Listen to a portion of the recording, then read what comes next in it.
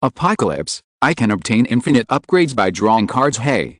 Look who's back for more adventures. We love having you here to continue this story that keeps us all awake. Important note, all of this is pure fiction, so don't try any techniques you hear here in real life. Your neighbor might call the cops. This amazing novel and all its rights belong to the original author. We're just the ones giving it voice and drama. Are you enjoying the show? Prove it by subscribing to our YouTube channel and leaving that like that motivates us so much. And if you want VIP access to exclusive content, our Patreon is waiting with things you won't find anywhere else. Chapter 676. The enemy has attacked. The message from the Kate civilization arrived late, but it wasn't a definitive answer. The Kate civilization's castle has sent a message claiming they've made further progress. The Jinyu civilization says they're performing well and are preparing to have some of their individuals involved in supply transport. The Kate civilization's message appeared on the New Hope screen. Lin Qun, watching this, said, "We can't verify the authenticity of this information, but for now, we can only believe it. The Kate civilization, like us, wants to leave this place, to escape this battlefield." A more rational thought was, the Kate civilization had no reason to deceive them. If they really wanted to trick them, they would have simply told the Jinyu civilization and other civilizations in the Divine Kingdom camp, including humans, to follow behind. Even if humans and the Mir civilization weren't detected by the Jinyu civilization's clandestine pursuit, it was because they hadn't deliberately searched or paid attention. If they had known, a search would inevitably expose humans and the Mir civilization. Suji pondered, the Kate civilization indicates they may receive crucial information at any time, so we should be prepared to cooperate with them. The replies from humans and the Mir civilization were completely identical. They were prepared and ready to act at any moment.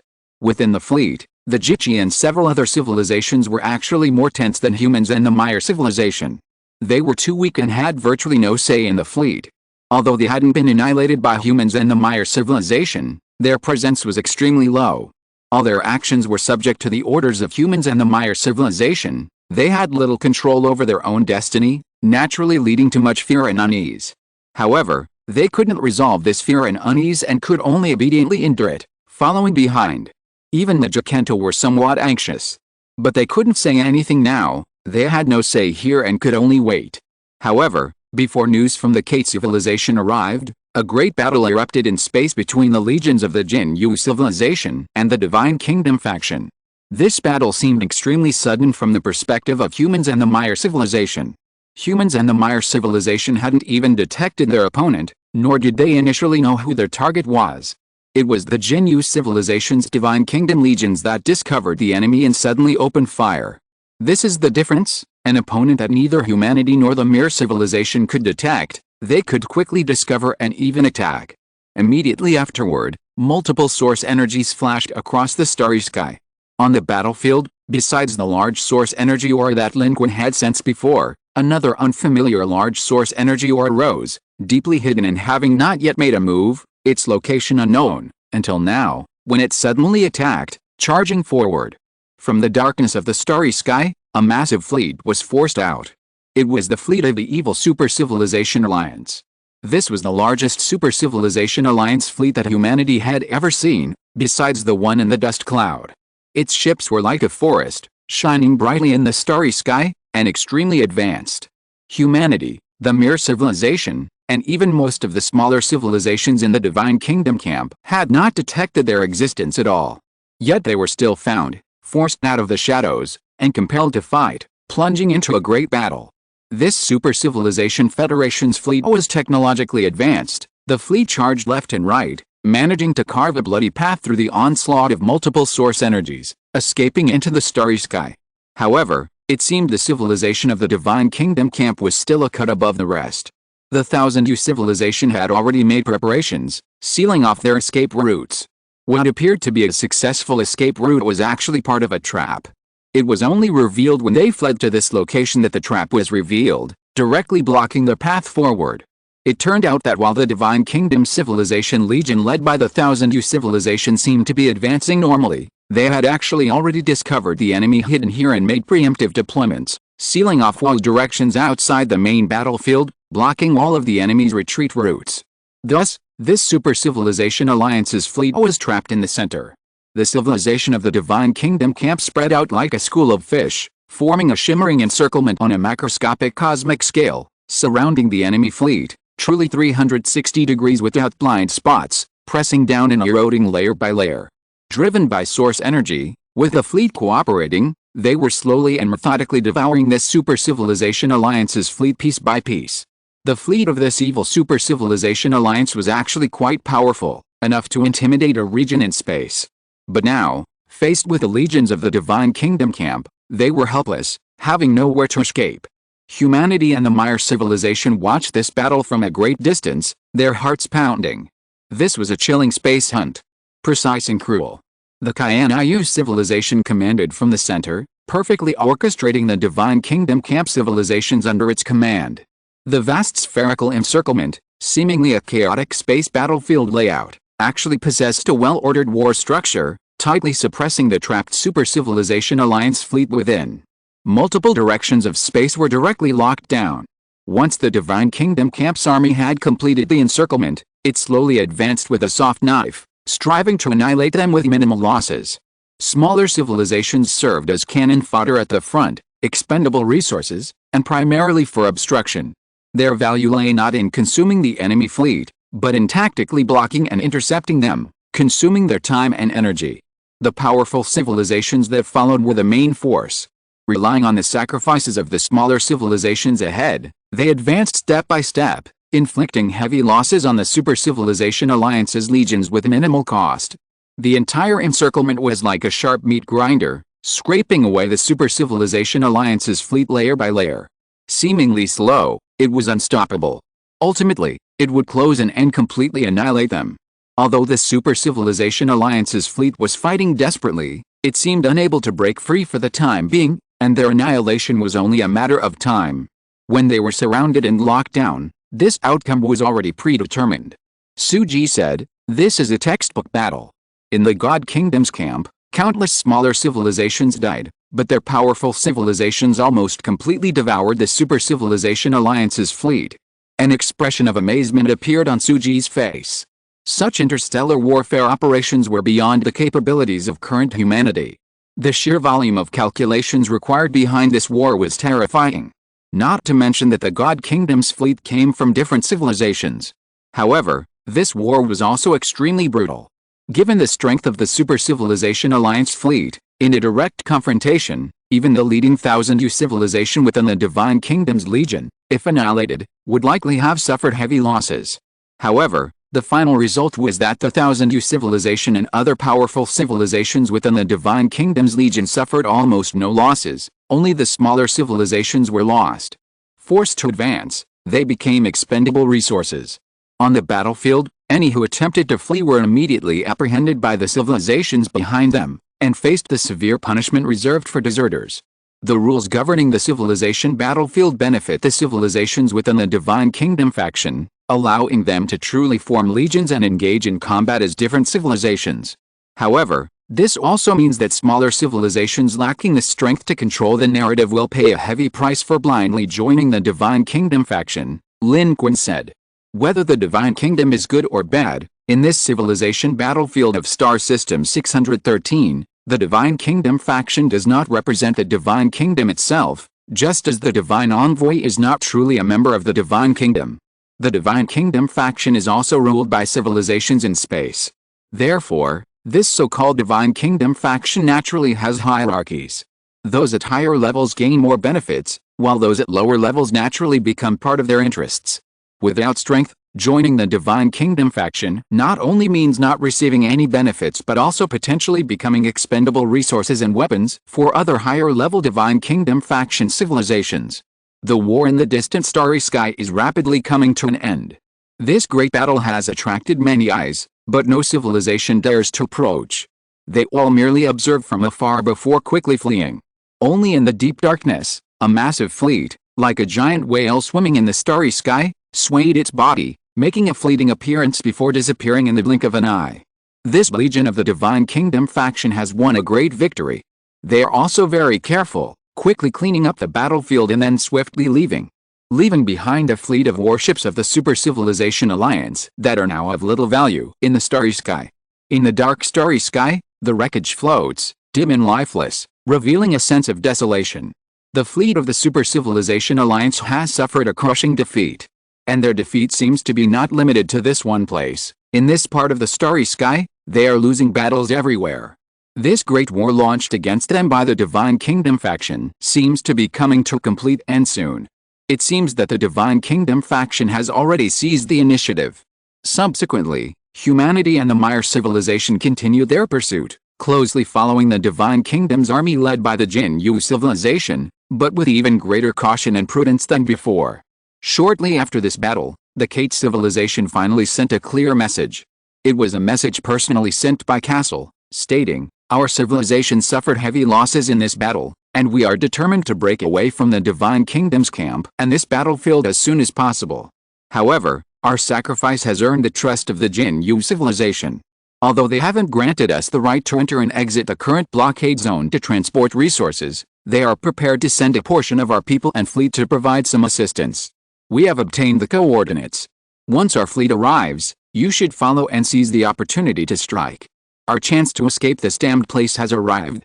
Remember, as far as we know, this current Divine Kingdom directed blockade zone is at least 1.5 light years away.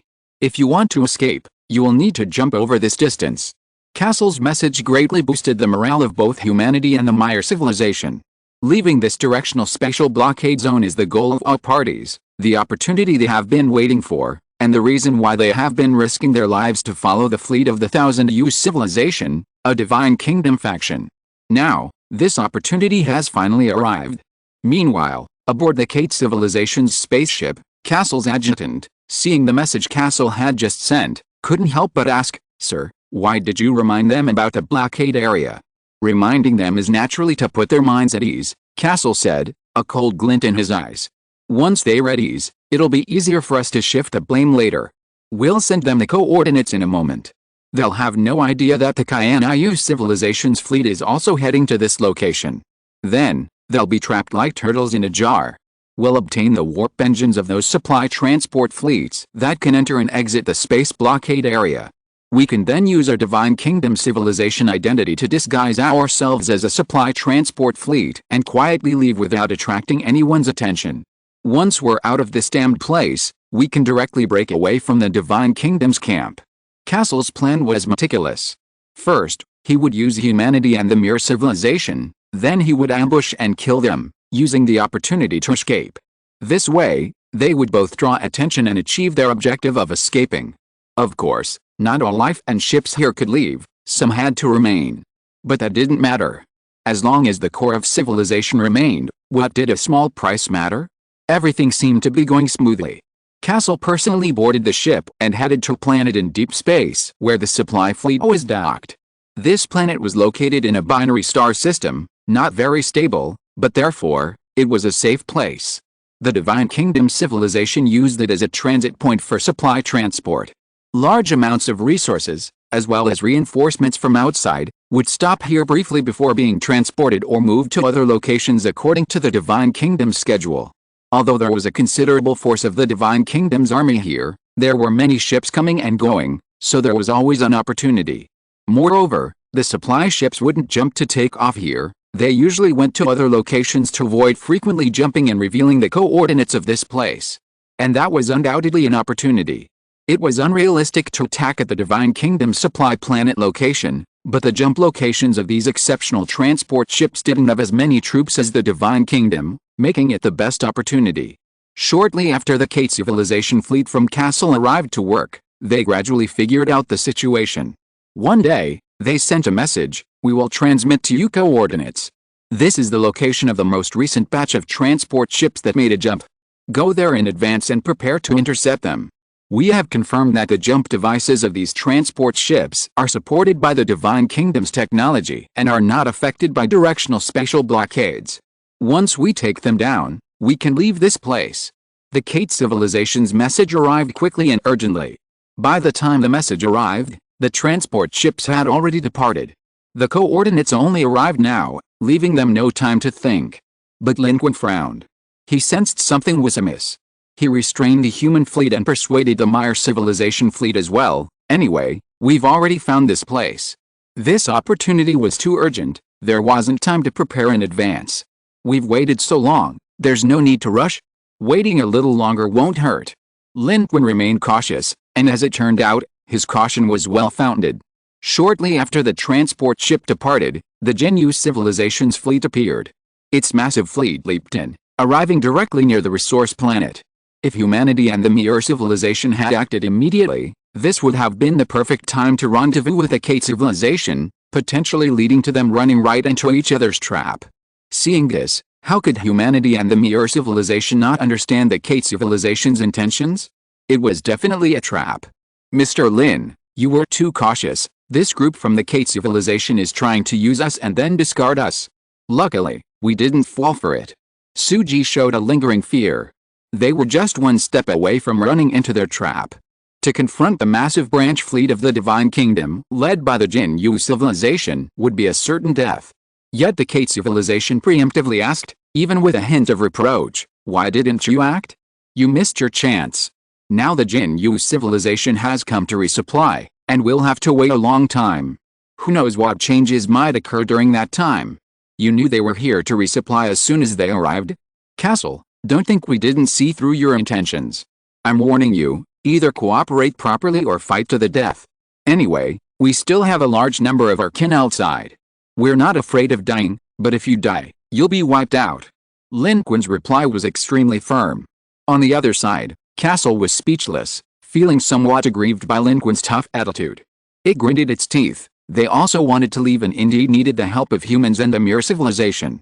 Ultimately, it endured Lin Qun's harsh words because Lin Qun made sense.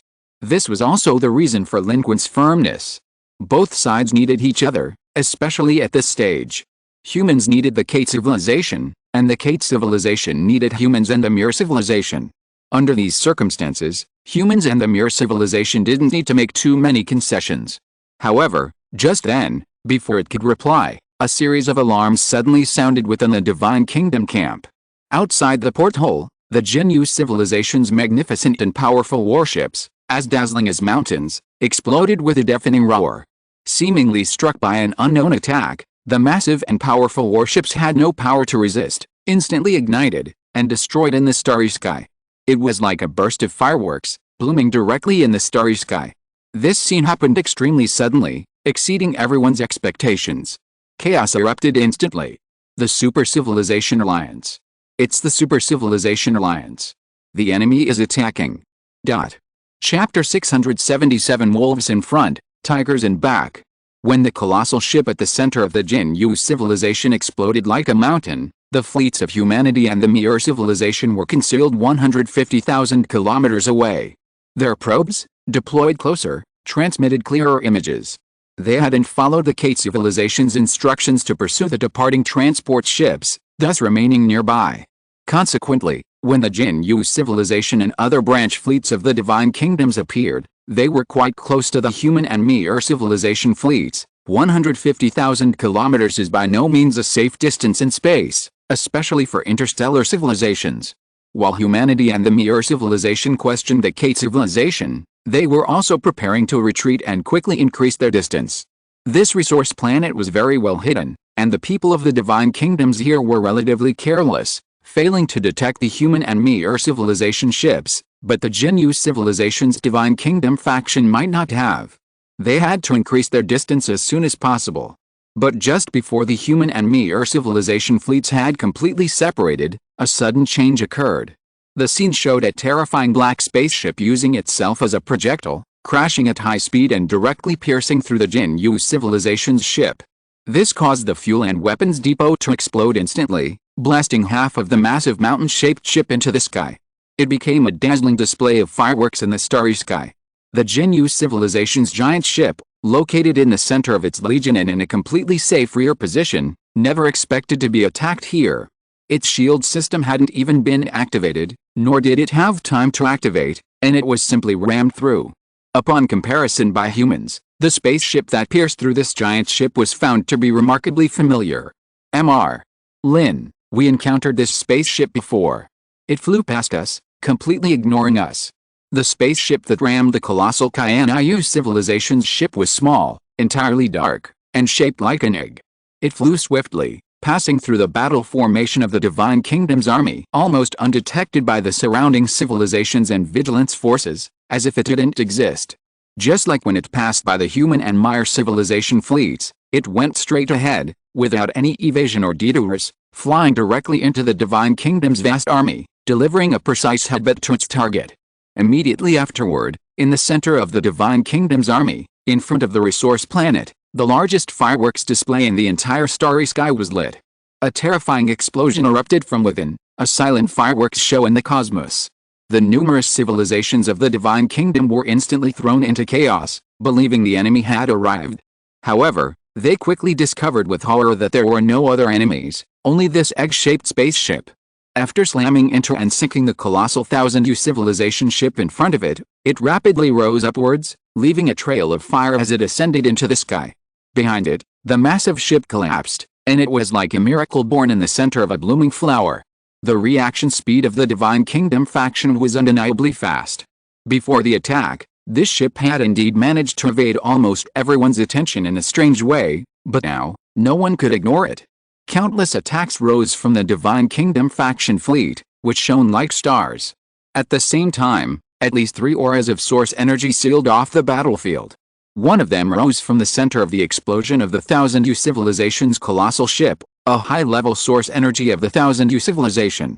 Its aura exploded with unprecedented frenzy, first with source energy and dark energy control, trying to lock down the ship, and then with the power of rules that chased upwards. Clearly, its flagship was destroyed, and it was furious, wanting to intercept the attacking ship in one fell swoop. This spaceship wasn't large, compared to other warships. It even appeared quite small. However, at this moment, it was astonishingly fast. Moreover, the auras of the 3 source energy levels, even those of the greater source energy level, seemed to have no effect on it. It moved through them like a dragon, its speed undiminished, rapidly rising and instantly widening the distance between itself and the rule-based power of the 3 source energy levels behind it. Then, in mid-air, instead of retreating, it made a turn, its egg-shaped body turning with remarkable smoothness. It immediately pounced on its next nearest target. Its speed was extremely fast. Human probes, from a great distance, could overlook almost the entire battlefield, but this didn't mean the battlefield was small. On the contrary, the legion led by the Divine Kingdom 1000-year civilization was vast, containing many civilizations, and these civilizations were all at a certain distance from each other. From a distance, they appeared as dazzling stars, but in reality, they covered a vast expanse of starry sky, with each warship and each civilization maintaining a certain distance from each other. To the human eye, the dark, egg-shaped spaceship moved with incredible speed, its movements fluid and elusive even from a distance, proving its extraordinary speed. Even the source energy aura couldn't keep up. It weaved and darted through space, striking another warship below in the blink of an eye, then continued its rampage, single-handedly sending the entire Divine Kingdom fleet reeling. Explosions erupted everywhere. Attacks and source energy attacks from behind, as well as blockades and interceptions from the front, were all skillfully evaded, or simply torn through, carving a bloody path. It was a dragon roaming the battlefield against the Divine Kingdom. Watching this scene, Lin Qun suddenly recalled a scene from a classic science fiction novel he had read long ago. A single droplet probe swiftly destroyed hundreds of warships. Behind that lay a vast technological gap. The scene before them resembled this very situation. An unassuming, egg-shaped spaceship charged through the vast army of civilizations within the divine realm, engaging in no normal combat whatsoever, relying solely on its own power to ram and destroy countless other ships.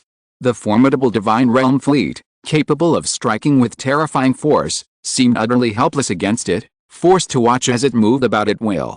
Even beings at the great source energy level were powerless against it. This meant that the spaceship's technology was extremely advanced, so advanced that even beings at the great source energy level were powerless against it.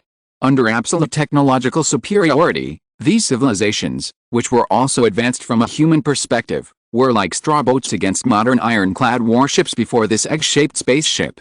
Arrows rained down on the straw boat, unable to harm it in the slightest, while a single ramming into it could instantly shatter the straw boat into pieces. One after another, the seemingly powerful warships of the divine realm were being shattered and disintegrated under its domineering and brute force, exploding spectacularly into magnificent fireworks in the starry sky. It's chasing after the Divine Kingdom's fleet. It's probably been eyeing the Thousand Years civilization, a branch fleet of the Divine Kingdom, for a long time, waiting for them to arrive on this resource planet. This must be a tactic of the Super Civilization Alliance, a retaliatory attack by the Super Civilization Alliance against the Divine Kingdom. Recalling their previous near miss with a spaceship, and considering the current situation, this conclusion isn't hard to reach.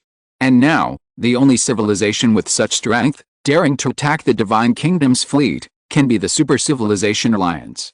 Previously, it was always the Super Civilization Alliance civilizations that were suppressed and beaten by the Divine Kingdom civilizations, but this time, the tables have turned. Lin Qun stared intently at the screen, feeling a chill run down his spine. This is true power. One spaceship, wiping out an entire fleet. If such a spaceship appeared before humanity, humanity would be equally helpless.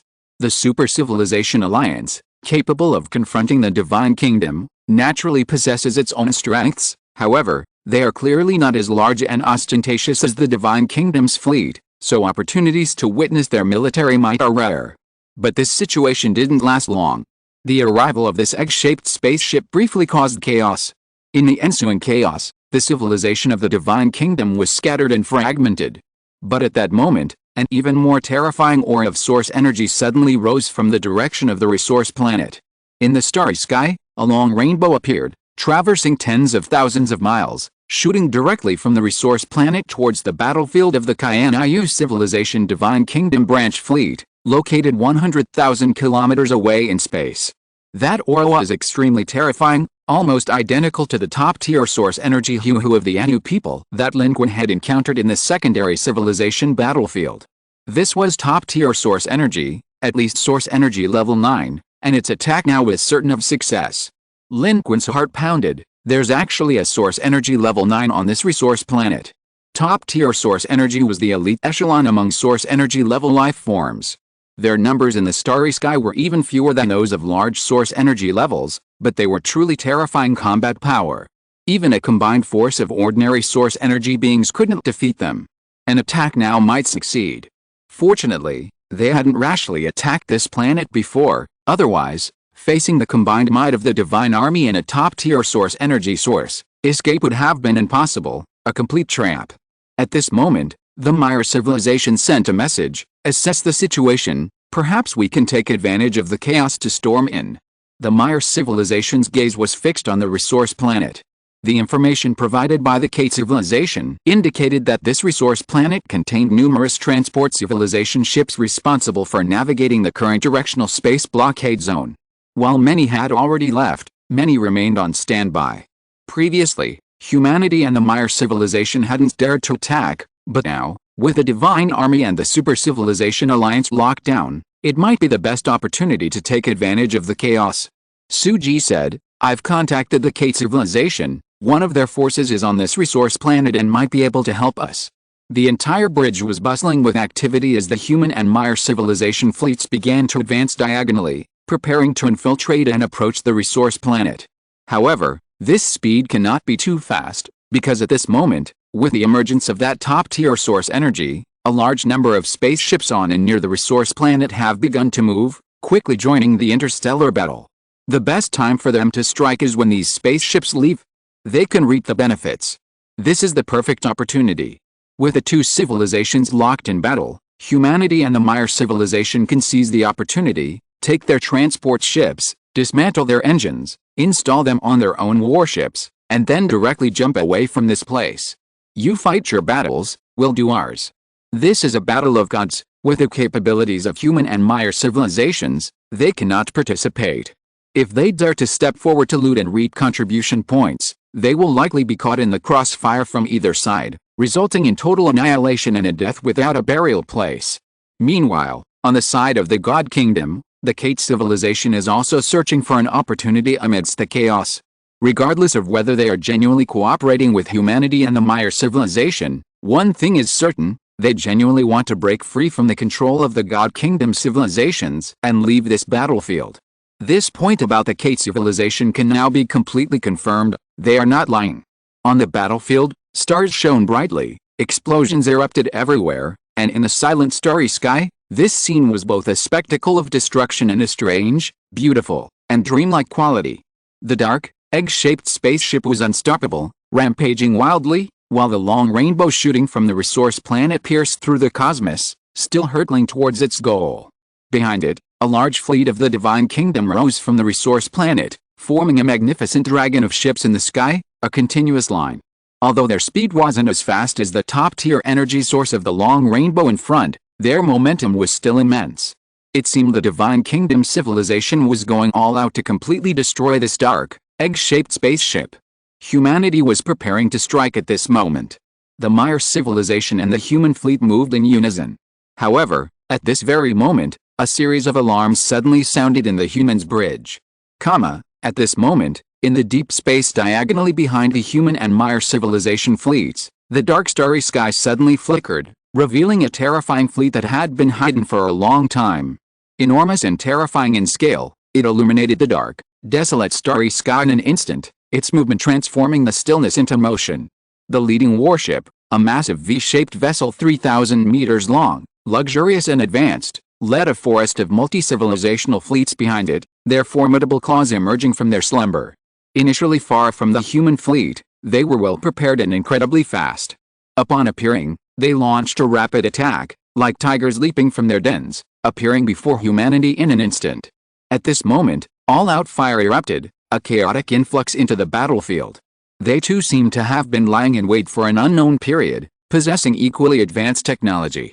Located less than 20,000 kilometers diagonally behind humanity and the Mire civilization, they had remained undetected until now, their appearance bringing their existence to the attention of humanity and the Mire civilization. This is the fleet of the Third Arm Overlord. They've been lying in wait for a long time. It turns out there are more than just the Divine Kingdom and the Super Civilization Alliance here.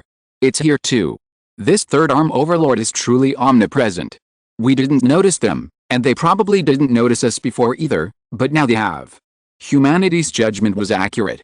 Everyone was lying in wait, silent, extremely quiet, blending into the starry sky, all to avoid being discovered by the Divine Kingdom, waiting for an opportunity. Therefore, humanity didn't notice this hidden Third Arm Overlord fleet, and in fact, they didn't notice the fleets of humanity and the Mire civilization either. Until now, the lying in wait had ended, the opportunity had arrived, the fleets of humanity and the Mire civilization moved, and so did they. The two sides moved almost simultaneously. Before the movement, due to the distance and the significant impact of the battle ahead, neither side had noticed the other. But now, with the movement, both sides suddenly discovered each other. They were both taken aback. The appearance of the Third Arm Overlord fleet was unexpected for both the Mire civilization and humanity. This was an unknown variable. The Third Arm Overlord fleet, like the humans, seemed unaware that someone was hiding here. However, compared to the Third Arm Overlord fleet and even the fleets and resource planets of the Divine Kingdom faction, the human and Mire civilization fleets were insignificant. The Third Arm Overlord fleet was unaware that this was a human fleet, and even if they were, human civilization might not be the primary target. Therefore, at this moment, the Third Arm Overlord fleet's target was the lucrative territory of the Divine Kingdom faction civilization. Emerging from the shadows and discovering another civilization hidden there, they were only slightly surprised, but did not turn their attention to the seemingly insignificant human and Mire civilization fleets in the vast battlefield. Instead, they separated a force of 12 warships and 2 evolved beings from their massive fleet and attacked the human and Mire civilization fleets from the rear. They attacked at high speed, and then, without looking back, their main fleet rushed towards the battlefield, heading straight for their true target and adversary. The appearance of the human and Mire civilization fleets, and even the fleet of the Third Cantilever Overlord, instantly attracted the attention of the Divine Kingdom's fleet. If it were just the human and Mire civilization fleets, they might have been able to sneak past, but now, the Third Cantilever Overlord's fleet was terrifying in scale and menacing, seemingly intent on striking at the heart of the enemy. It was impossible to ignore them. Therefore, the Divine Kingdom's fleet also spun off a contingent, far larger than the Third Cantilever Overlord's fleet used against the human and Mire civilizations, and comparable in size to the Third Cantilever Overlord's main fleet, to confront the Third Cantilever Overlord's fleet. The human and Mire civilization fleets were also discovered and included within the Divine Kingdom's defense and attack range, The Divine Kingdom's fleet also dispatched 8 ships to intercept the human and Mire civilization fleets from the front. The fleet of the third cantilever overlord was already terrifying in size. In normal cosmic space, it would be an absolute force capable of sweeping across any region. This third cantilever overlord was indeed adept at managing its fleet and subordinates. However, facing the fleet of the Divine Kingdom civilization, its size was clearly smaller. At this moment, the force spun off from the Divine Kingdom fleet to confront the third cantilever overlord was only slightly smaller than the overlord's own fleet. But these were no longer matters for human civilization to concern itself with. At this moment, the human and Mire civilization fleets were caught in a predicament, surrounded by enemies. Ahead lay the Divine Kingdom fleet, and behind them, the third cantilever overlord's pursuers. Chapter 678 Your According Death. The battlefield on the resource planet was now in complete chaos. At a distance of 100,000 kilometers, dark, egg-shaped spaceships rampaged, throwing the Jin-Yu civilization's branch fleet into disarray. Their formations were repeatedly broken and regrouped. Behind them, a streak of light pierced the sun. Top-tier energy rising from the resource planet was rapidly approaching the battlefield, poised to strike the dark, egg-shaped spaceships. Behind this energy source, a large fleet of the Divine Kingdom faction rising from the resource planet was intercepted by the suddenly appearing fleet of the third cantilever overlord, cut off from the center, and instantly plunged into melee. Although the Divine Kingdom faction immediately dispatched fleets to join forces with the third cantilever overlord's fleet, the engagement was hasty, leaving them in a very awkward situation. While their size seemed sufficient in terms of fleet numbers, they were now divided between two sides, a very difficult predicament. In the third cantilever overlord fleet, the foremost 3,000-meter V-shaped warship, sharp and powerful, opened fire from all sides. No high-energy life forms were involved, yet it had already torn apart the supply planet's reinforcement lines, leading the forces behind the third cantilever overlord fleet to cleave the supply planet's reinforcement fleet in two. Cannon fire rained down. Beams of energy pierced the starry sky and rose. The fleet clash created a silent, dazzling spectacle of light and shadow. On the cosmic battlefield, countless reinforcements from the Divine Kingdom supply planet were instantly wiped out, scattered across the cosmos. The Divine Kingdom was now attacked from both sides. Meanwhile, the Divine Kingdom's top-tier source energy being had just entered the 100,000-kilometer battlefield. Its power of rules and control of dark energy combined, along with the combined might of other source energy level and source energy level life forms like the 1000-year civilization, finally brought the dark, egg-shaped spaceship of the Super Civilization Alliance to halt. The spaceship was bound and controlled by layers of rules and dark energy released by the top-tier source energy of the Divine Kingdom faction. These forces intertwined and coordinated seamlessly with other source energy powers, overlapping and enveloping it layer by layer, suppressing it. Its speed gradually decreased, eventually being forced to zero. However, even with such immense power, the vast amount of source energy seemed unable to tear apart this dark, egg-shaped spaceship. Under the control of these multiple source energy forces, it continued to tremble violently, like an insect trapped in a spider web, struggling desperately.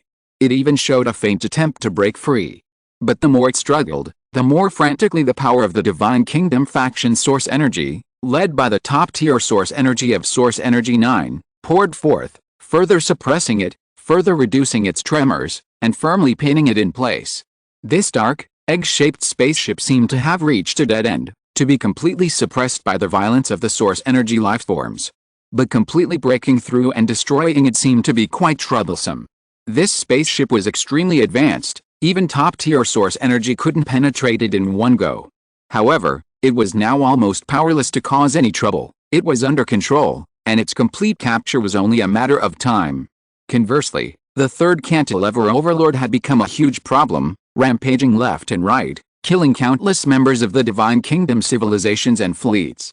At this moment, on this battlefield, a terrifying source energy projection rose majestically in the starry sky.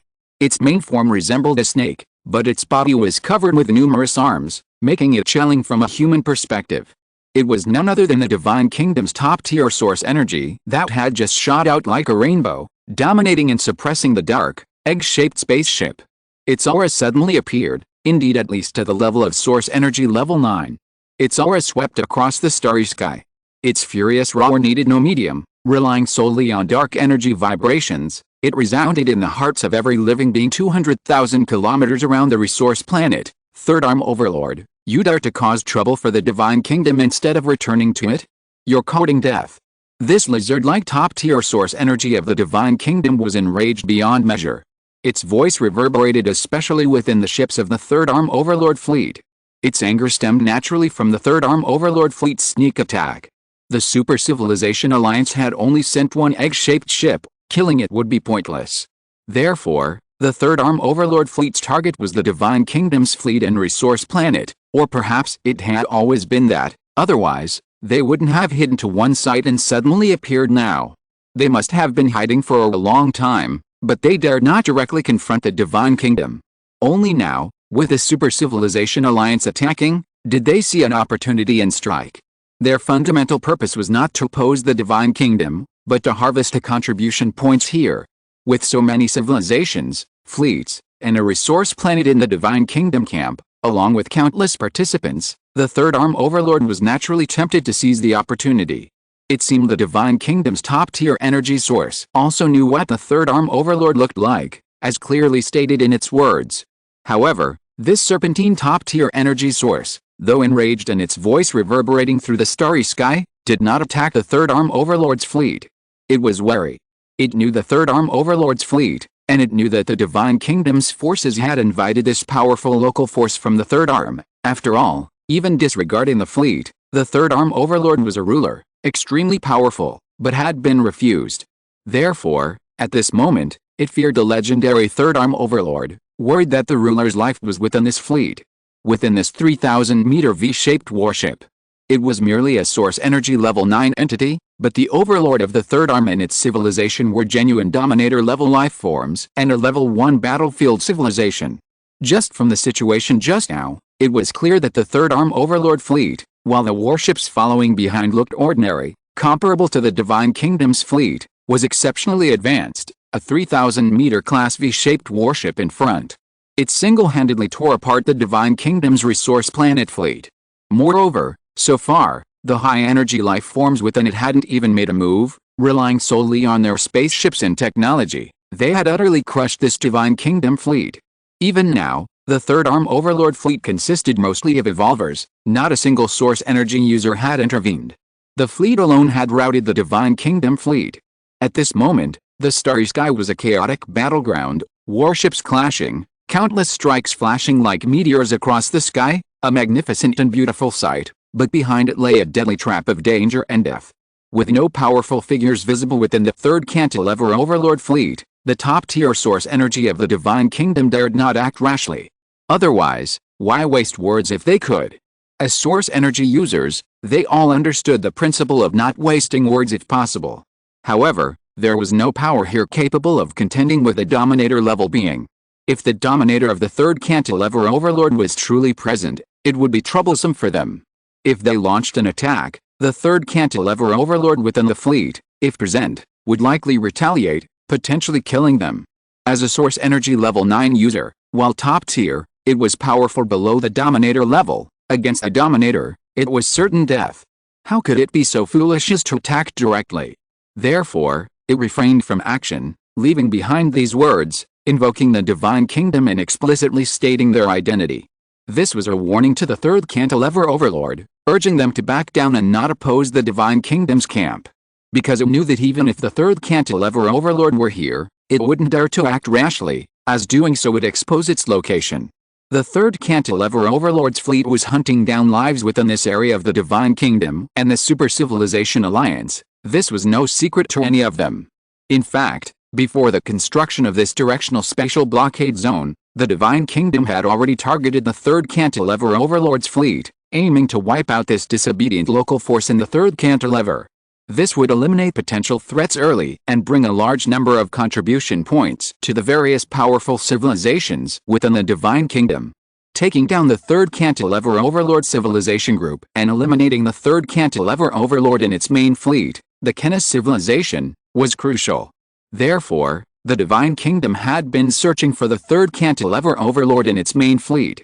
The Third Cantilever Overlord had been hiding, fearing a combined attack from the Divine Kingdom's top experts. Therefore, even here, it dared not easily show itself. If it did act, even if it won today, it would completely expose its location and be targeted by the Divine Kingdom, then it would be finished.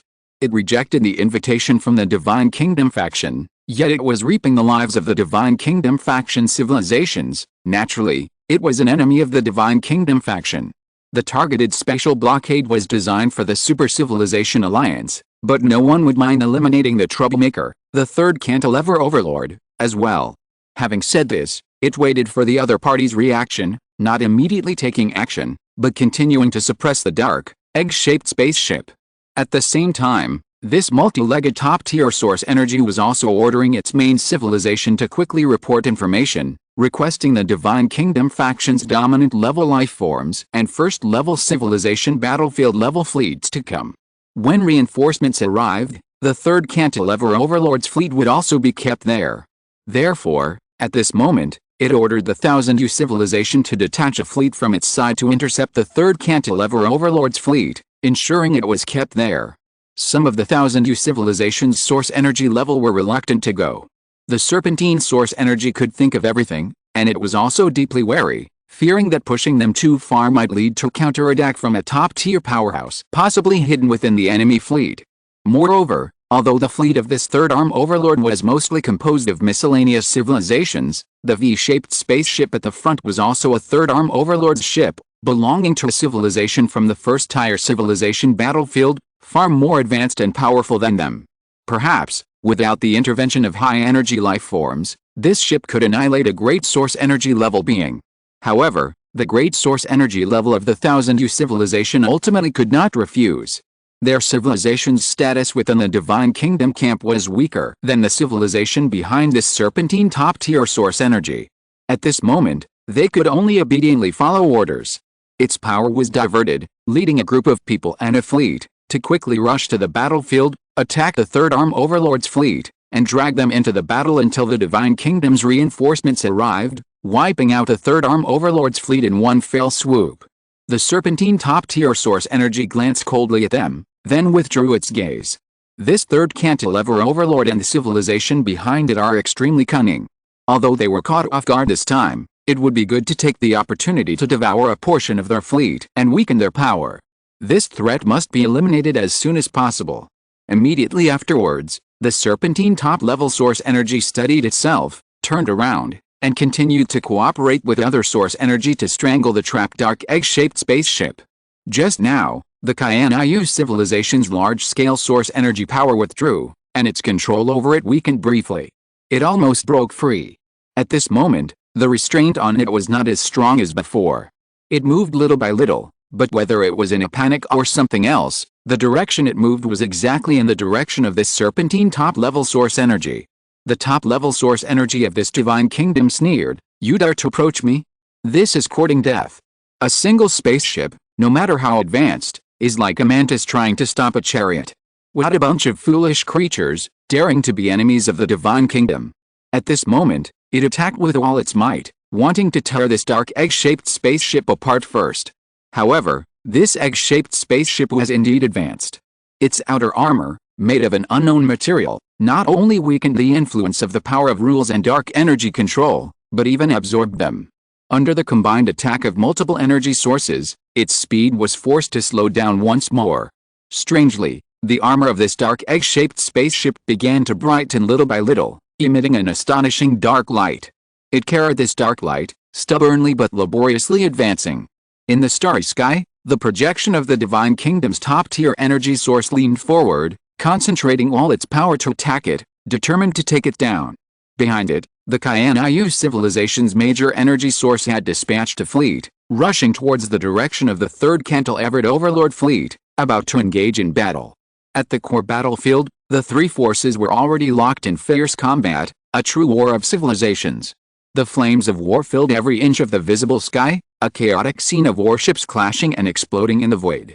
Compared to this, the battles between humanity and the Mire civilization against these two forces were merely the most inconspicuous corner of the battlefield.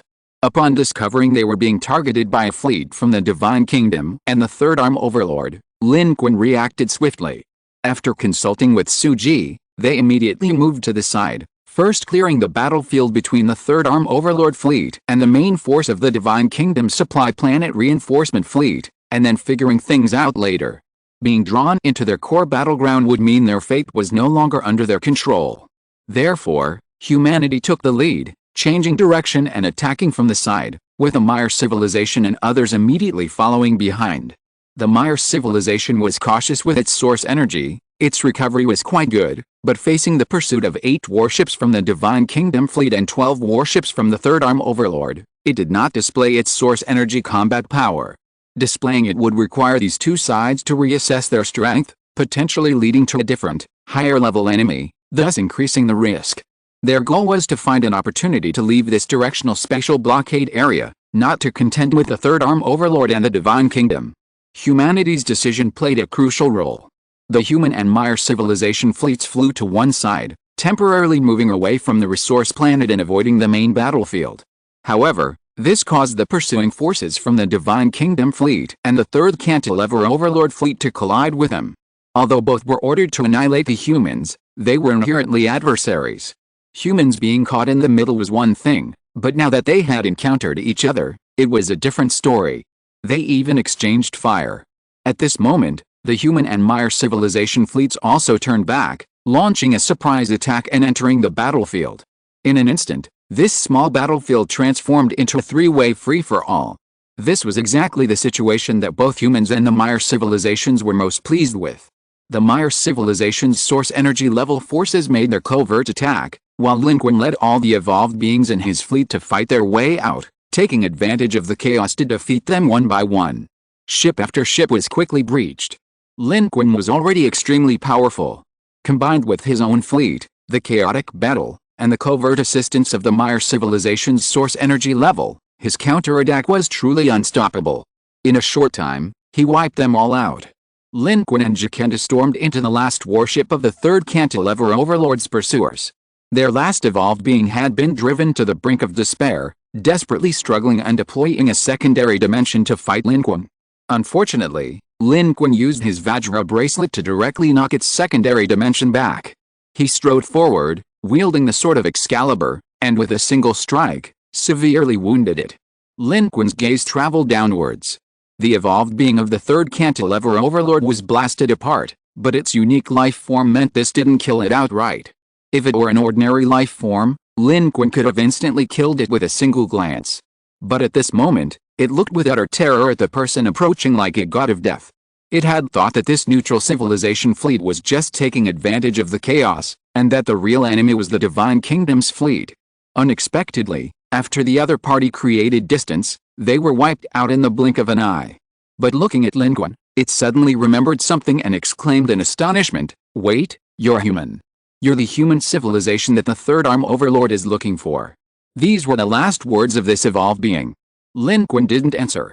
The next second, he raised his sword, unleashing a dazzling light that engulfed the opponent, cleaving the warship of the civilization under the Third Arm Overlord in two, which exploded tragically in the starry sky. But Lin Qun seemed to sense something. Turning around, he saw Jacenta looking at him as if he were some kind of demon or monster. Her expression was one of utter shock, like suddenly discovering that her childhood friend, whom she thought was her brother, was actually a stunning beauty. It was as if she were saying, "So you're the legendary civilization that slapped the Third Arm Overlord in the face."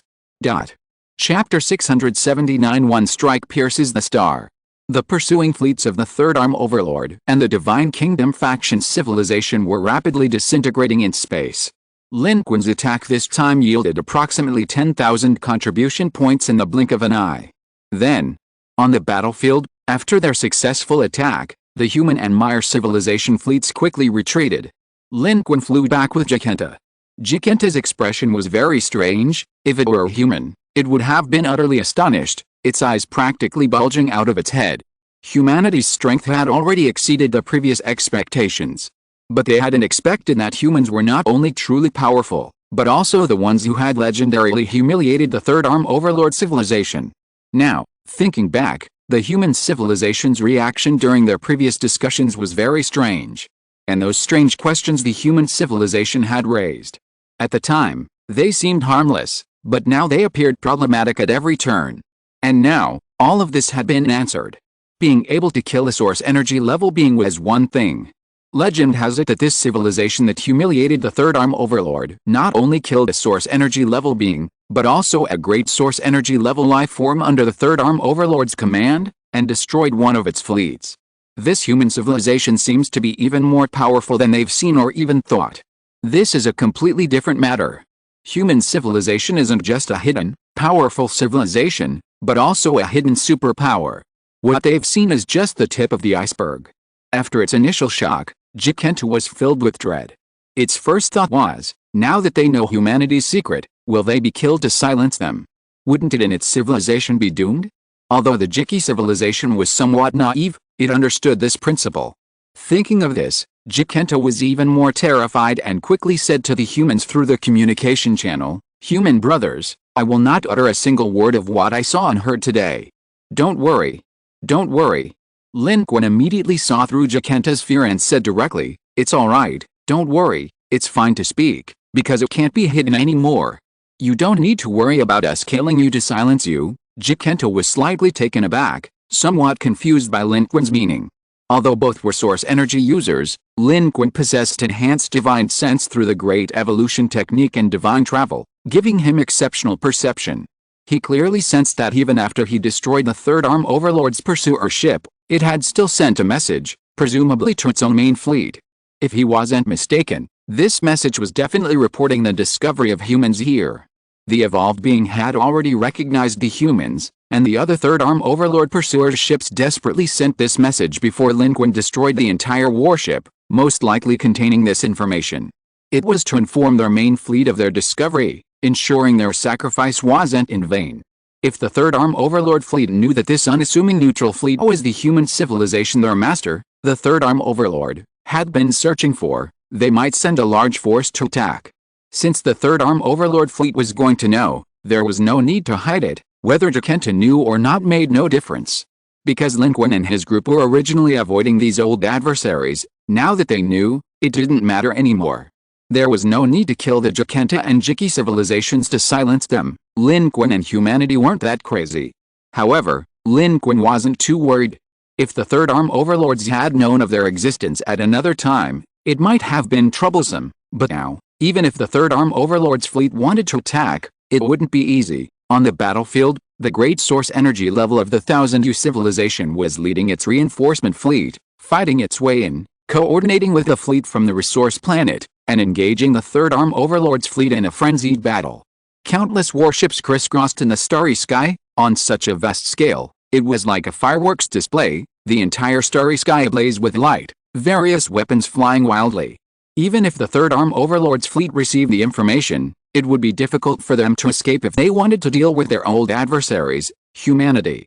They wanted to use the battle between the Super Civilization Alliance and the Divine Kingdom Civilization Legions to devour this resource planet in one fell swoop. However, they didn't seem to have expected that the Super Civilization Alliance's egg-shaped spaceships would be so easily controlled by the Divine Kingdom. In an instant, the battlefield seemed to have turned into a major battle between the Third Arm Overlord fleet and the Divine Kingdom Civilization branch fleet. At the same time, on the surface and in space orbit of the resource planet, numerous defensive turrets and weapons activated, firing simultaneously and shooting into space, also targeting the Third Arm Overlord's fleet. They were deeply embroiled in war. Where would they find the time to deal with them?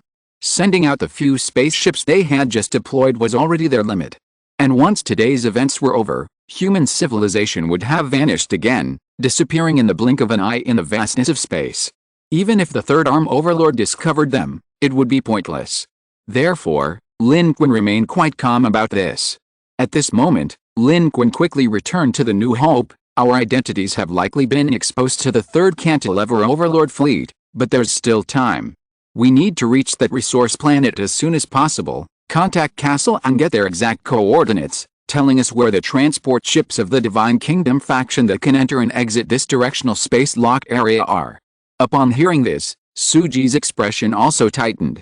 She immediately sent a message, made an emergency turn, and, along with the ships from the Maya civilization, diagonally bypassed the main battlefield, preparing to enter the planet from its currently weak rear position.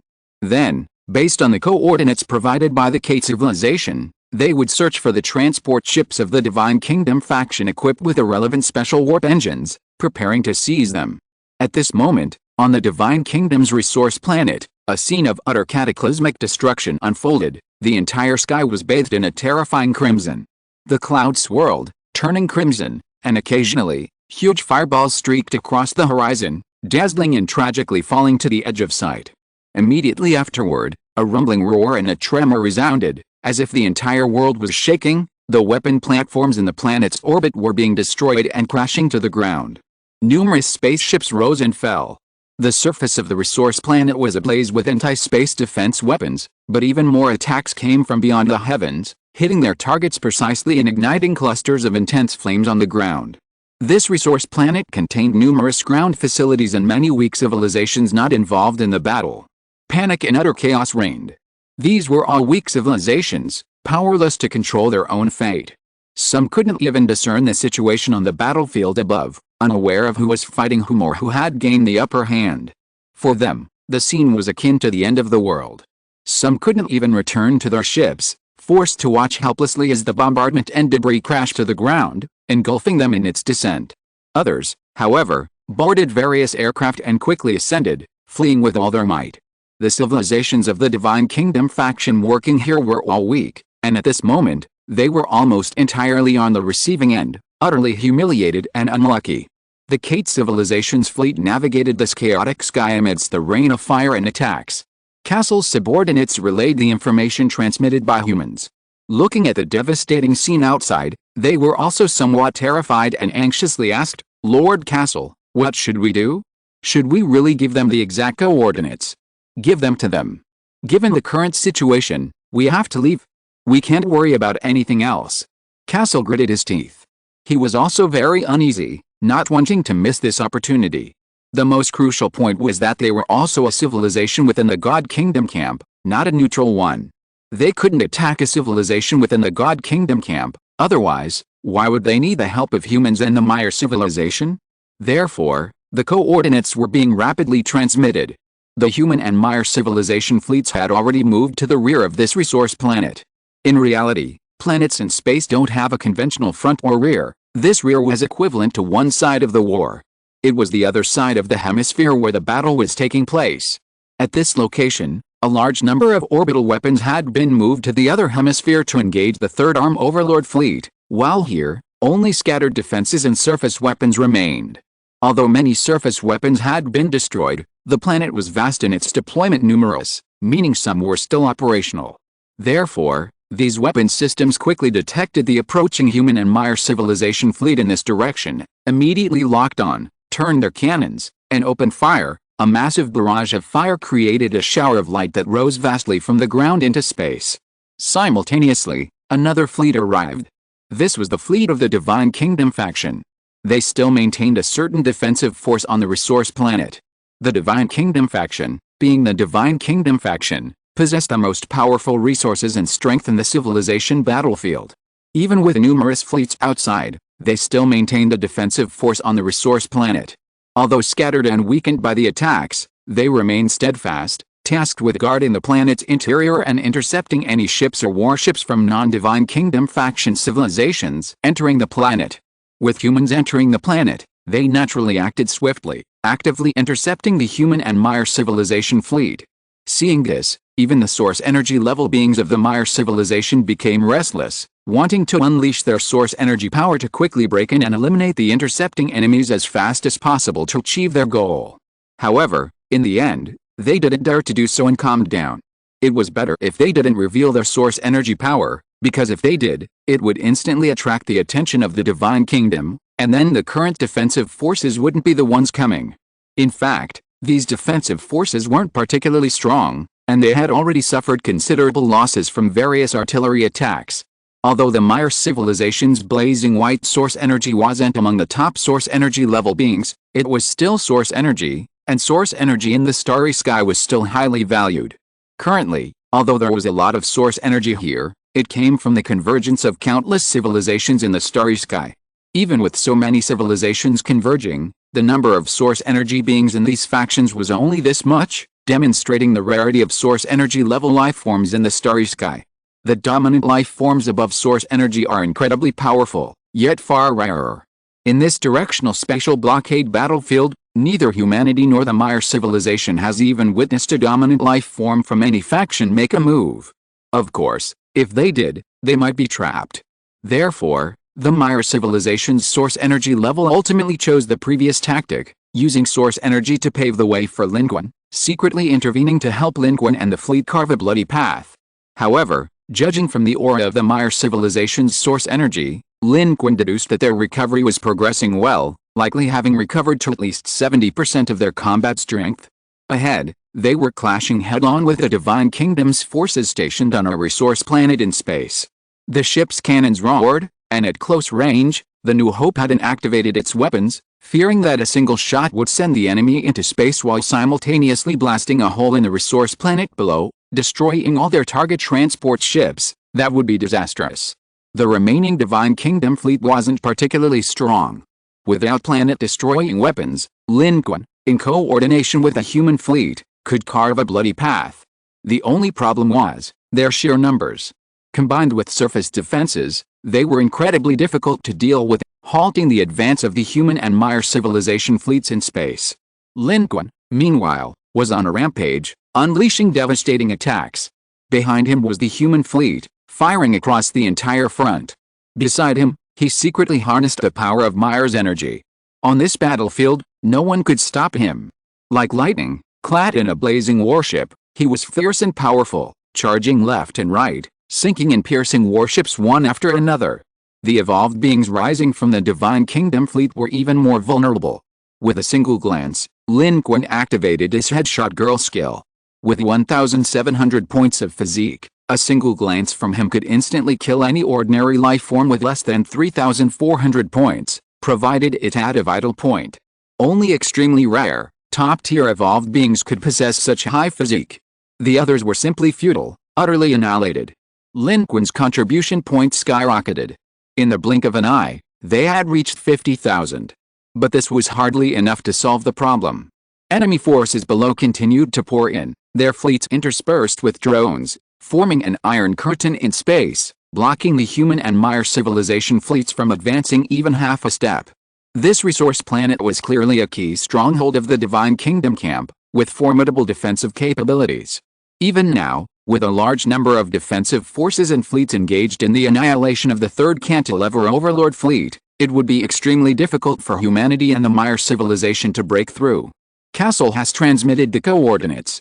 We scanned the planet and confirmed the location. We must act quickly. Suji's anxious voice suddenly cut off. The communication channel fell into deathly silence. A terrifying feeling suddenly arose in Lin Qun's heart. He abruptly raised his head. At that moment, he felt something that made his heart pound.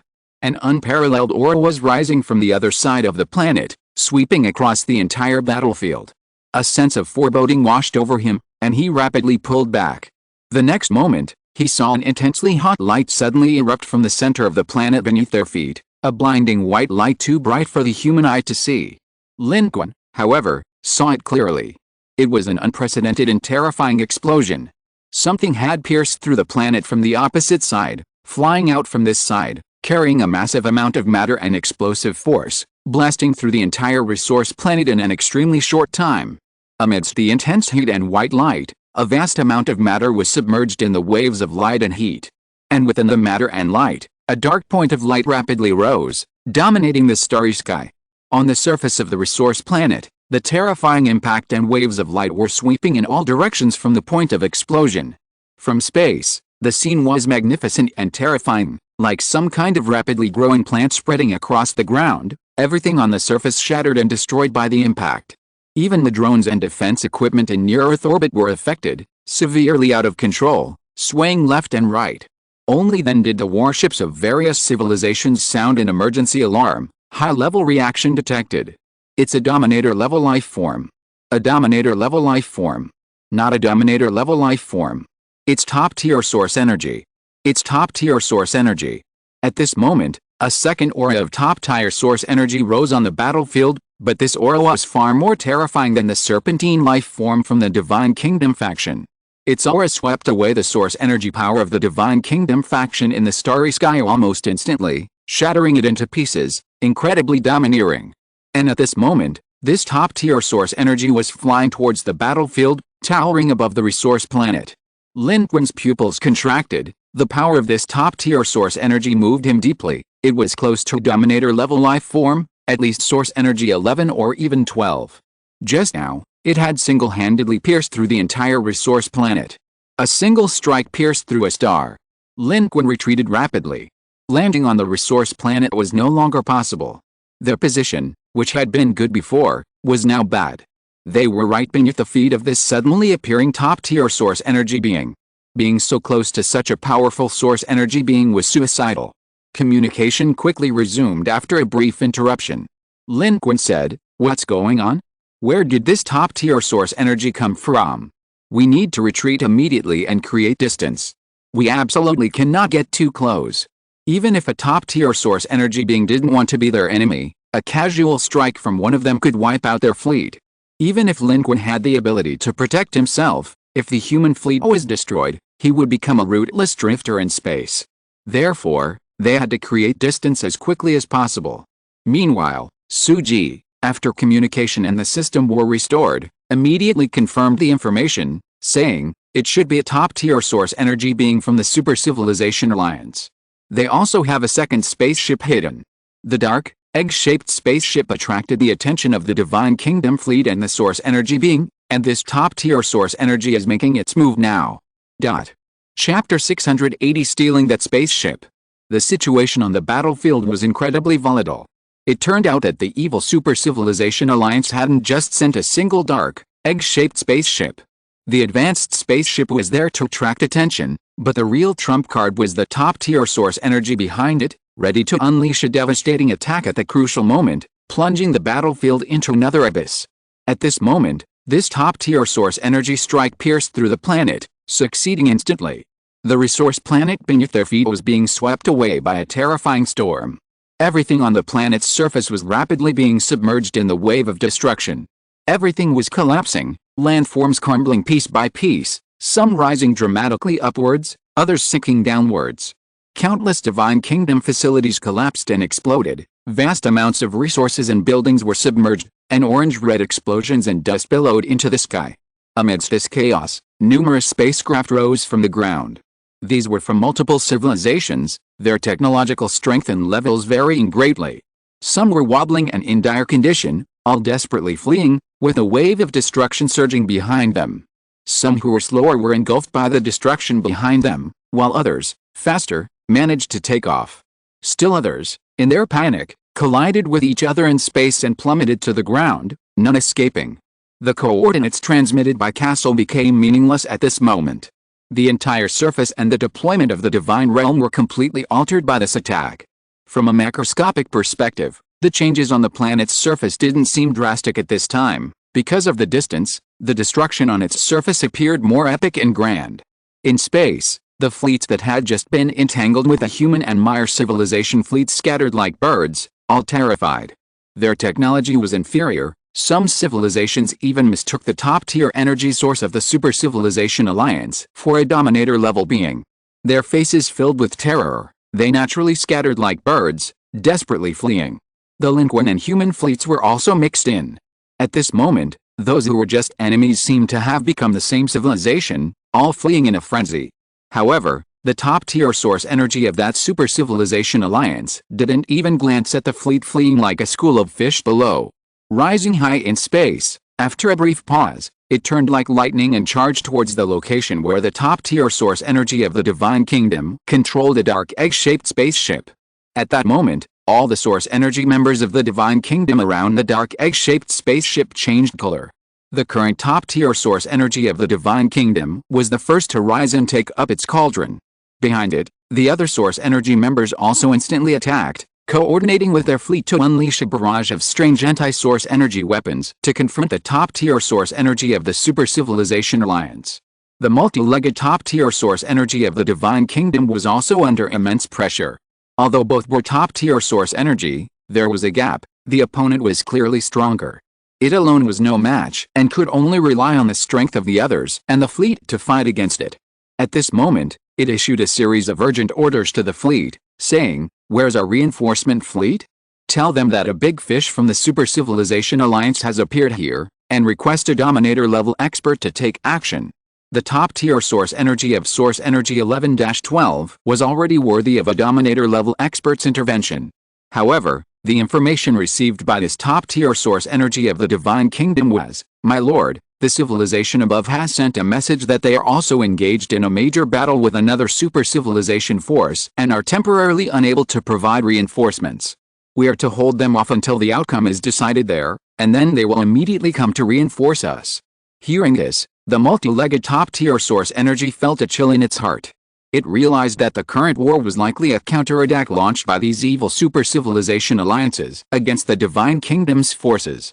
The fact that war was breaking out everywhere was no accident.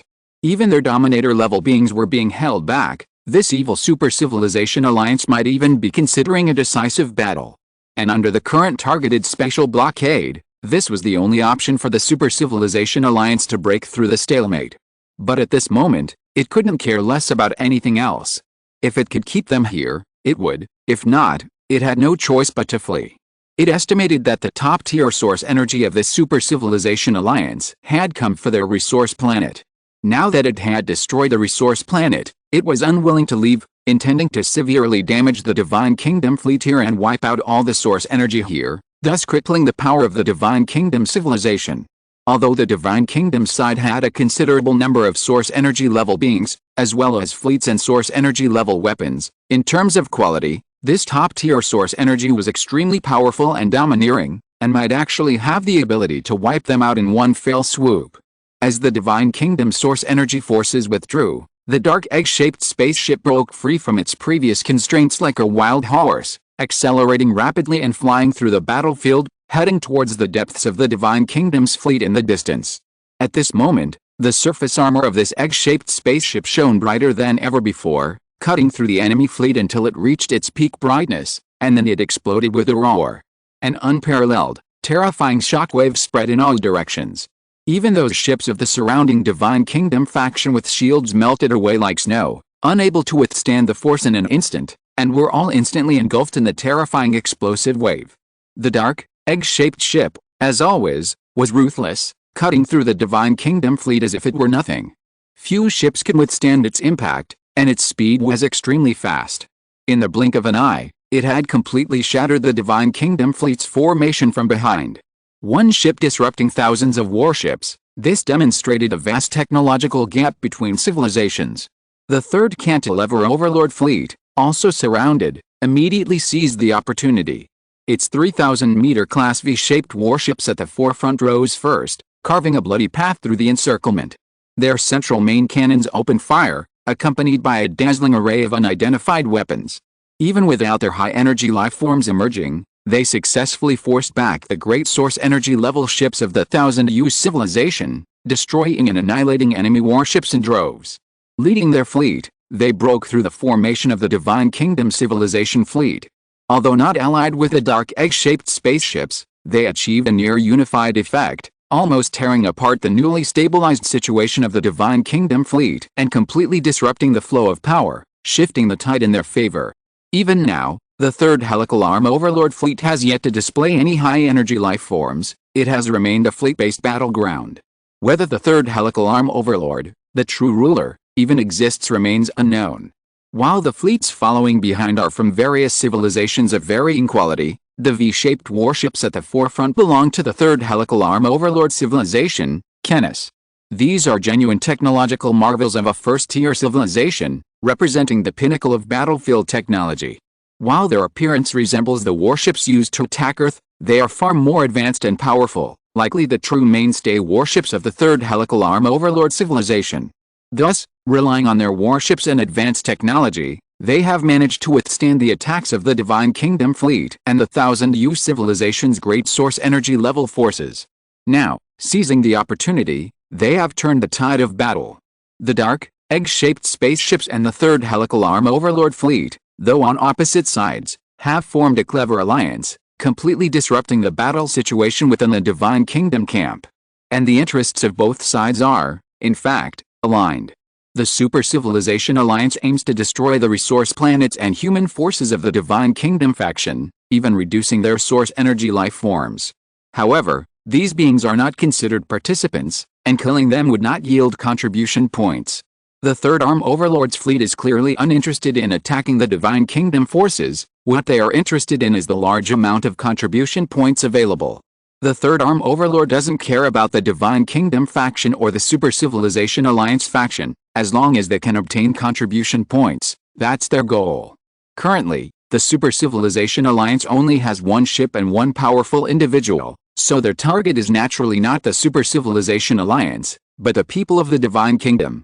The area is teeming with Divine Kingdom fleets, and on the distant resource planet, there are even more Divine Kingdom life forms. Although that resource planet suffered heavy casualties under the Super Civilization Alliance's attacks, the Divine Kingdom fleets here are also easy targets. These fleets come from different civilizations, some are powerful, but their warships have relatively few participants, while the weaker civilizations, with many small ships carrying a considerable number of participants, are all targets for the Third Arm Overlord's fleet. Harvest them to enrich themselves.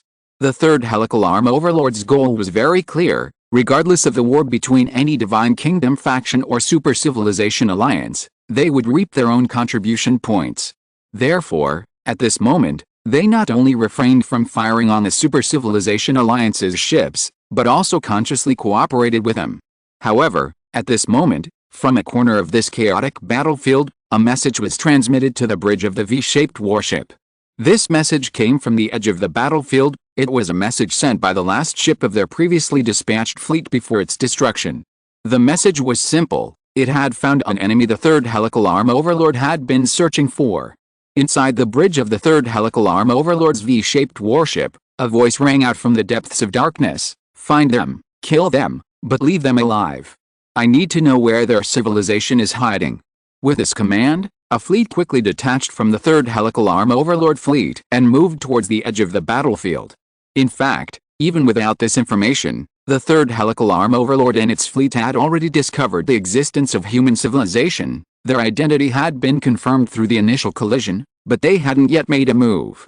They couldn't do this before, unable to spare any personnel, but now, with the situation easing and the tide turning, they could send a fleet. Their target was the human civilization in a corner of the starry sky. They hadn't had the opportunity before, but now that the formation of the Divine Kingdom civilizations had been disrupted, they had a chance to send people to eliminate this human civilization fleet as well. This was the same assessment as Lin Qun and Suji. The Third Helical Arm Overlord wasn't liked because its primary target wasn't humanity, but rather something it could take down if the opportunity arose. Now, was their time to strike. Meanwhile, the human and Mire civilization fleets were still on the edge of the battlefield, mixed in with a group of Divine Kingdom fleets. Fire was coming from all sides. A chaotic melee ensued.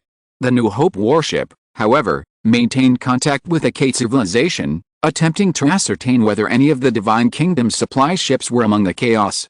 They planned to seize these ships amidst the confusion and fighting, then flee swiftly.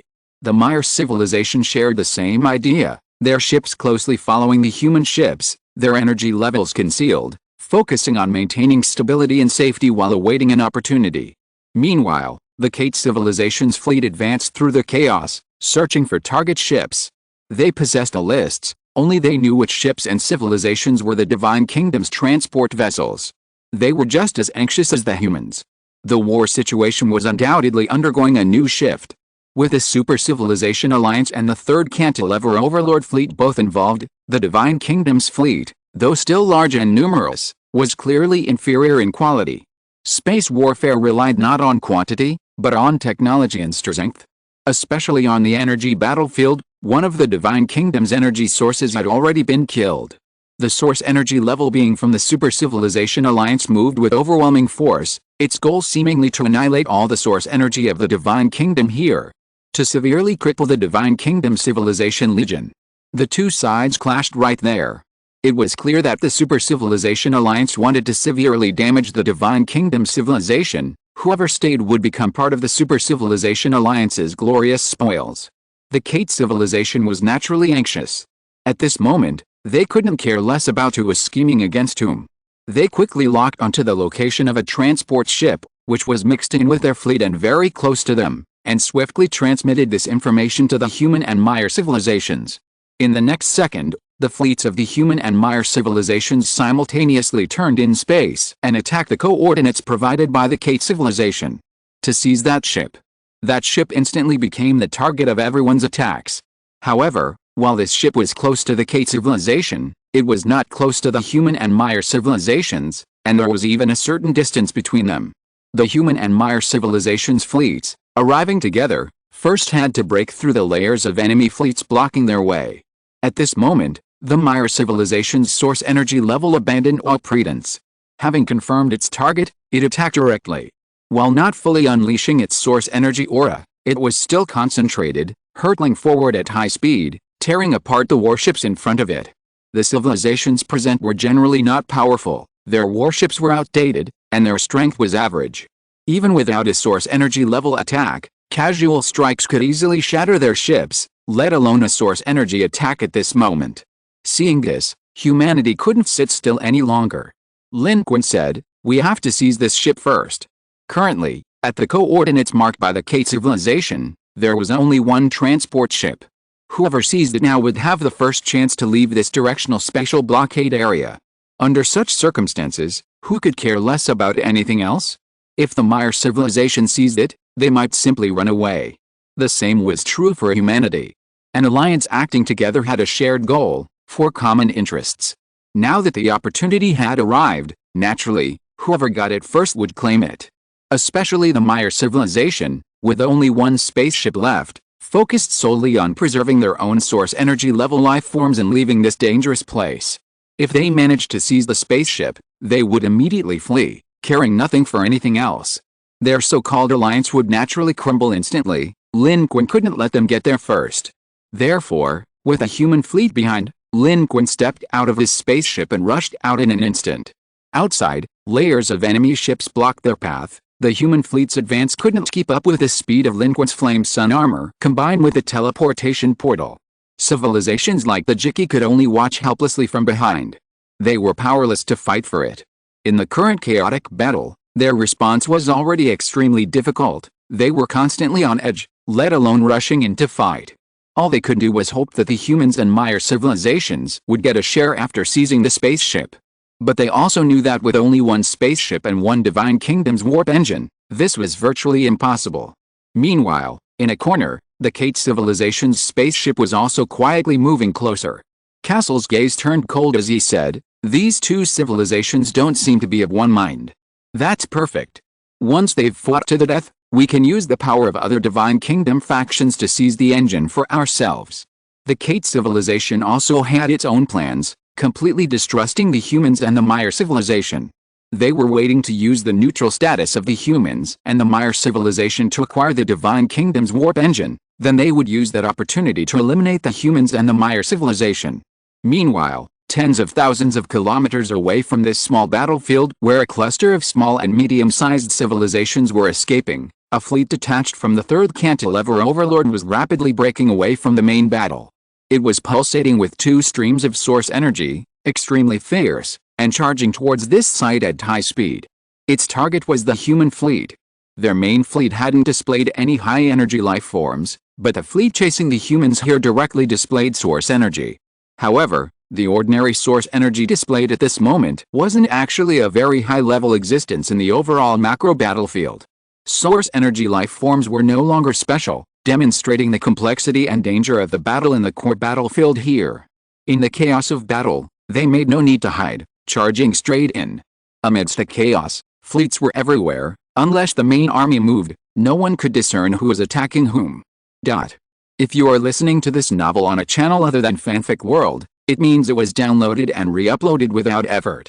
We warmly invite you to visit our channel, Fanfic World.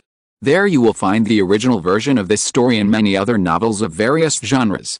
We look forward to seeing you dive into a world of incredible novels. Chapter 681. I'm really not one of them. Lin Qun was fast, but the source energy was even faster.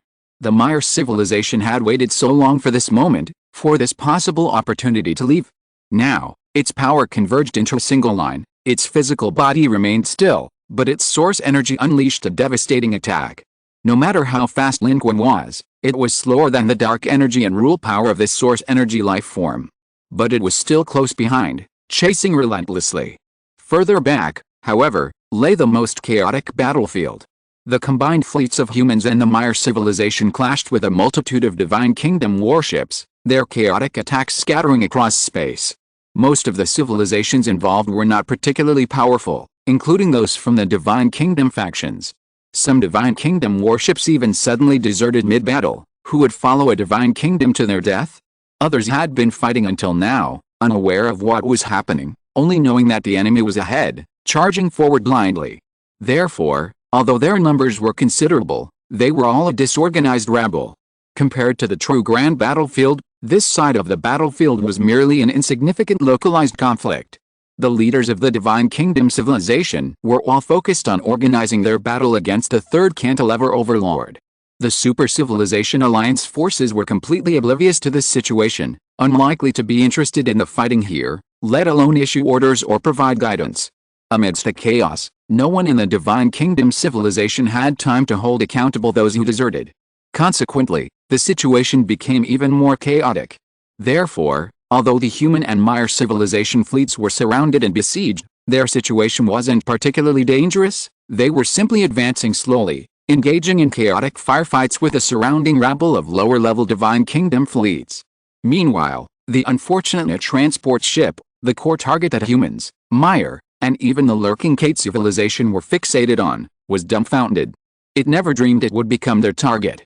They were chosen because they were weak and loyal to the Divine Kingdom, and because of their weakness, they had no way out but to work for the current Divine Kingdom civilization. But because of this, they had never witnessed such a scene before. Terrified, they desperately retreated. They were no match for the ragtag fleet of the Divine Kingdoms and other civilizations currently intercepting the human fleet, so naturally, they had to run. This transport ship, belonging to the Divine Kingdoms, retreated relatively easily, with no one stopping it. Although its own performance was mediocre, its retreat speed was not slow. In the chaos, they retreated rapidly, fleeing for their lives, which ironically caused trouble for the pursuing Lin Qun and the Mire civilization's energy-level ships. The greater the distance, the more disadvantageous the pursuit became for both sides. Especially for Lin Qun, without fleet support, the deeper he penetrated into enemy territory, the higher the risk. However, this also meant that the Mire civilization's energy-level ships, due to the increased distance, gradually weakened and were gradually overtaken by the late-arriving Lin Qun. After all, they had just been injured, and no matter how much they recovered, they were not at their peak. At this moment, the long-term battle and multi-pronged attacks showed signs of weakness, indicating a lack of stamina. Moreover, even at its peak, it was merely a low-level source energy. And just then, from behind the transport ship, two clumsy ships from the Divine Kingdom faction suddenly sprang out, seemingly having changed direction or gone out of control. Instead of avoiding it like other Divine Kingdom fleets, they crashed head-on. A collision occurred, and the lives on the transport ship scrambled to avoid greater damage, but this directly slowed them down. At this critical juncture, on a battlefield of this level, their slowed speed allowed Lin Qun and the Mire civilization's source energy level power to close in almost an instant, instantly bridging the gap they had just created. The power of the two instantly pierced through the starry sky and the battlefield. Tearing apart the last barrier of the Divine Kingdom faction along the way, they reached the transport ship directly. At this moment, because the Mire civilization's source energy was running out of steam, Lin Qun's pursuit had also caught up, and the power levels were now almost equal. They had arrived almost simultaneously. However, Lin Qun was extremely cunning. Once the distance was completely closed, he didn't charge forward on his own.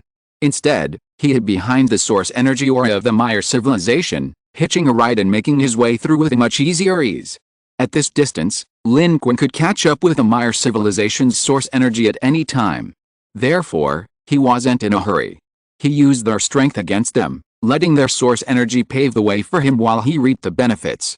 Only when he was truly ahead did he overtake them and make his move.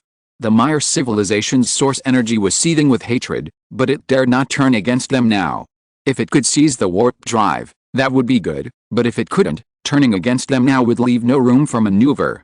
This was also why it had been openly competing with Lin Qun, yet hadn't attacked Lin Qun and humanity.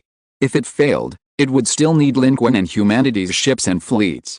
But at this moment, Lin Qun and the Maya civilization's source energy had both reached their target, and naturally, neither would give way. The Maya civilization's source energy surged forward, attacking with all its might, piercing the hull of the transport ship almost instantly. Its first action was to use its source energy to wipe out all life on board in a flash, to prevent the crew from self-destructing and destroying the crucial warp drive, rendering all their efforts futile. The power of source energy was sufficient to instantly annihilate the life on such a small, primitive ship, without damaging its hull or systems. Next, the Maya civilization's source energy life form intended to retrieve the warp drive. It quickly located the warp drive but didn't remove it. Instead, it used its own power to encircle the entire ship, intending to use its source energy to pull it back. The transport ship is now nearly 10,000 kilometers away from the human and Maya civilization fleets. This distance is insignificant for high-energy individuals and warships, but allowing the warp drive to traverse this distance safely is no easy feat. Taking the ship along is a form of protection, a shield. It doesn't even want the ship or its warp drive. While the Maya civilization's technological strength is only mediocre, the civilization of this transport ship is far more backward and inadequate. In this interstellar civilization battlefield, it's barely at the level of a participant, making it a very unfortunate civilization. Compared to the Maya civilization, this civilization represents a technological gap of nearly 1,000 years.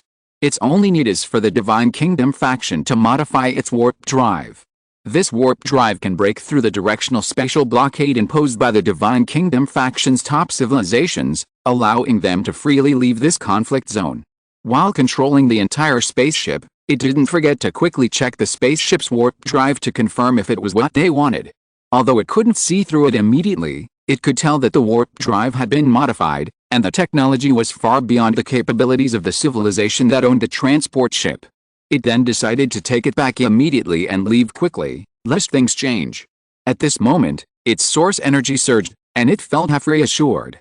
If it hadn't succeeded, so be it. Now that it had, the item was in its source energy's hands. Without source energy power, who could take it from it? The surrounding Divine Kingdom fleets and the human civilization's fleets didn't have the power to match source energy, so there was even less of a problem. At this moment, this Maya civilization's source energy being even felt that after being stifled throughout this directional spatial blockade battlefield, now that they had obtained this warp drive, it was time to completely turn the tables. Therefore, it lifted its spaceship up and directly destroyed two Kate civilization ships on one side. These two ships were the same two Divine Kingdom ships that had just rammed the transport ship from behind, forcing them to stop. They weren't there unintentionally. The Kate civilization had sent warships specifically to help. However, this Maya civilization's source energy level being, having succeeded in its attack, now revealed its true colors. Not only had it wiped out all life on the transport ship, but it had also destroyed the two Kate civilization ships with a single move. Immediately afterward, its aura swept towards Lin Qun. This Maya civilization's source energy level being had been holding back for a long time. It might still have some use for the human fleet of 7 warships. If its own ships were lost, it could still use the humans. It wouldn't attack human ships until it was truly free from this place. But now, this human evolved being was useless. Now they were tens of thousands of meters away from the fleet, and it had killed this top-tier human evolved being here. As a source energy level being, the human civilization could only swallow its anger. And it had long been very displeased with Lin Qun, this human evolved being.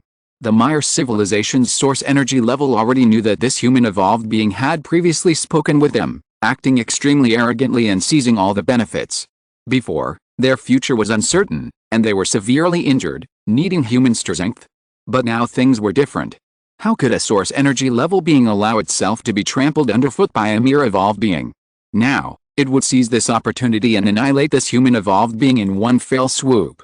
Killing an evolved being, even a powerful top-tier evolved being, was merely a blink of an eye. This human evolved being was no longer of value to it. It was perfect to kill him first to vent its anger. However, while the Maya civilization's source energy level was indeed very clever, it hadn't anticipated that it was now targeting Lin Qun, preparing to turn against him, unaware that Lin Qun was also targeting it.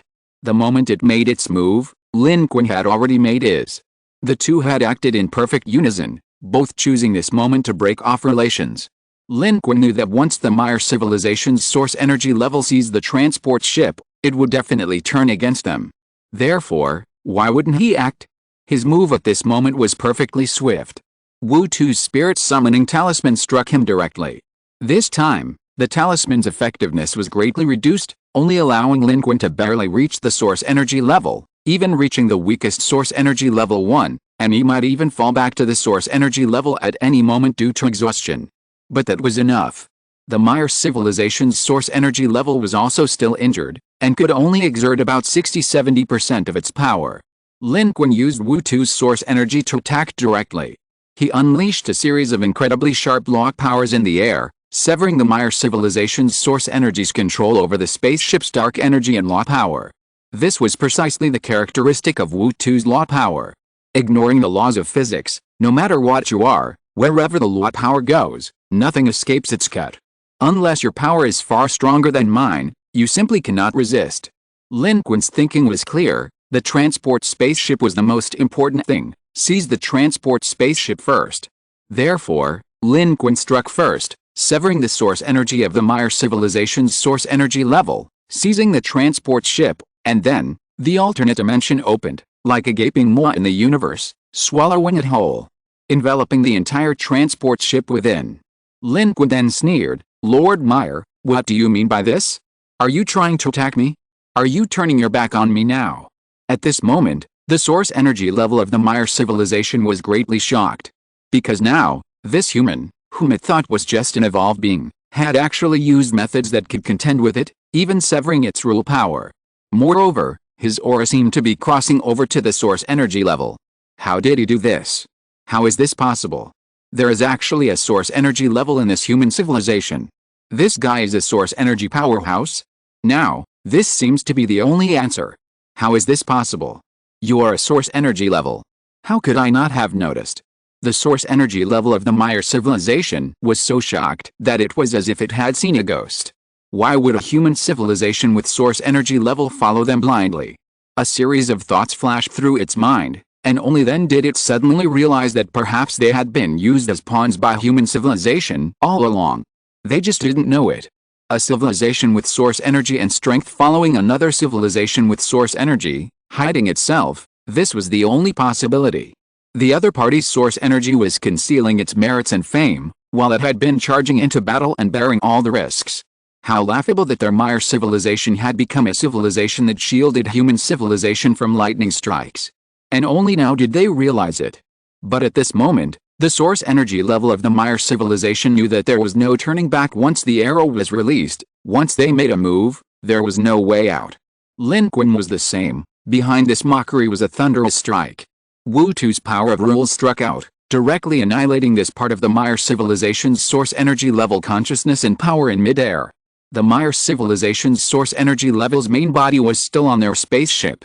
At this point, Lin Qun could only do so much at his limit. To kill the Mire civilization's source energy level, he would have to go back and discuss it further.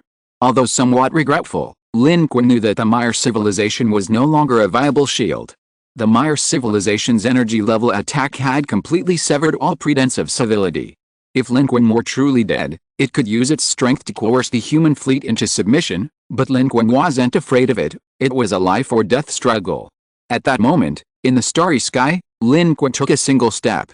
In one step, he returned to his New Hope warship. The residual power of the Mire civilization's energy level attack was still returning, but Lin Qun was faster. This was naturally due to the portal's ability. When advancing, not knowing the situation ahead, Lin Qun couldn't open a portal that far, naturally slowing his progress. But now, returning, he had a complete understanding of the New Hope warship's interior, allowing him to return in a single step. Back in his own warship, Lin Qun's original intention was to immediately attack the Mire civilization's energy level attack.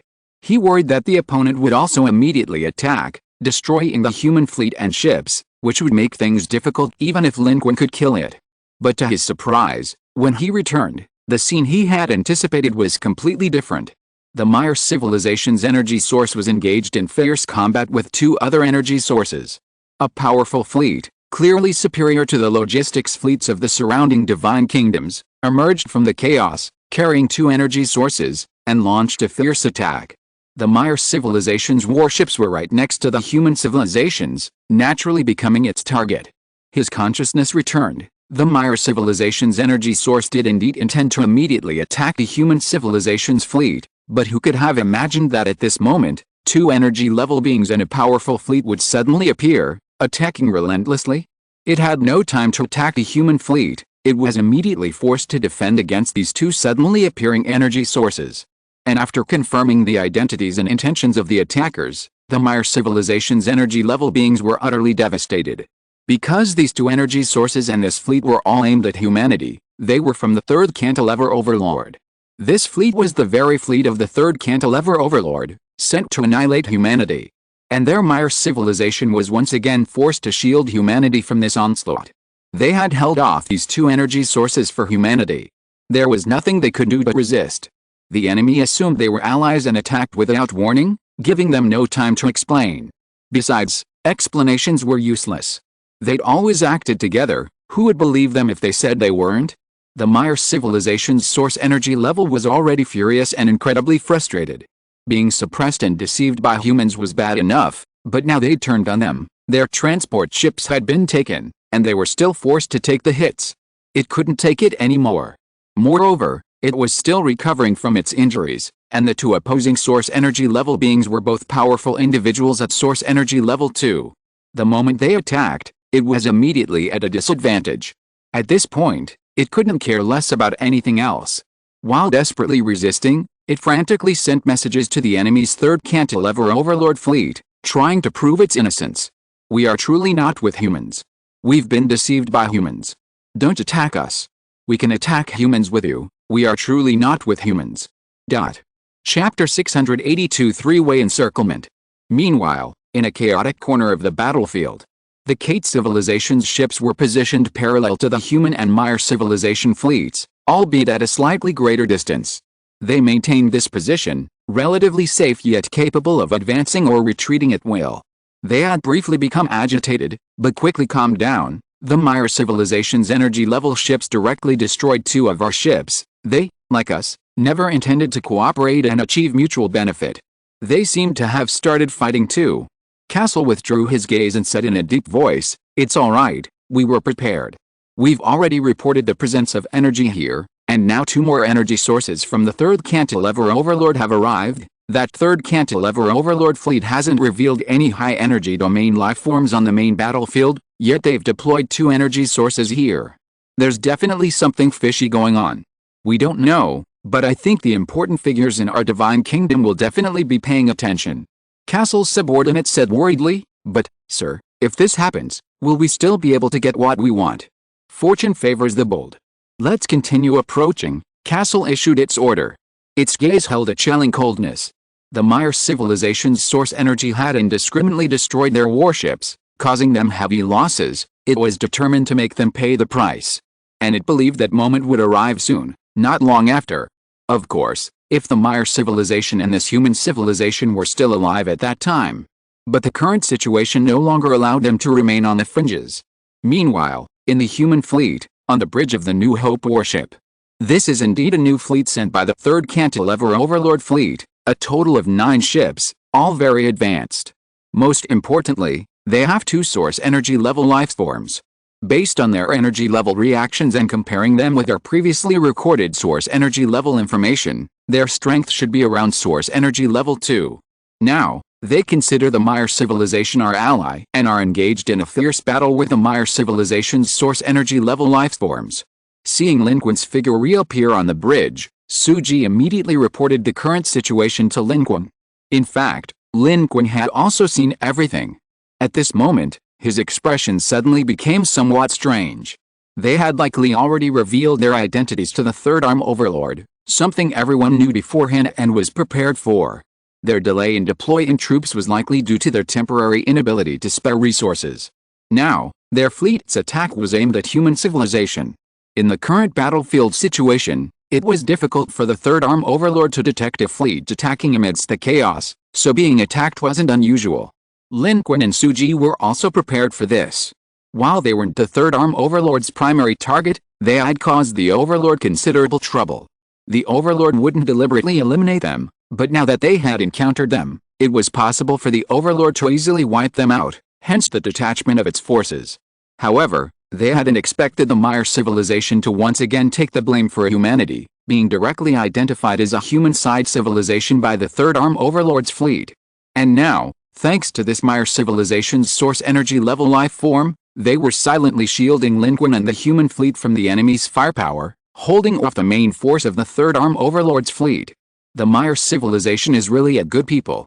Lin Qun had just felt a little regretful that the Mire civilization's source energy level entity hadn't arrived and that he hadn't been able to successfully eliminate it. Unexpectedly, the Mire civilization's source energy level entity repaid evil with kindness and silently took on all the damage. Now, it seemed like a good thing. With the Mire civilization taking the brunt of the damage, the pressure on Lin Qun and the human fleet wasn't so great. Most importantly, Lin Qun had already succeeded. At this point, there was no need for a protracted fight. Without hesitation, Lin Qun said, "Let them take the brunt of the damage, let's run." He had already succeeded. Although he only had one transport ship, it could come and go as it pleased, and he could take everyone with him. So, it didn't matter now. Before, on the road, participating in the melee and reaping contribution points was one thing. But here, with powerful figures fighting, even a slight brush with the edge could result in being easily killed. In this situation, naturally, the priority was to run for the hills and escape as quickly as possible. Harvesting contribution points on such a battlefield was something only the Third Arm Overlord, the Divine Kingdom faction, and the Super Civilization Alliance would even consider. At this moment, the chaos caused by the Super Civilization Alliance's top-tier energy strike piercing through a star is subsiding. Many of the surrounding Divine Kingdom fleets have already fled, while the rest are deeply embroiled in battle. Other powerful fleets are also involved. If a real fight breaks out, not only will the fleet of the Third Cantilever Overlord pose a threat, but they will likely also face the power of the Divine Kingdom faction. Taking advantage of the Mire civilization's resistance to the lightning strike, a swift escape is the best course of action. The Super Civilization Alliance is already engaged in large-scale clashes with the Divine Kingdom faction civilization legions. The sooner they escape this directional spatial blockade zone, the better. Lin Qun had also been silently observing. The battles between lower and middle-level civilizations are manageable, but the fleets of the first-level civilizations engaged in fierce combat possess astonishing strength and technology. Some of their dazzling attacks, if encountered by a human fleet, would likely result in annihilation without even knowing how they died. In such large-scale legion warfare, even the entire human civilization would likely be insufficient. A few warships at this point are simply not enough to participate. This was the closest Lin Qun had ever been to the battlefield. However, even so, the forces of the Divine Kingdom and the Super Civilization Alliance present here were not necessarily their true main force. Furthermore, the entire Third Cantilever battlefield wasn't even their core battlefield. The ultimate battleground for the Divine Kingdom and the Super Civilization Alliance was in the star system's core region. The clash between these two major groups was truly a collision of titans, a confrontation between titans.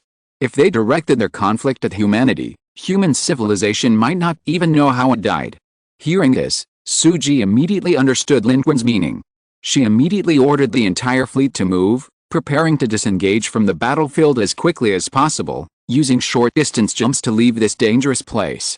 Humanity also notified the Jiki civilization. As for the remaining civilizations, humanity couldn't care less at this point. The remaining civilizations each had only a single, damaged ship left, their fate unknown, and were helplessly following the Mire civilization. Humanity no longer cared about this. Lin Qun glanced deeply at the complex and chaotic battlefield in the distance. It was time for them to leave. Seeing this scene, the Mire civilization was practically bursting with rage.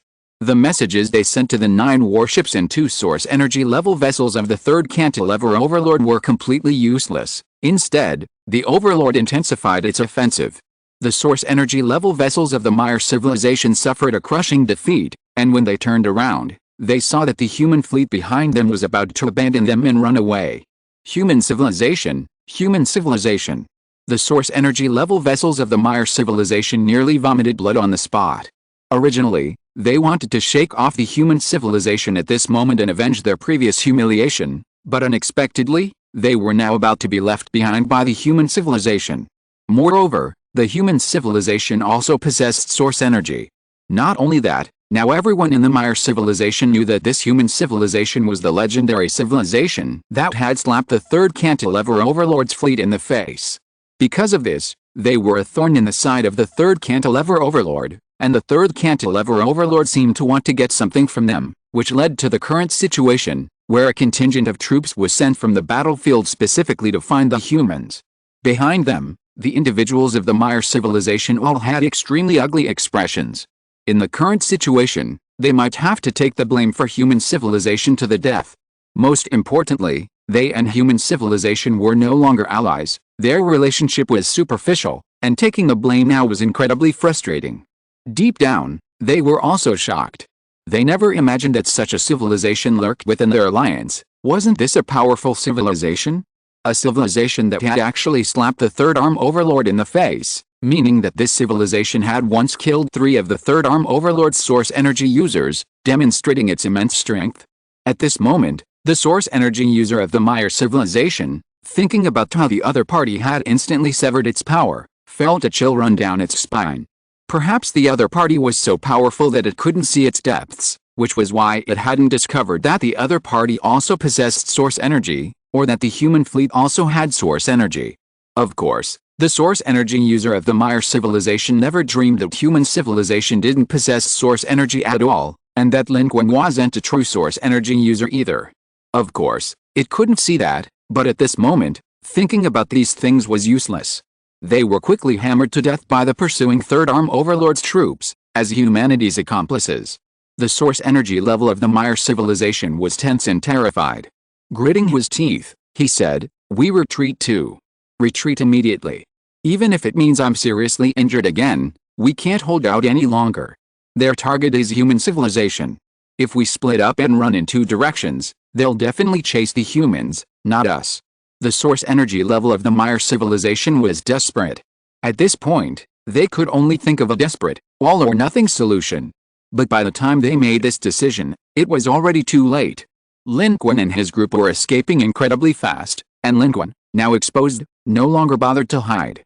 The spirit summoning talisman was still active, and as time passed and its energy depleted, Lin Qun would soon fall below the source energy level.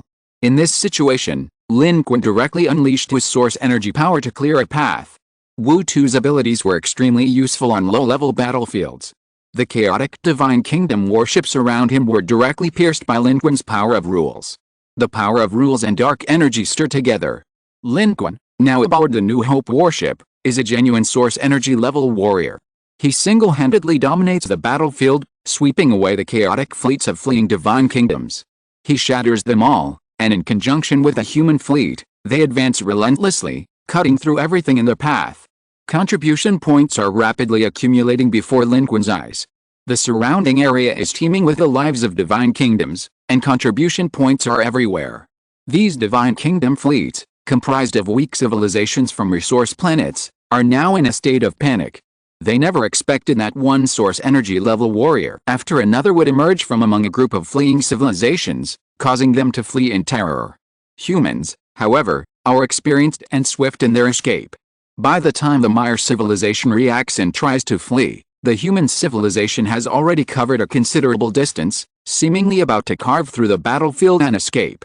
Not far away, the main forces of the Super Civilization Alliance, the Third Helical Arm Overlord, and the Divine Kingdom camp are still engaged in a fierce battle, while the battlefield of the weaker civilizations on the other side of the resource planet is also being disrupted.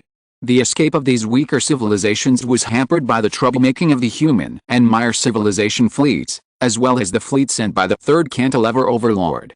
Some were desperately fleeing, while others were ordered to intercept the humans and the Mire civilization, a neutral faction that had appeared out of nowhere. But now, the Divine Kingdom civilizations here were showing signs of complete collapse. After all, numbers matter, weakness is useless. The Mire civilization seems to want to run away too, but it's too late. They've done us a huge favor. Wang Qizhang laughed. The human fleet swept through the Divine Kingdom civilization's fleet with unstoppable momentum, carving a bloody path through it. The other Divine Kingdom civilizations around, knowing they were enemies, dared not interfere. The Jiki civilization and others were utterly shocked. No wonder human civilization dared to challenge the Maya civilization. So, they also have a source energy level life form. This human civilization is truly hiding its strength. They're so powerful. Why have they been pretending all along? Did you see the third cantilever overlord specifically send a fleet? I reckon they offended the third cantilever overlord and dare not show their faces. Damn it, the Maya civilization is finished. We must run with human civilization. The Jichi civilization's spaceship was the first to follow the human civilization's fleet, and now it was close behind. The life forms within the Jichi civilization were also surprised, except for Jikinter, whose expression was complex. It kept its promise, having promised Lin Qun not to say anything. Although it hadn't received any response from Lin Qun, it had indeed said nothing, not even to its own people. Therefore, seeing that the human fleet even displayed a source energy level powerhouse, its entire civilization was shocked.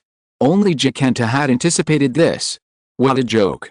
The civilization that slapped the face of the third cantilever overlord had annihilated 3 source energy level beings.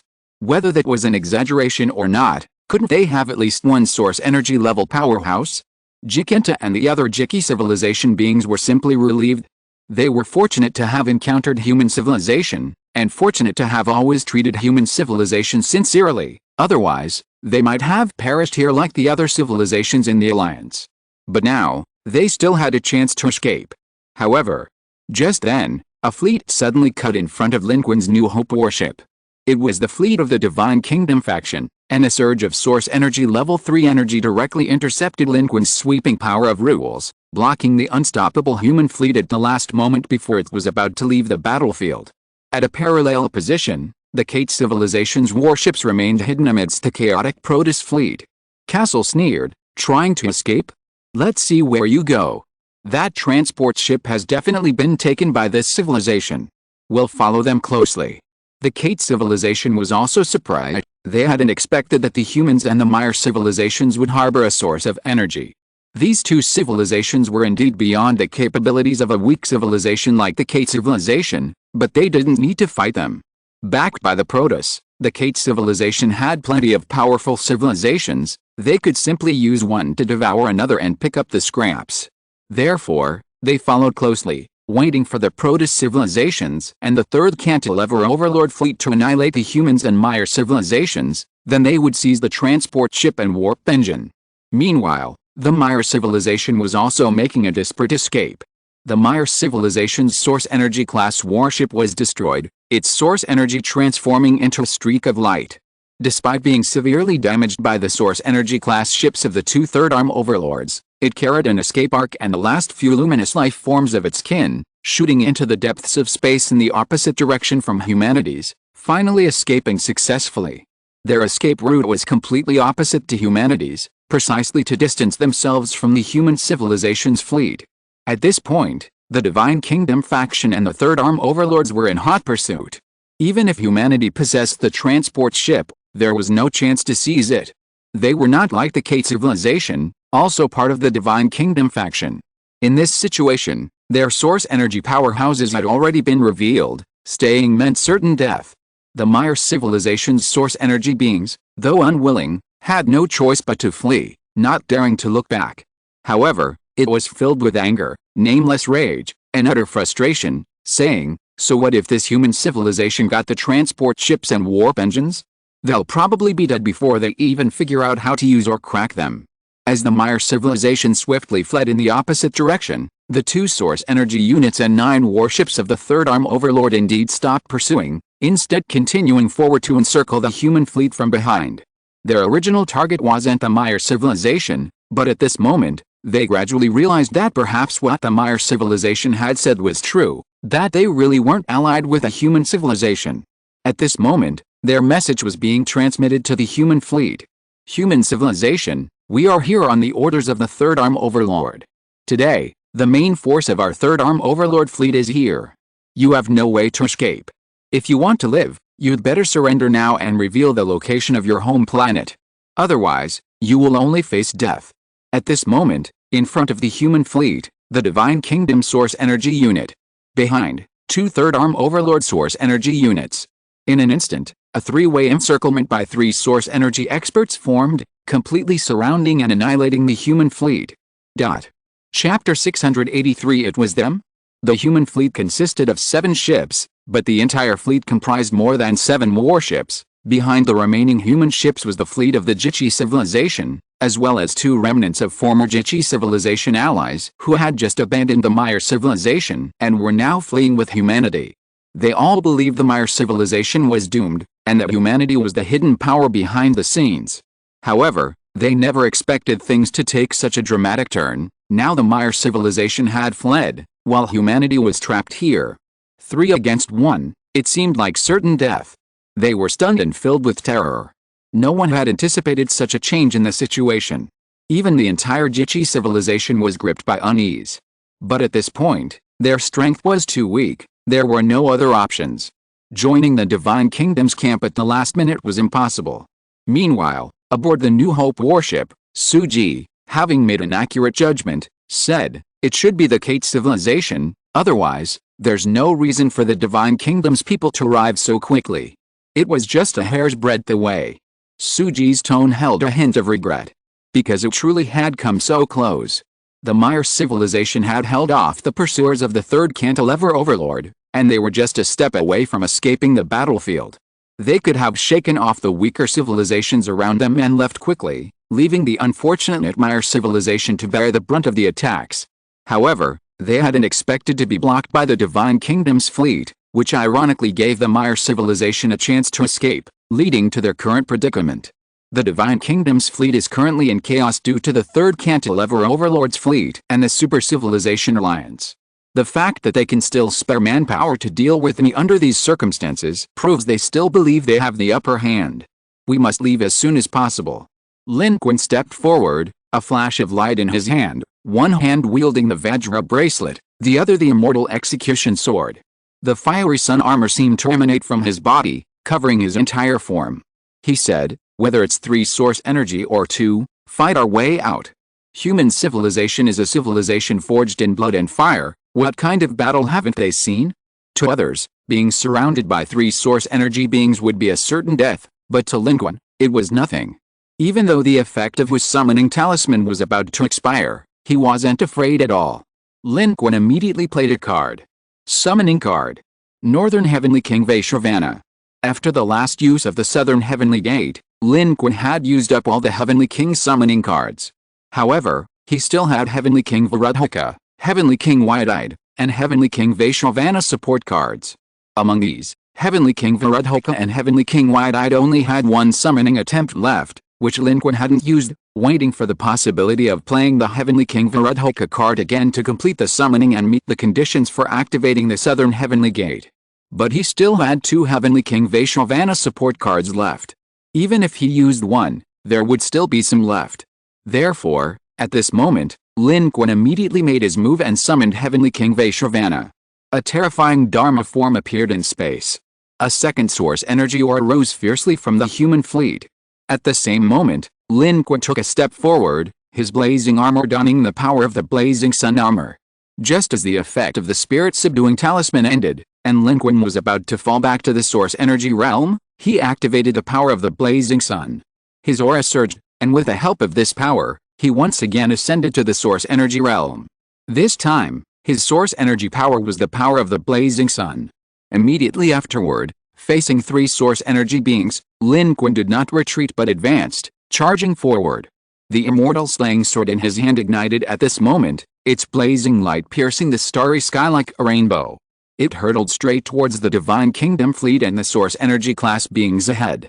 Behind him, the Heavenly King Duan, his eyes wide with fury, held off 2 source energy beings from the 3rd Cantilever Overlord who attacked from behind. Both of the 3rd Cantilever Overlord's source energies were at the source energy level 2. The incarnation of the Heavenly King of the vast heaven was also around source energy level 1 or 2, though the exact level wasn't specified. However, he was a Dharma avatar and cooperated well with Lin Qun. At this moment, they tacitly understood that Lin Qun and the human fleet were trying to escape as quickly as possible. Therefore, he acted ruthlessly, completely disregarding the damage to his own Dharma avatar, displaying boundless power and divine abilities, and single-handedly withstood the 2 source energies. However, he couldn't stop the 9 spaceships under the 3rd Cantilever Overlord's command. Those warships were far stronger than the large number of weak civilizations from the surrounding resource planets. Under the cover of their own source energies, they advanced rapidly, launching an attack on the human fleet. Suji remained calm in the face of danger, issuing a series of battle orders. The two sides clashed fiercely on the battlefield, their cannons roaring. In the starry sky, battle raged. Various space torpedoes and beam attacks transformed into streaks of light, weaving through the battlefield and intertwining between the two fleets. Amidst the deadly clashes, a strange and magnificent spectacle emerged in the cosmos. The Jichi civilization and others had also joined the fray. The Jichi civilization, closely following humanity, had nothing to say at this point. Jichik gritted his teeth and stamped his foot, saying, "Human civilization is unfathomable. They still have a backup plan. Let's fight them alongside our brothers in human civilization." The remaining remnants of the former Mire civilization's allied ships could only join the battle. Their emotions at this moment were like a roller coaster ride. There are still experts. The human fleet has source energy. My God. We're saved. We're saved. Fire. We have to perform well. The Mire civilization is nothing. Damn it, the human civilization is the real superpower. A civilization with two source energies is unimaginably powerful to these weaker civilizations. Some of them may not know that the human civilization is the one they once discussed and challenged the third cantilever overlord, but at this moment, the image of the human civilization in their minds has instantly become much grander, even surpassing the Mire civilization. Whoever is stronger is naturally more formidable. While the fleets clashed, Lin Qun, at a relatively higher position ahead, had already traversed the battlefield like a bolt of lightning, charging forward. The source energy battlefield is different from the battlefield below source energy. Before he even arrived, the first thing to happen was the clash between dark energy and the power of rules.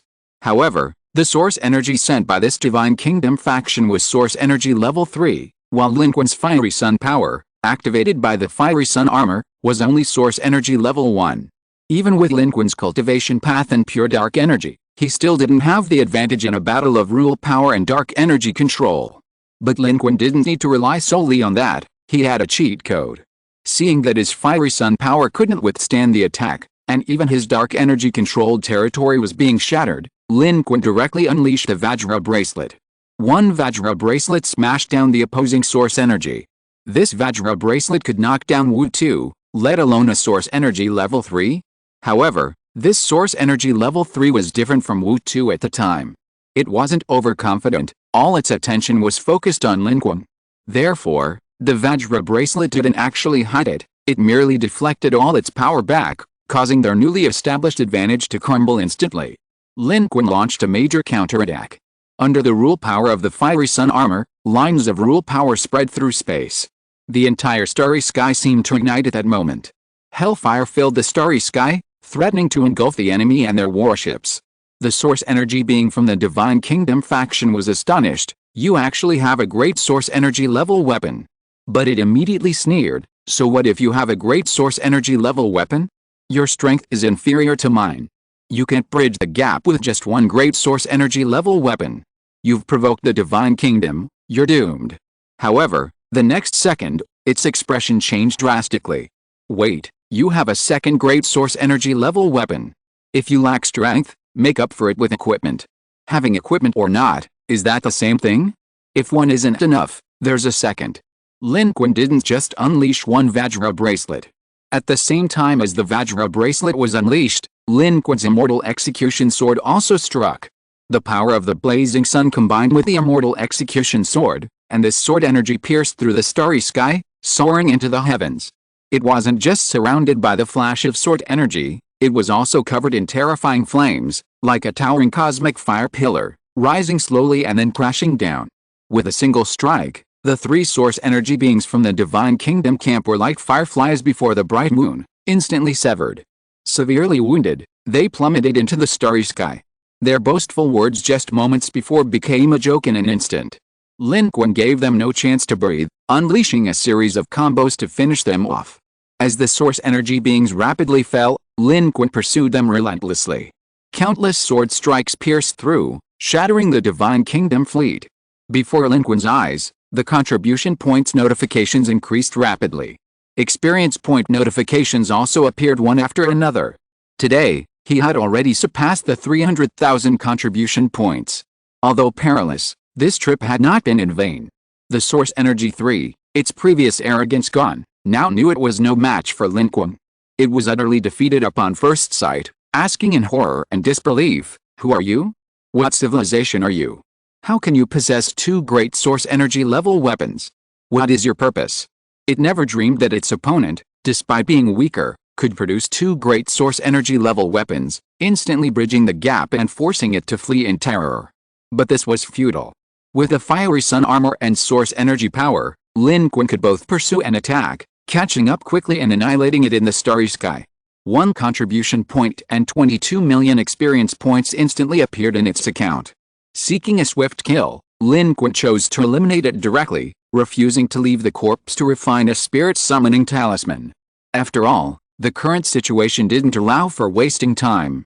Behind the human fleet, the Dharma avatar of the Heavenly King of the North was fighting two opponents simultaneously. Although it fought desperately, burning its Dharma avatar, it gradually showed signs of weakness as time passed. Lin Qun had turned the battle faster than the other side. At this moment, the kill was complete. Lin Qun rose without hesitation, his figure like a beautiful streak of fire in the starry sky, rising from countless fragments and wreckage. The surrounding civilizations and fleets were all in disarray, fleeing desperately. This was the power of source energy. But Lin Qun didn't even glance at them. Traveling 1,000 miles, a swordlight pierced directly into the battlefield between the two source energy beings, the Heavenly King of Duowen and the Third Arm Overlord. Both sides were fighting fiercely. The two source energy beings of the Third Arm Overlord hadn't even realized that the source energy level 3 of the Divine Kingdom had been killed. At this moment, seeing the human Lin Qun intruding, they were shocked. He killed that source energy level 3 of the Divine Kingdom's camp. How is this possible? How could he be so fast? It's a source energy level weapon. This human is not right. Perhaps, he is the one who killed Lord Wu too. He's here. Not good, retreat quickly. However, it was too late at this time. The two source energy beings under the third cantilever overlord attempted a hasty retreat, but Lin Qun had already charged in. A sword array composed of countless immortal slanky swords rushed towards one of the source energy beings, while he swiftly swept towards the other. The Samsara abyss unfolded. A gray-white world opened up, and Lin Qun directly and domineeringly pulled both himself and his opponent into the Samsara abyss, stealing attributes in a true one-on-one battle. The auras of the source energy being and Lin Qun's aura instantly reversed and disappeared into the starry sky. The source energy being under the third cantilever overlord's command, still in shock and wondering what this gray Samsara abyss was, saw a terrifying force rushing towards him, almost engulfing him. The Vajra bracelet cleared the way. The art of animal creation, the Emperor's seal technique, the Qiyuan slash, the true technique of the Thunder God sword. Lin Qun's methods were so numerous that even a source energy level cultivator would feel a chill. At the evolver level, these methods might not be able to cause any damage to a source energy cultivator, but with the support of the flaming sun armor, all of Lin Qun's methods were elevated to the source energy level, making each move ruthless. At this moment, they all unleashed their power, various secret techniques flashing across the starry sky. Lin Qun alone formed an army, his methods abundant, shaking the battlefield and slaughtering in all directions. The Ashen Reincarnation Abyss suddenly became colorful. The Vajra bracelet left the opponent completely battered, the art of animal creation forcibly transformed. The Emperor's seal technique descended from the sky to crush. The Qiyuan slash cut through everything. The true technique of the Thunder God sword landed last. Thunder illuminated the Reincarnation Abyss. Combined with the Reincarnation Abyss's inherent characteristics, stealing attributes to increase its own, it was equivalent to the opponent losing 20 attributes. This battle could end in 7 seconds. Beyond the reincarnation realm, the situation instantly transformed into a one-on-one battle. The source energy left outside by the third cantilever overlord fleet had just absorbed Lin Qun's attacking key sword when they sensed their companions disappear. Terrified, they assumed their companions had been instantly killed. At that moment, all fighting spirit vanished, and they desperately retreated, seeking only to escape the battlefield. They had dared to attack earlier because they assumed it was just an ordinary human fleet. Logically, given the perilous situation, top human experts wouldn't risk coming here. But now, it seemed the expert who had killed Lord Wu Tu was likely here. If a great source energy level expert could be killed, what was the point of fighting if such a powerful being was present? They quickly reported to the Overlord and retreated immediately. The best of the 36 stratagems is to flee. The third cantilever Overlord's ships, still engaged in combat with a human fleet, also retreated rapidly. Both they and the human fleet had suffered losses in the previous exchange, but now they had no intention of continuing. If the source energy were defeated, they would surely die. Escape was the only priority. Killing humans, while a mission and objective, also depends on success. Moreover, humans aren't the Overlord's primary target. Even if they fail, their lives aren't in danger. It's better than being wiped out here by humans. They don't want to die. Seeing this, Suji didn't pursue, but instead ordered a retreat. Get away first. After all, many powerful figures were nearby. This wasn't a battlefield humans could participate in. After achieving their goal, they would withdraw. The Heavenly King Duowen provided escort for the fleet, preparing to leave the battlefield once Lin Qun emerged from the reincarnation abyss. However, what humans and other civilizations didn't notice was a dilapidated spaceship, adrift and forlorn, in a corner below their battleground. Inside the spaceship, a group of strange and eerie life forms looked up at this scene. Their appearance would normally terrify any other life form that saw them, but now, they all wore expressions of utter disbelief. That sword light. It's them. It's definitely them. I'll never forget it. I knew it. Their spaceship style looked so familiar. It's humans. It really is them. This. I can't believe it. They've actually come to this? They're here. That human is still alive. If any humans were here, they would instantly recognize these life forms as familiar faces. The Eerie Civilization, a top-tier civilization from the third-level civilization battlefield that once dominated the northeast and north regions of the Blue Star's China region. However, over the years, perhaps due to their heavy losses, their progress had been limited, and they had fallen out of favor with their god. At this moment, they were not yet a true interstellar civilization, but rather a warship belonging to a civilization mingling in a refugee spaceship on a resource planet. They all appeared quite disheveled. Yet, they all remembered the soaring sword light. That was humanity. It was human civilization. At this moment, they were shocked and incredulous, yet also deeply disillusioned. Their former adversaries had become so powerful, possessing their own fleets and even capable of routing source energy level beings, while they. This feeling was extremely unpleasant, even more so than their own declining fortunes. After all, they had once been stronger than humanity. They were a top-tier civilization, dominating the battlefields of level 3 civilizations, while humans were merely insignificant natives. Now, however, they were worlds apart from human civilization. Humans roamed the stars, sweeping across their domains, while they were merely laborers in the divine realm, forced to flee from corners and watch their triumph. A mad rage and hatred shone in their eyes, as if they had completely forgotten that they were the invaders and mass murderers of Earth. Quick, we have to report this to our god. During the final battle of Anchorage on Earth, our god descended in an avatar, but due to his incomplete form and the limitations imposed by the rules of the civilized battlefield, he was killed by this human and injured. If he knows this human is still alive, this civilization is still alive, he will never let them go. Unexpectedly, they are here too, still alive. But this time, their doomsday is coming. Chapter 684 Urinating in Fright. Just as the eerie civilization in the corner was excited about its discovery, the battlefield of Lin Qun's reincarnation abyss had also simultaneously concluded its battle. In 7 seconds, Lin Qun completed the swift kill. As before, prioritizing efficiency, Lin Qun didn't deliberately leave the opponent's corpse to refine a spirit summoning talisman, but instead directly annihilated them within the reincarnation abyss, striving for a highly efficient and rapid kill, preventing the opponent from causing any disturbance. He gained 20 million experience points. Adding these to his previous gains, Lin Qun immediately allocated points, leveling up to level 88. With his experience points maxed out, level 89 should be within reach. Level 88, 330, 000/37, 500, 000, Strength 999, Agility 999, Constitution 999, Stamina 999/999, Dark Energy 999/999. Lin Qun's strength attribute has far exceeded 999. Although the panel is already off the charts, Lin Qun himself feels that his strength attribute alone should be around 1,900 points. His agility and constitution have also both surpassed 1,800 points. Such attributes were previously unattainable for Lin Qun, something he wouldn't even dare to dream of. Now, he has easily achieved them. Moreover, with higher levels, each level up provides a significant boost to his attributes. Lin Qun now understands why those powerful civilizations and high-energy life forms are so fond of hunting and reaping in the civilization battlefield. It's because it's a path to rapid advancement.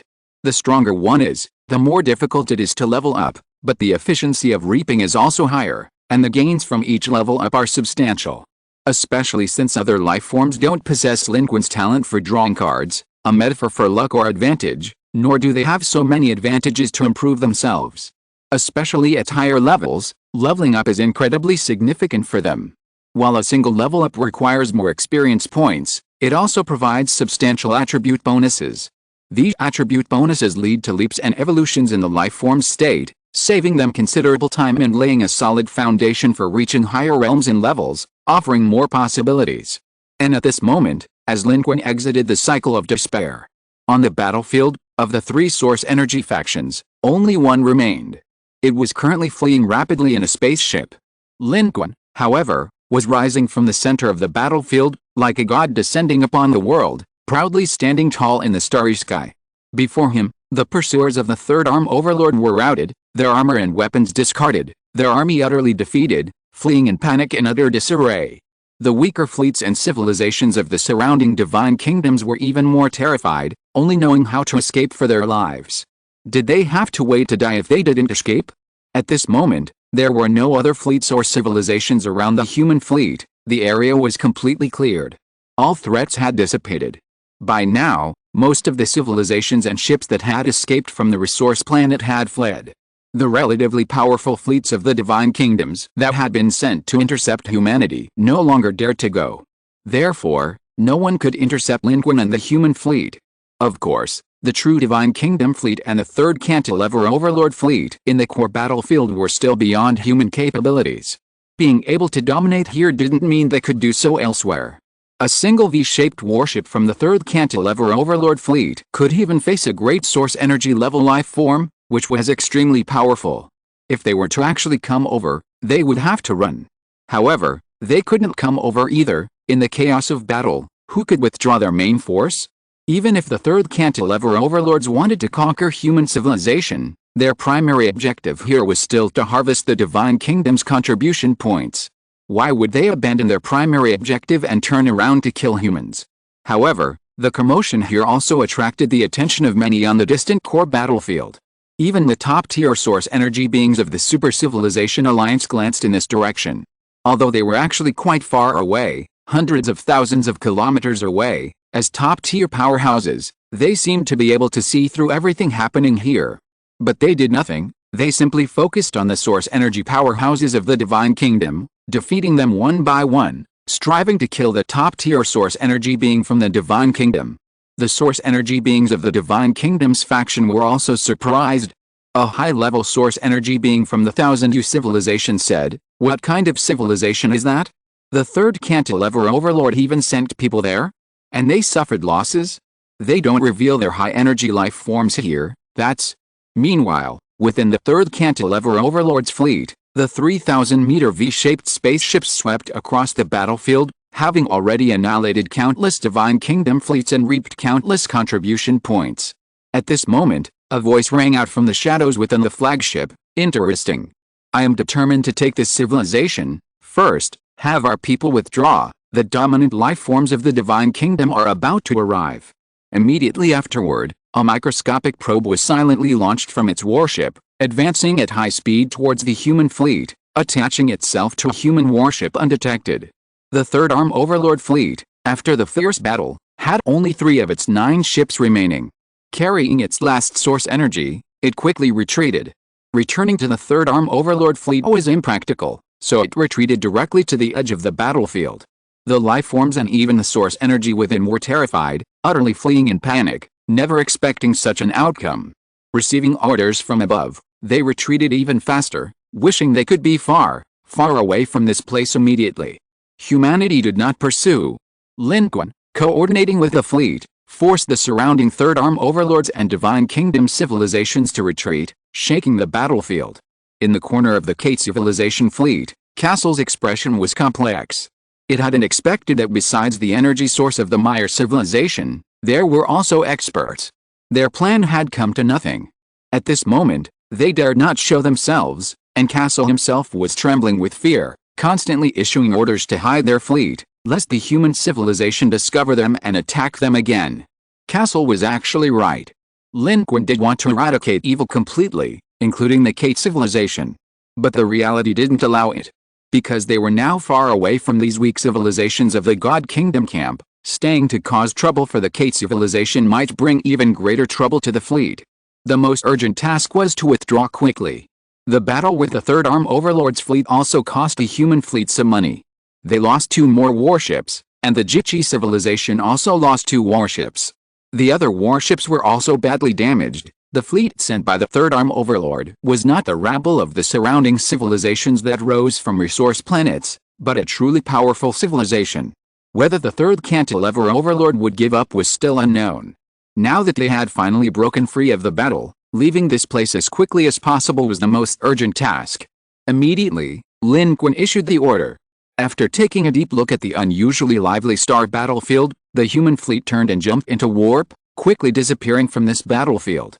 Shortly after the human fleet left, the Third Cantilever Overlord fleet also stopped fighting. After reaping a large number of contribution points, they quickly broke out of the encirclement of the Divine Kingdom Legion. They were extremely domineering. The V-shaped warships were at the forefront, leading the fleet of the Super Civilization Alliance. Like sharp blades that could pierce through anything, they carved a bloody path through the Divine Kingdom Legion and its source energy level powerhouses, quickly escaping and disappearing into the starry sky. The Divine Kingdom fleets along the way were already terrified of being slaughtered. Although they were considered the regular army of the Divine Kingdom civilization, they weren't the true core force of the Divine Kingdom legions, and since they weren't from the same civilization, they had their own agendas. Seeing the Third Helical Arm Overlord fleet about to withdraw, few genuinely tried to stop it, hoping their civilization would suffer the least possible loss. The 1000 civilization's fleet and the great source energy level beings didn't pursue too aggressively. Although the top source energy beings above had ordered a delay, they didn't want to court death. Aside from 2 source energy beings who went to attack some neutral civilization on the edge of the battlefield, the Third Helical Arm Overlord fleet hadn't revealed any high-energy domain powerhouses. Whether the legendary Dominator level Third Helical Arm Overlord was even among them was unknown. If not, so be it. If so, their desperate attempts to stop it, forcing it to attack, would be suicidal. Who could stand against a Dominator level being? Who could be a match for a Dominator level being? Facing the Third Helical Arm Overlord, no number of its lives would be enough to kill it in its civilization. In this situation, even if they managed to hold off the enemy, what then? If they and their entire civilization are wiped out, and the Divine Kingdom faction achieves a great victory, it will have nothing to do with their 1000 civilization. In fact, their strength will have declined to the point of being useless, making them cannon fodder for the Divine Kingdom faction. Only by surviving can they share the spoils. And they must preserve their strength as much as possible. Moreover, the 1000 civilization has already suffered heavy losses in this battle. Their central behemoth was directly destroyed. They don't want to pay an even higher price. The Divine Kingdom faction is not a super civilization alliance. They joined the Divine Kingdom faction to defeat the Super Civilization Alliance, but this is actually the direction of the entire Divine Kingdom faction civilization, not just a single civilization. It's all for their own interests. Their own interests ultimately outweigh the interests of the Divine Kingdom faction civilization. At this moment, inside the 1000 civilization's warship, the great source energy level being coldly watched the Third Arm Overlord fleet disappear into the starry sky, saying, "Report to higher-ups. Say that the Kenna civilization's technology is too strong. I couldn't stop them. Also, investigate what just happened. What's the situation with that neutral faction civilization that the Third Arm Overlord specifically targeted?" The Third Arm Overlords are different from the Divine Kingdom faction or even the Super Civilization Alliance. They are purely troublemakers in this war, driven only by self-interest. The target that the Third Arm Overlord specifically targeted must have unique value. Rather than struggling to catch up with the Third Arm Overlord fleet, it's better to figure out this matter and see if it can bring any benefits to their own civilization. And shortly after the Third Arm Overlord fleet withdrew, the dark, egg-shaped spaceship, deeply mired in the battlefield, suddenly rose, flew back, picked up the top-level source energy of that super-civilization alliance, and quickly escaped into the starry sky. It disappeared in a blink of an eye. Although the number of people and ships that came was small, they were extremely advanced and top-tier. They came and went without a trace. The source energy of the Divine Kingdom was severely weakened by the top-tier source energy of the super-civilization alliance and could not be stopped. It could only watch helplessly as the other side left. The top-tier source energy of the Divine Kingdom's army was furious. It turned its head and looked at the devastated battlefield behind it. Shattered resource planets. A large number of defeated Divine Kingdom warships scattered. Their losses were heavy, estimated in the astronomical. The only thing to be thankful for was that it, as a top-tier source energy, had withstood the attack of the Super-Civilization Alliance's top-tier source energy. The other side had not completely achieved its combat objective, to wipe out all the Divine Kingdom source energy and high-level source energy here. Otherwise, their losses would have been even greater. However, if the Third Arm Overlord fleet hadn't intervened, their losses wouldn't have been so severe. Now, not only has their branch fleet of the Divine Kingdom faction been almost completely destroyed, but their resource planets are also ruined, and a large number of auxiliary small and medium-sized civilizations' laborers have been wiped out in this battle. Their lower-level support system has been almost completely severed. Despite this, it was still furious and roared, "Damn the Super-Civilization Alliance! Damn the Third Arm Overlord! I will wipe you all out!" The surrounding life forms trembled with fear. In fact, for them, there was also a feeling of surviving a catastrophe. Although the Super-Civilization Alliance had sent fewer people and ships, their momentum was unstoppable and too powerful. Previously, it was always their Divine Kingdom faction that was suppressing them, but this counterattack showed the astonishing power of the Super-Civilization Alliance. This so-called Super-Civilization Alliance, which could make the Divine Kingdom launch a civilization battlefield and call on so many civilizations to fight against it, was definitely not simple and had great strength. Of course, within the current directional spatial blockade area, the power of the Divine Kingdom faction's civilization still holds the upper hand. The Super-Civilization Alliance's attack this time was a case of using strength against weakness, avoiding the relatively weak points of the Divine Kingdom faction's power within this directional spatial blockade, which is why they achieved such results. And just then, the dust settled on the battlefield. The Stargate here opened. A massive fleet, shimmering like a constellation of stars, emerged from it and arrived in this part of the starry sky. This fleet was magnificent and powerful. Any one of its segments was stronger than the top fleet here. This was the true main force of the Divine Kingdom faction civilization. From within, an unparalleled aura swept across the entire starry sky. Spreading at the speed of light, it instantly enveloped the entire battlefield area of the resource planet, covering all the ruins and the Divine Kingdom faction civilization. At this moment, all the surrounding Divine Kingdom faction civilization forces trembled, retreating in unison, respectfully looking towards the fleet and the source of this incomparable aura. Even the top-tier energy sources of the Divine Kingdom actively restrained their auras at this moment, bowing their heads in utmost respect. Because it was a supreme being from the Divine Kingdom had arrived. At that moment, the top-tier source energy of this Divine Kingdom civilization took a deep breath, then rapidly rose upwards, preparing to report everything that had happened. Meanwhile, in a corner of the starry sky, the beings of the Divine Ghost civilization, hiding in someone else's spaceship, gazed excitedly at the fleet of stars, feeling the ripples of energy emanating from the universe.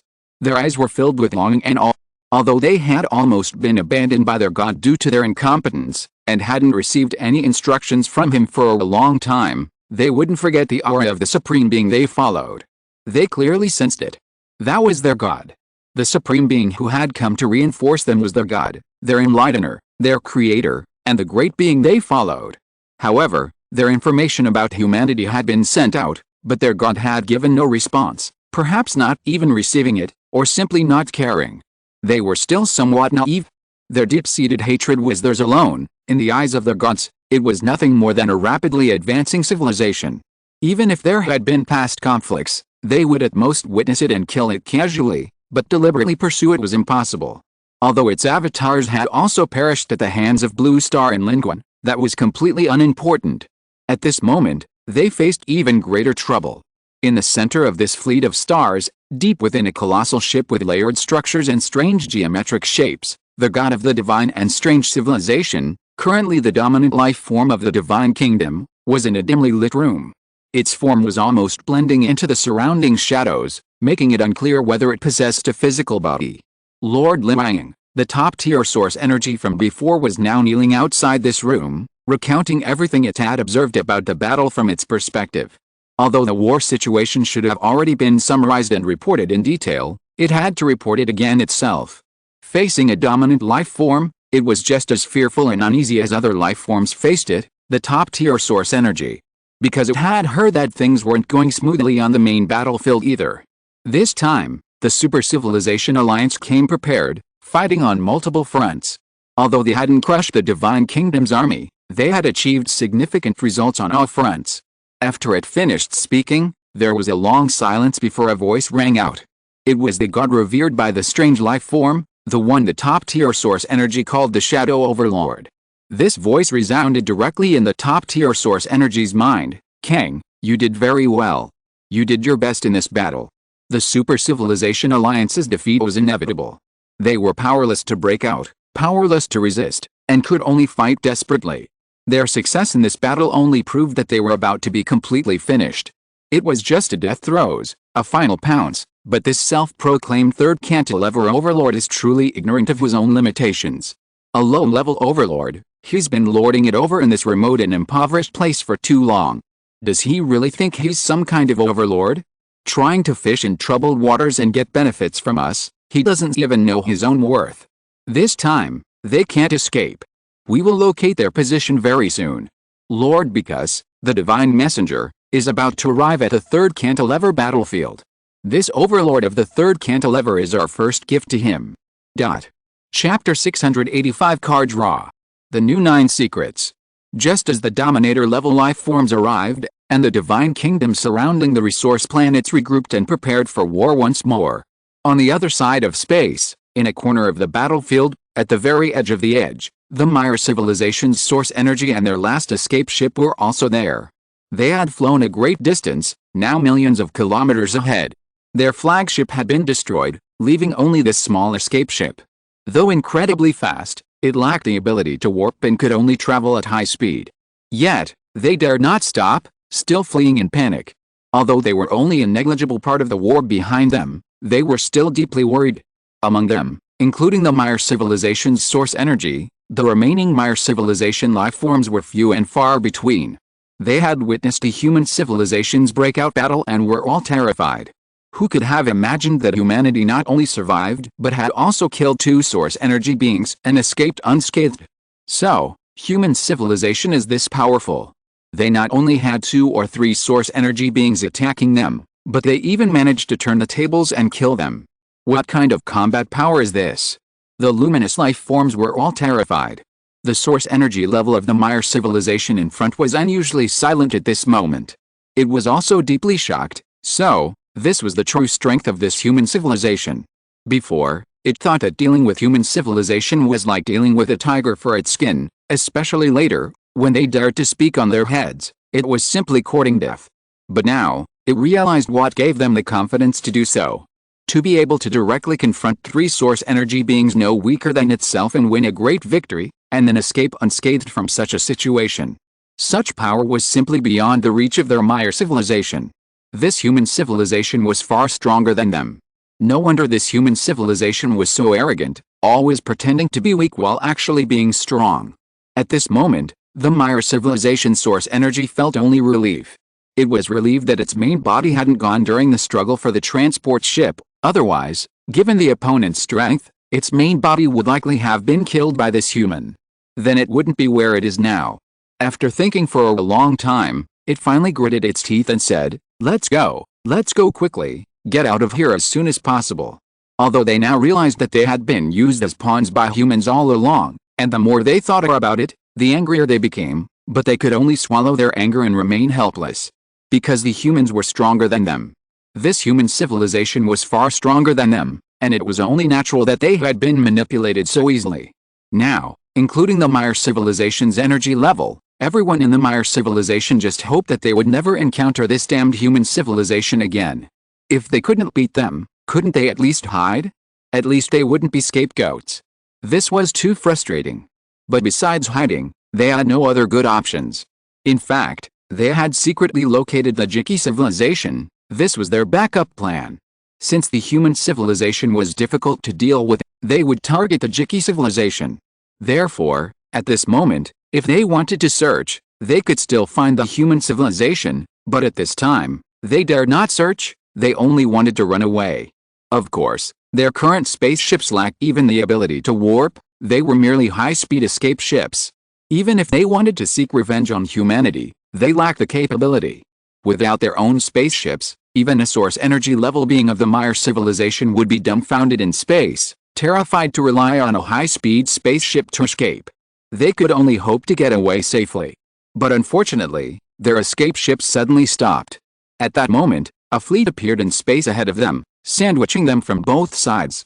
A powerful source energy aura swept over, coldly saying, "I am a powerful source energy level being from the Divine Kingdom 1000U civilization. If you don't want to be crushed by me, you'd better not even think about resisting."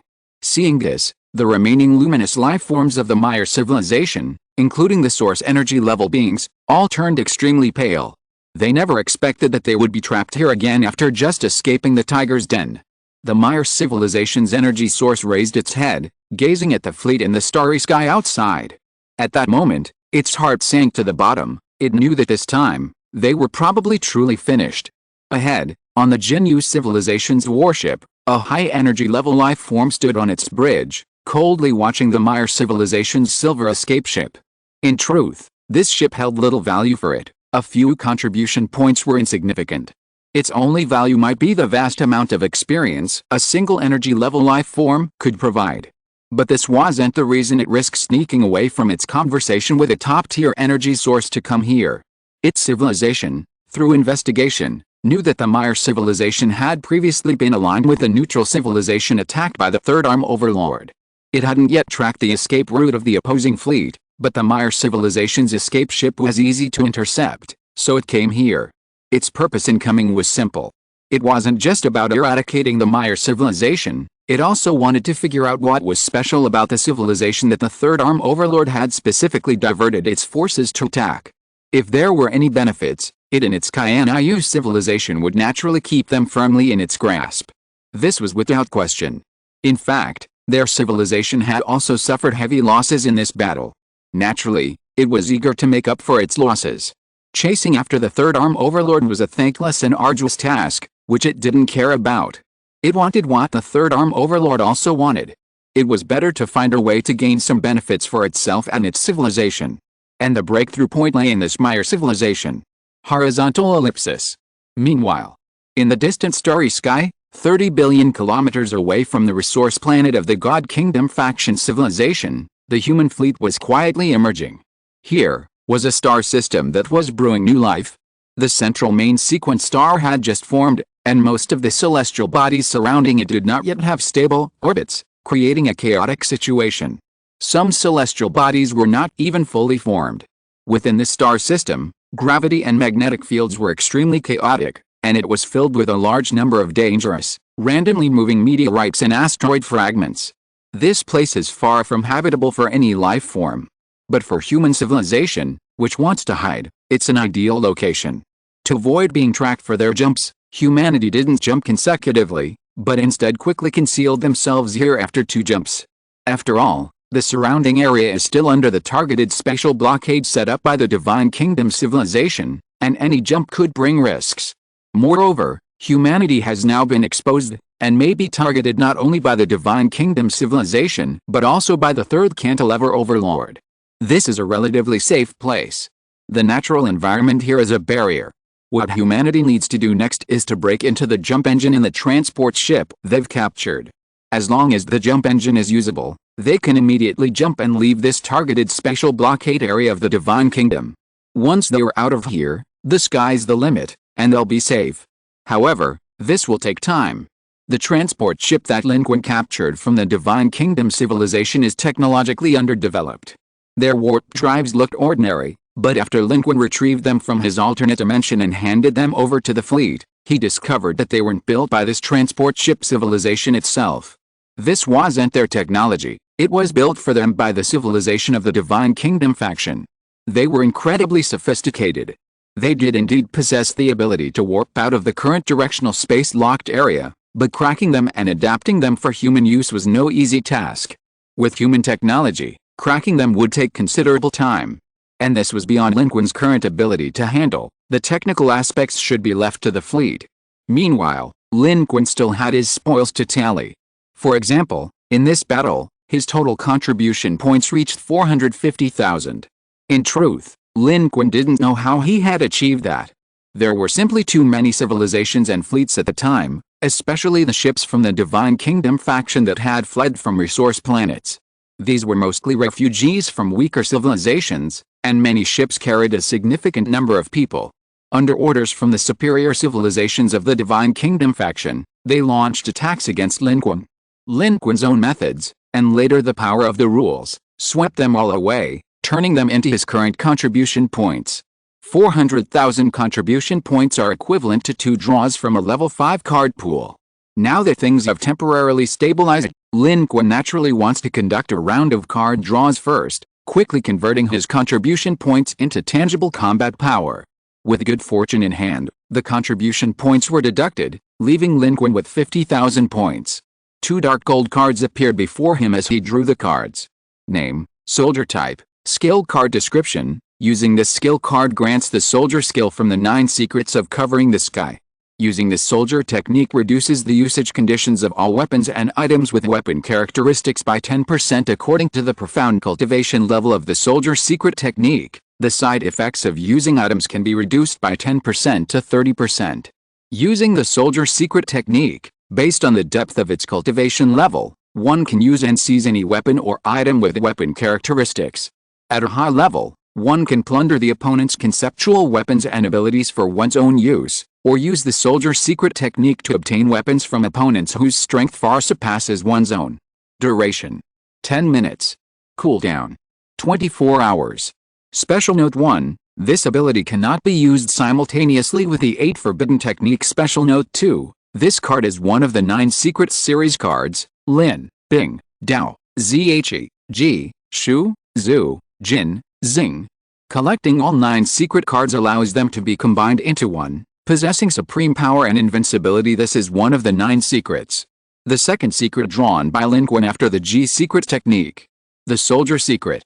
This soldier secret technique, just as its name suggests, allows one to control all the weapons in the world. With deeper cultivation, one can even transform an opponent's weapon into one's own. Imagine, on the battlefield, your weapon suddenly becomes mine. What a situation that would be. Moreover, at a high level, the soldier secret technique can even allow one to contend for the weapons of those far stronger than oneself. Even conceptual weapon abilities. Lin Qun immediately thought, could the power of rules be considered a kind of weapon ability? If so, Lin Qun's heart pounded with excitement at this thought. He should intensify his cultivation of this soldier secret technique. Besides this, the other side effects of this soldier secret technique are also very useful to Lin Qun.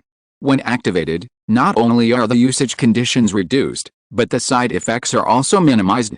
Combined with the immortal execution sword and the mind barrier, this can further reduce the side effects of Lin Qun using the immortal execution sword.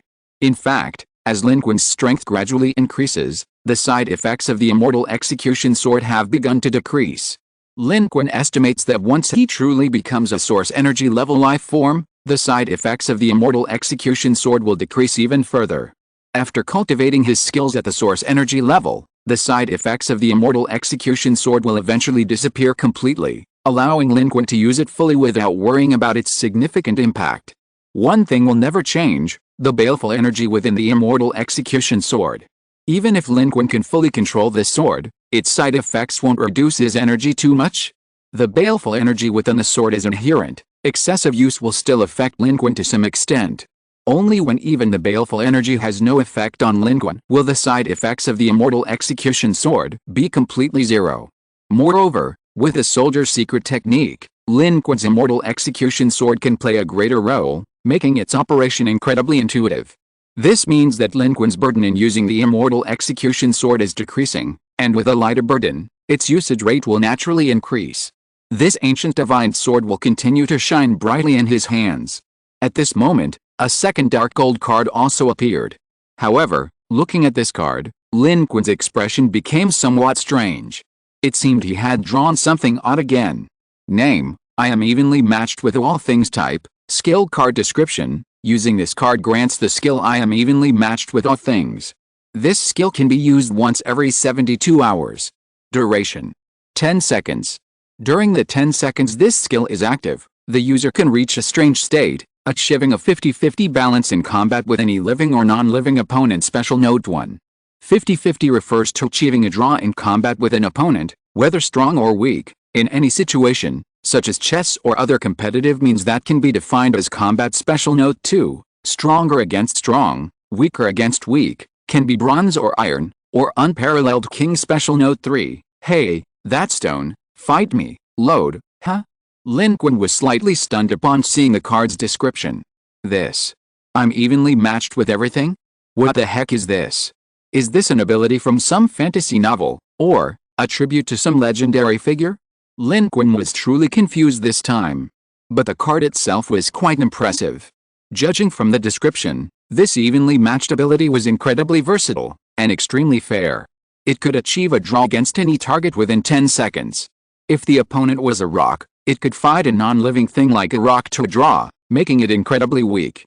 And if the opponent was top-tier source energy, or even a ruler-level being, it seemed this ability could also achieve a draw. Moreover, most importantly, judging from the description, this ability wasn't limited to normal combat power. It seemed capable of also being effective in competitions in categories like chess, esports, or traditional sports. It was a versatile ability. And it was a conceptual ability. As for the actual effectiveness of this I'm evenly matched with everything ability, whether it's useless or incredibly useful, it depends on the situation and the opponent. The only drawback is the relatively long cooldown and short duration. Aside from that, upon acquiring this ability, Lin Qun inexplicably thought of the extra title ability he had previously obtained. It seemed quite powerful. These two abilities could perhaps be combined and tested. However, Lin Qun was quite satisfied with both. Both cards had considerable effects and could be useful to him.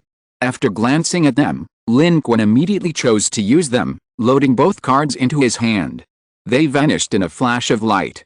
The usage methods for these two skills appeared in Lin Qun's mind. He had fully mastered them and could use them normally upon loading. The I'm evenly matched with everything ability, needless to say, its power was immediately apparent upon use, and there was nothing special about it. Activation and duration were simple, and it automatically ended and entered cooldown after a certain time. But the soldier's secret ability was somewhat interesting. This soldier's secret also requires cultivation and advancement. The initial loading of this skill assumed Lin Qun had grasped the basics and could use it, but it wasn't considered mastered. In this situation, he could only use the soldier's secret to improve his use of the Vajra bracelet and the immortal execution sword. He unexpectedly discovered that using the soldier's secret seemed to activate the Vajra bracelet's supernatural powers. Previously, Lin Qun only possessed the Vajra bracelet but lacked the corresponding methods, generally using it like a brick to smash people. But now it seemed different. With the soldier's secret, he seemed to be able to use its supernatural powers without the orthodox methods of the Vajra bracelet. It could encompass all things. It could transform at will. Moreover, although Lin Qun hadn't yet mastered it, by immediately grasping the soldier's secret, even under normal circumstances, Lin Qun's current level was still insufficient to completely negate the immortal execution sword's effects. This soldier's secret could, on the other hand, exempt him from 10% of the immortal execution sword's side effects. Chapter 686 The Pursuers have arrived. In his room aboard the New Hope warship, Lin Qun tested the soldier's secret technique. Although he had just acquired it and hadn't yet reached its supposedly advanced stage, its effects were already quite formidable. Aside from other bonuses, the ability to activate the Vajra bracelet was an unexpected bonus. This Vajra bracelet, being a weapon of immense source energy, couldn't just be used to smash people. Its divine power was undoubtedly more useful. With the all-secret technique, Lin Qun's use of the Vajra bracelet could be elevated to a higher level, truly unleashing its full potential. The soldier's secret technique's duration was the same as the all-secret technique, 10 minutes. After 10 minutes, the effect would disappear, but the soldier's secret technique had virtually no side effects. Lin Qun was quite satisfied with the results of this card draw. Both skill cards were very useful. After the draw, Lin Qun didn't rush to leave his room. The human fleet has now concealed itself here, nestled against the back of one of the stars in this emerging chaotic star system. The fleet's technical department is working on the warp drive obtained from the transport ships. A breakthrough is needed before they can truly depart. Defense and vigilance are also being handled by Suji. In this engagement, humanity has gained much, but also suffered significant losses. Now, excluding the flagship New Hope, the human fleet led by Lin Qun has only 5 ships left, all damaged to varying degrees. Licking their wounds, remaining vigilant, and seeking a new path, this is what Suji is currently doing. Once the warp drive is cracked, they will evacuate the ships one by one according to plan, leaving this targeted space region sealed off by the Divine Kingdom. Until then, safety must be ensured, and the fleet's strength must be restored as much as possible. While danger and opportunity coexist here, humanity and Lin Qun have gained considerable experience along the way, and as time goes on, the risks are clearly increasing. In this situation, leaving as quickly as possible is crucial. Moreover, they had also exposed their human civilization's identity to the third cantilever overlord, which was another layer of risk. Therefore, Suji was also very attentive and had been handling these matters with all her might. As soon as they could leave, they would immediately leave this directional spatial blockade battlefield of the Divine Kingdom. In this way, Lin Qun was not involved, so he didn't need to go out at the moment. He stayed in his room and cultivated according to his plan. He left the outside affairs to Suji. These were not things that Lin Qun could interfere with. If Suji did not handle them well, then it would be the same if Lin Qun came. It was not that they did not do well, but that it was a problem with the objective conditions. While humanity was making intensive preparations to completely leave this directional spatial blockade area, the other civilizations were very nervous. Speaking of other civilizations, there were actually only 2 civilizations here now besides humanity. One was the Jiki civilization. In this battle, their warships, which had expanded to 4, had shrunk back to 2. They were also badly damaged, but they were still in good condition. The other was the remnant of a civilization that had previously followed a Maya civilization. They only had 1 warship left and were lucky enough to survive until now.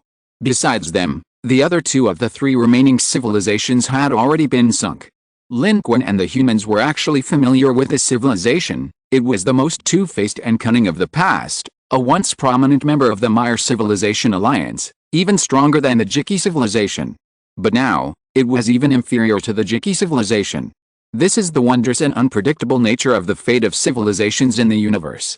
The remaining 2 civilizations were trembling with fear. They hadn't expected the final outcome to be like this. Human civilization was so powerful, yet the Maya civilization had been outmaneuvered. Besides their fear, this result left them with a myriad of emotions. They secretly felt that this human civilization was truly formidable, a cut above the rest. In this light, the Maya civilization had actually suffered a defeat. Truly, appearances can be deceiving. At this moment, the life form of the square-shaped civilization even took the initiative to contact the Jiki civilization, which they had previously looked down upon, and politely asked, "Brother, you've always had a good relationship with human civilization. What's the situation now? Is human civilization willing to take us out? This is our only hope of leaving here. I think human civilization has only managed to seize a transport ship. Tell me, how come human civilization is so powerful? How come it's the legendary civilization that slapped the face of the third cantilever overlord? The life form of the square-shaped civilization that had boarded the Maya civilization's ship with him and talked so eloquently was still alive, and it was now responsible for communicating with the Jiki civilization. Everyone wasn't stupid. After this ordeal, they could guess what had happened. The life form of the square-shaped civilization thought about what they had said before, and their feelings were indescribably complicated. The Jiki civilization replied, "We don't know either. We didn't expect it either. When we met them before, we just thought they were similar to us. It's alright, brother, we didn't mean to blame you. On the contrary, Bringing this human civilization in is a lifesaver. Otherwise, the Mire civilization is completely unreliable. We would have been dead long ago, let alone escaped here. The square-shaped civilization's life force immediately spoke up. The Jiki civilization replied, I think that since the human civilization hasn't attacked us yet, we don't need to worry too much. Just beg them to take us away, it's a simple matter. Besides, the people of the human civilization are quite nice. They're quite nice people. The beings of the four-sided square civilization really wanted to say to this somewhat naive assessment, the Jiki civilization, you're too foolish. But at this moment, they couldn't say such words. They knew that humans and the Jiki civilization had a good relationship, and they needed the Jiki civilization's help to leave this place. Previously, they had sought the protection of the Mire civilization, but now, they had become humans. Now, they all hoped to leave this directional spatial blockade area, and were trembling with fear for it. But in fact, the Jiki civilization, and even the Jakenta, were somewhat nervous. They all knew that humans had obtained the God Kingdom's transport ship and might already have the ability to jump away from here. Who wouldn't want to leave this dangerous place?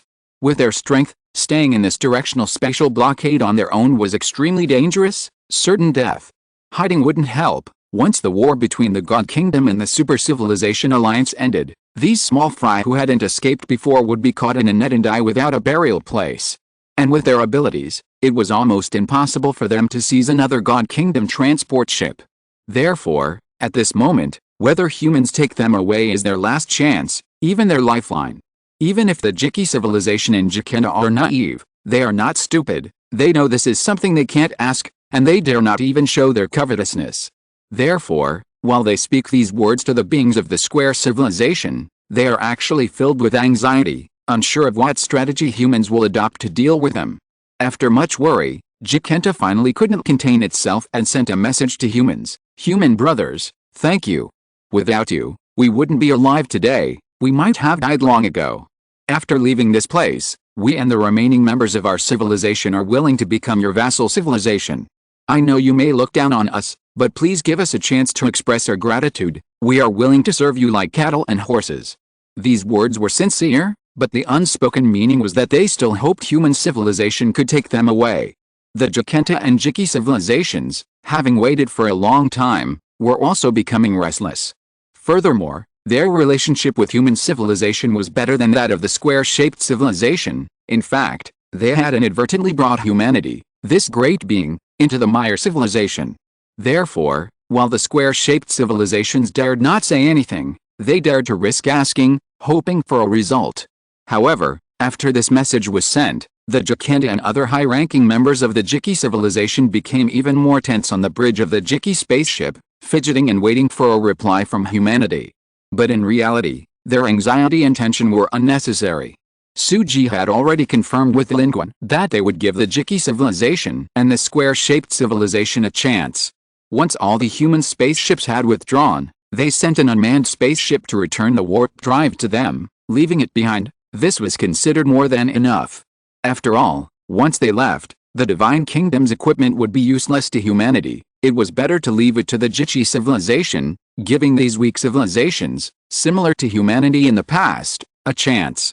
Moreover, Lin Qun and Suji had a good impression of the Jiki civilization, and if they really wanted to collect contribution points, they wouldn't mind a little from them.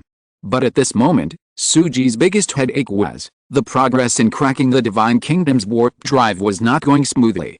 Its technology far surpassed that of humans, and even cracking it to a point where it could be used by humans was very difficult. Nearly 12 planetary hours had passed since they left the battlefield of the Divine Kingdom's resource planet and hid here, and their technical team had only found a breakthrough. The technical leader told Suji that it would take at least another 20 hours before the engine could be used by humans. 20 hours wouldn't be much under normal circumstances. But at this critical juncture, it seemed somewhat dangerous. Although Suji and her group were hiding here, this place was at least 30 billion kilometers away from the resource planet battlefield. Under normal circumstances, this would be considered far enough, but here, it wasn't safe. Their probes detected that the Divine Kingdom was conducting a large-scale search, with numerous small and medium-sized civilizations spreading out in a grid-like search. The target wasn't them, but the third helical arm overlord. The third helical arm overlord had successfully angered the Divine Kingdom's forces in this battle, thus becoming a key target. Whether they could actually find the third helical arm overlord, Suji didn't know. What she did know was that if the Divine Kingdom's forces continued this large-scale search, they might discover them hiding here. 30 billion kilometers seemed far, but in reality, there were only so many places to hide. A single civilization might not be able to find them in a short time, but the Divine Kingdom's forces had so many civilizations and the freedom to jump around. If they really spread out their search, it would be troublesome. Besides this, Suji was also certain that the third helical arm overlord was definitely looking for them.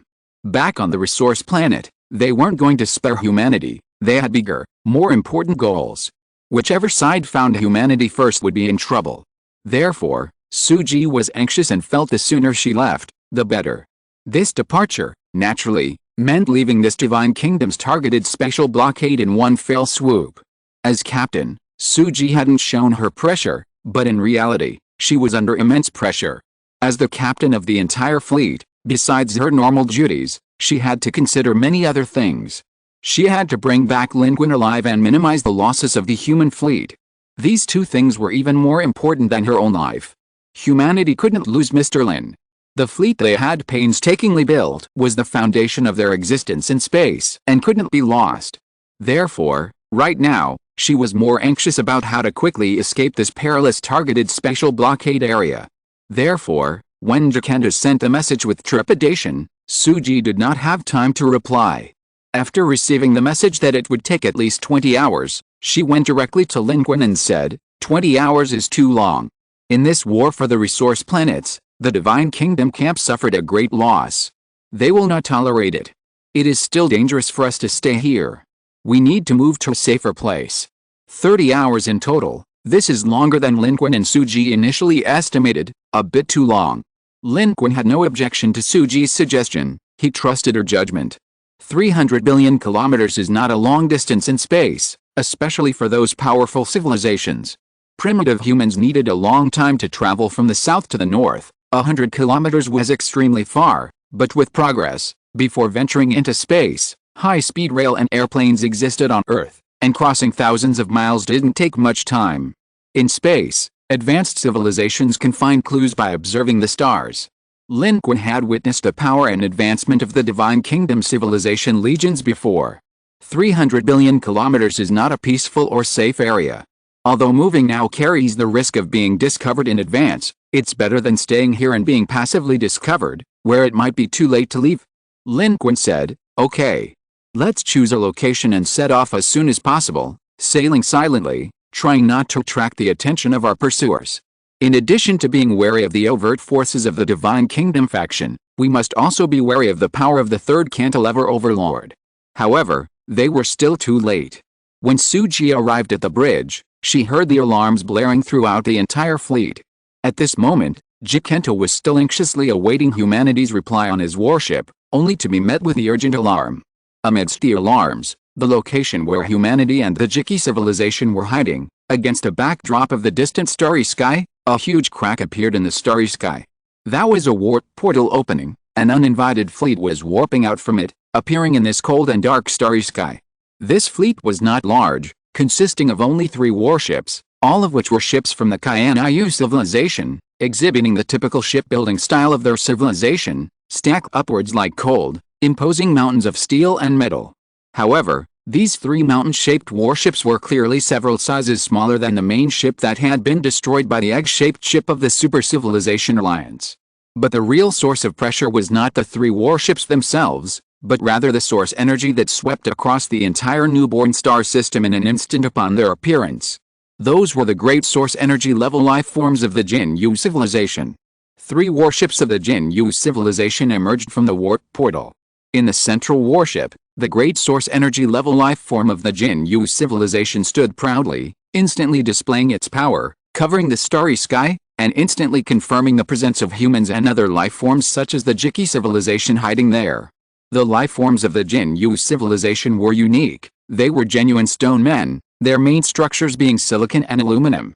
However, they did not appear bulky or clumsy because of this. On the contrary, they were tall and strong, possessing multi-legged bodies and lacking a clearly defined head, a vital organ. Standing there, they exuded a natural sense of oppression and impact. Their great source energy level life form, Candlestone, also possessed an even larger and more perfect form within their civilization. Its aura swept across the starry sky, yet it dragged a disheveled figure in its hand, the source energy of the Maya civilization. The source energy of the Maya civilization was on its last legs. This source energy II, which is remarkable for ordinary life and civilization, is already incredibly vulnerable in the face of a great source energy level, let alone being severely injured, making it even more like a chick. The great source energy level of the Kayanayu civilization had pinpointed humanity's location through the Maya civilization. Zushi, under the guise of searching for the Third Arm Overlord's fleet, secretly arrived here, its target also being humanity. It had no interest in a thankless, head-on confrontation with the Third Arm Overlord. It was, however, very interested in the civilization targeted by this Third Arm Overlord, and through reviewing information from the previous battle, it had discovered that this human civilization's source energy level fleet possessed two great source energy level weapons. These two great source energy level weapons alone were enough to keep it busy. Finding the Third Arm Overlord was irrelevant, finding tangible benefits was paramount.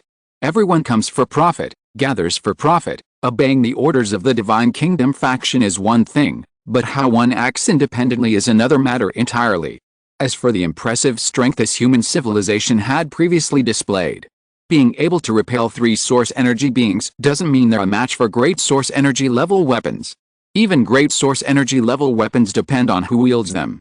It has confirmed that there are no great source energy level weapons in this human fleet, which is why it dared to attack. Chapter 687 A Sword Severed a Hand.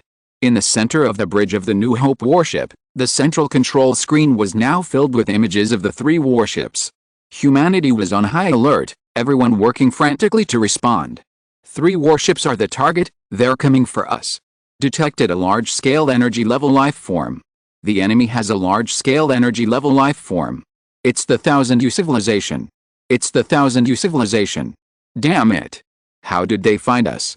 Inside the New Hope warship, Suji had returned to her position, quickly assessed the situation, and urgently issued a series of evasive and combat orders.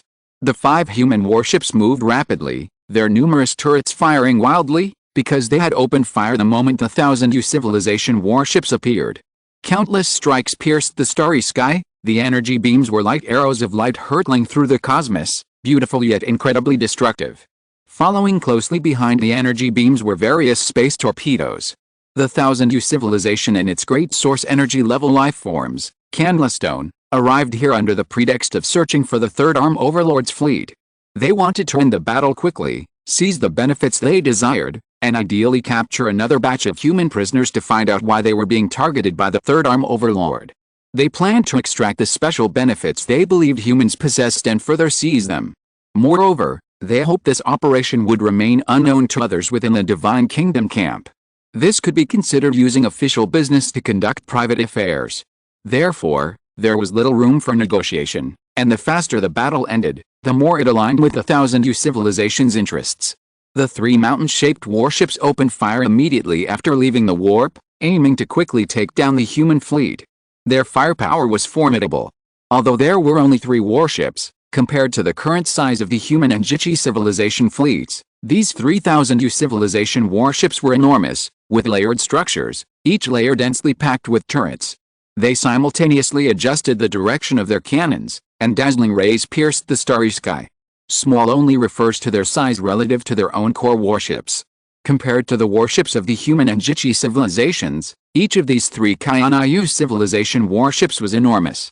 The human fleet was caught completely off guard and, under Suji's orders, urgently retreated to a planet behind them.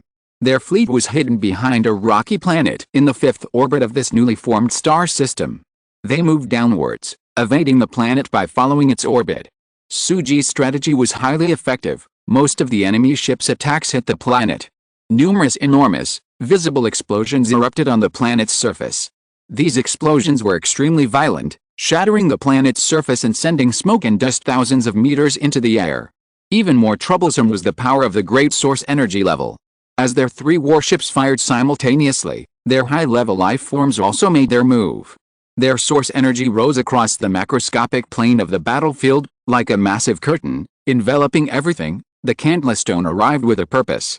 Its source energy control was almost simultaneous with the attack of the 3 mountain peak warships of the Thousand-Year civilization, locking down the starry sky and attempting to directly blockade the human fleet using source energy. In response, Lin Qun activated his Fiery Sun armor and unleashed the power of the Fiery Sun. Although Lin Qun had used the power of the Fiery Sun once before when breaking out from the resource planet, the battle had lasted less than 10 minutes. Therefore, after breaking out, Lin Qun directly relied on time reversal to reshape the use of the power of the Fiery Sun.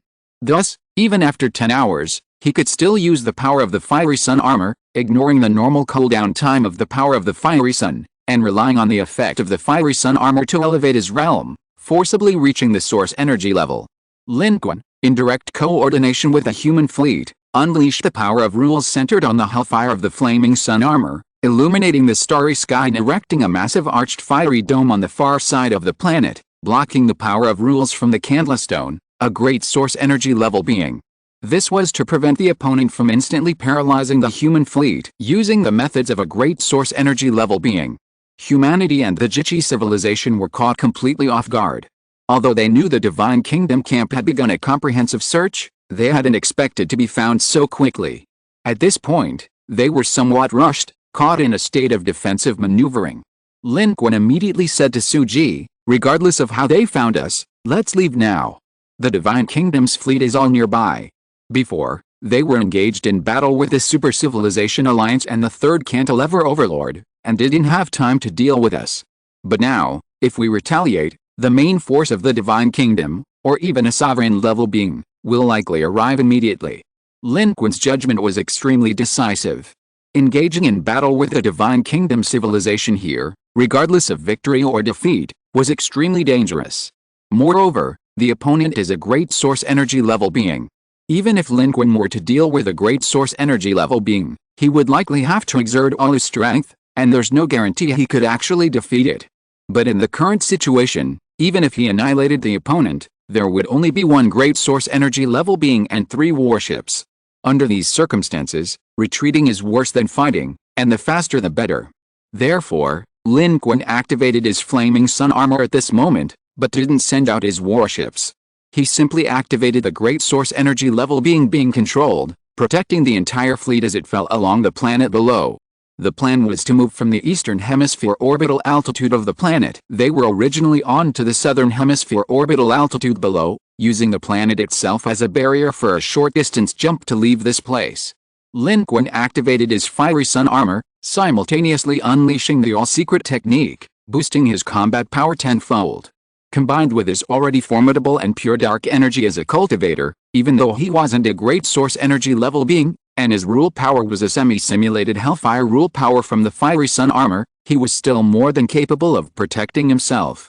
He withstood the fierce attack of the Thousand-Year civilization's great source energy level being, carving a bloody path through its dark energy and rule power control, ensuring the entire fleet remained stable and moved downwards according to plan, quickly widening the distance between the two sides. They fled downwards, preparing to quickly disengage from the battle. Behind them, the fleets of the Jiqi civilization and the Four Squares civilization followed closely, fearing being left behind. At this moment, they were all terrified, witnessing the Thousand-Year civilization and the great source energy level being attack. They were almost annihilated.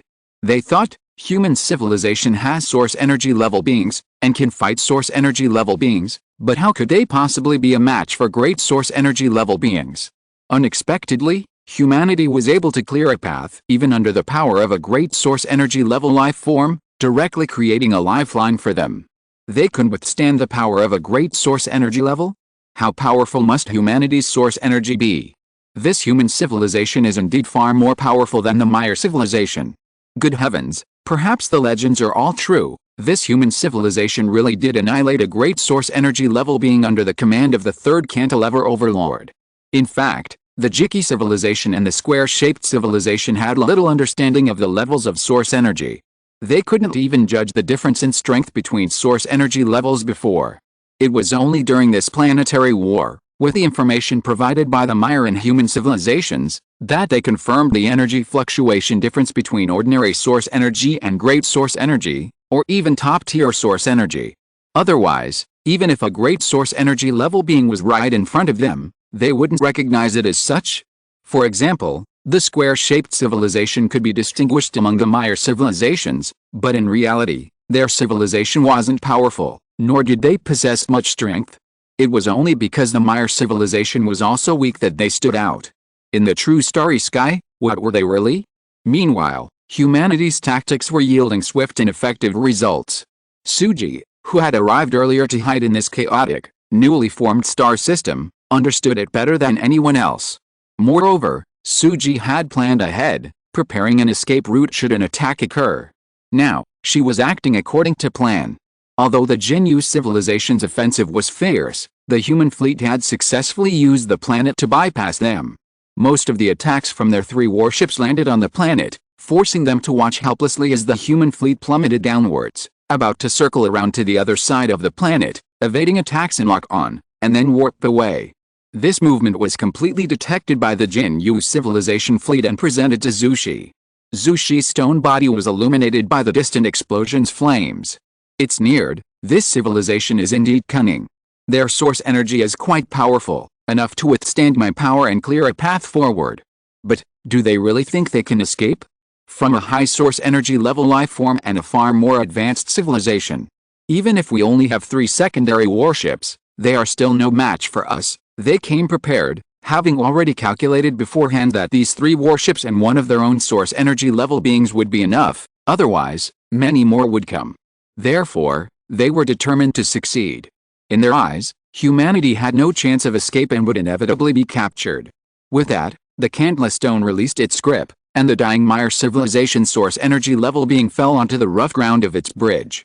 Then, the Candla Stone took a step forward, and the next second, its figure was already standing outside its civilization's mountain warship. Its body was 8 meters tall, made of smooth, cold rock. Compared to human, it was already quite large, but in front of their giant ships, its body still seemed somewhat small.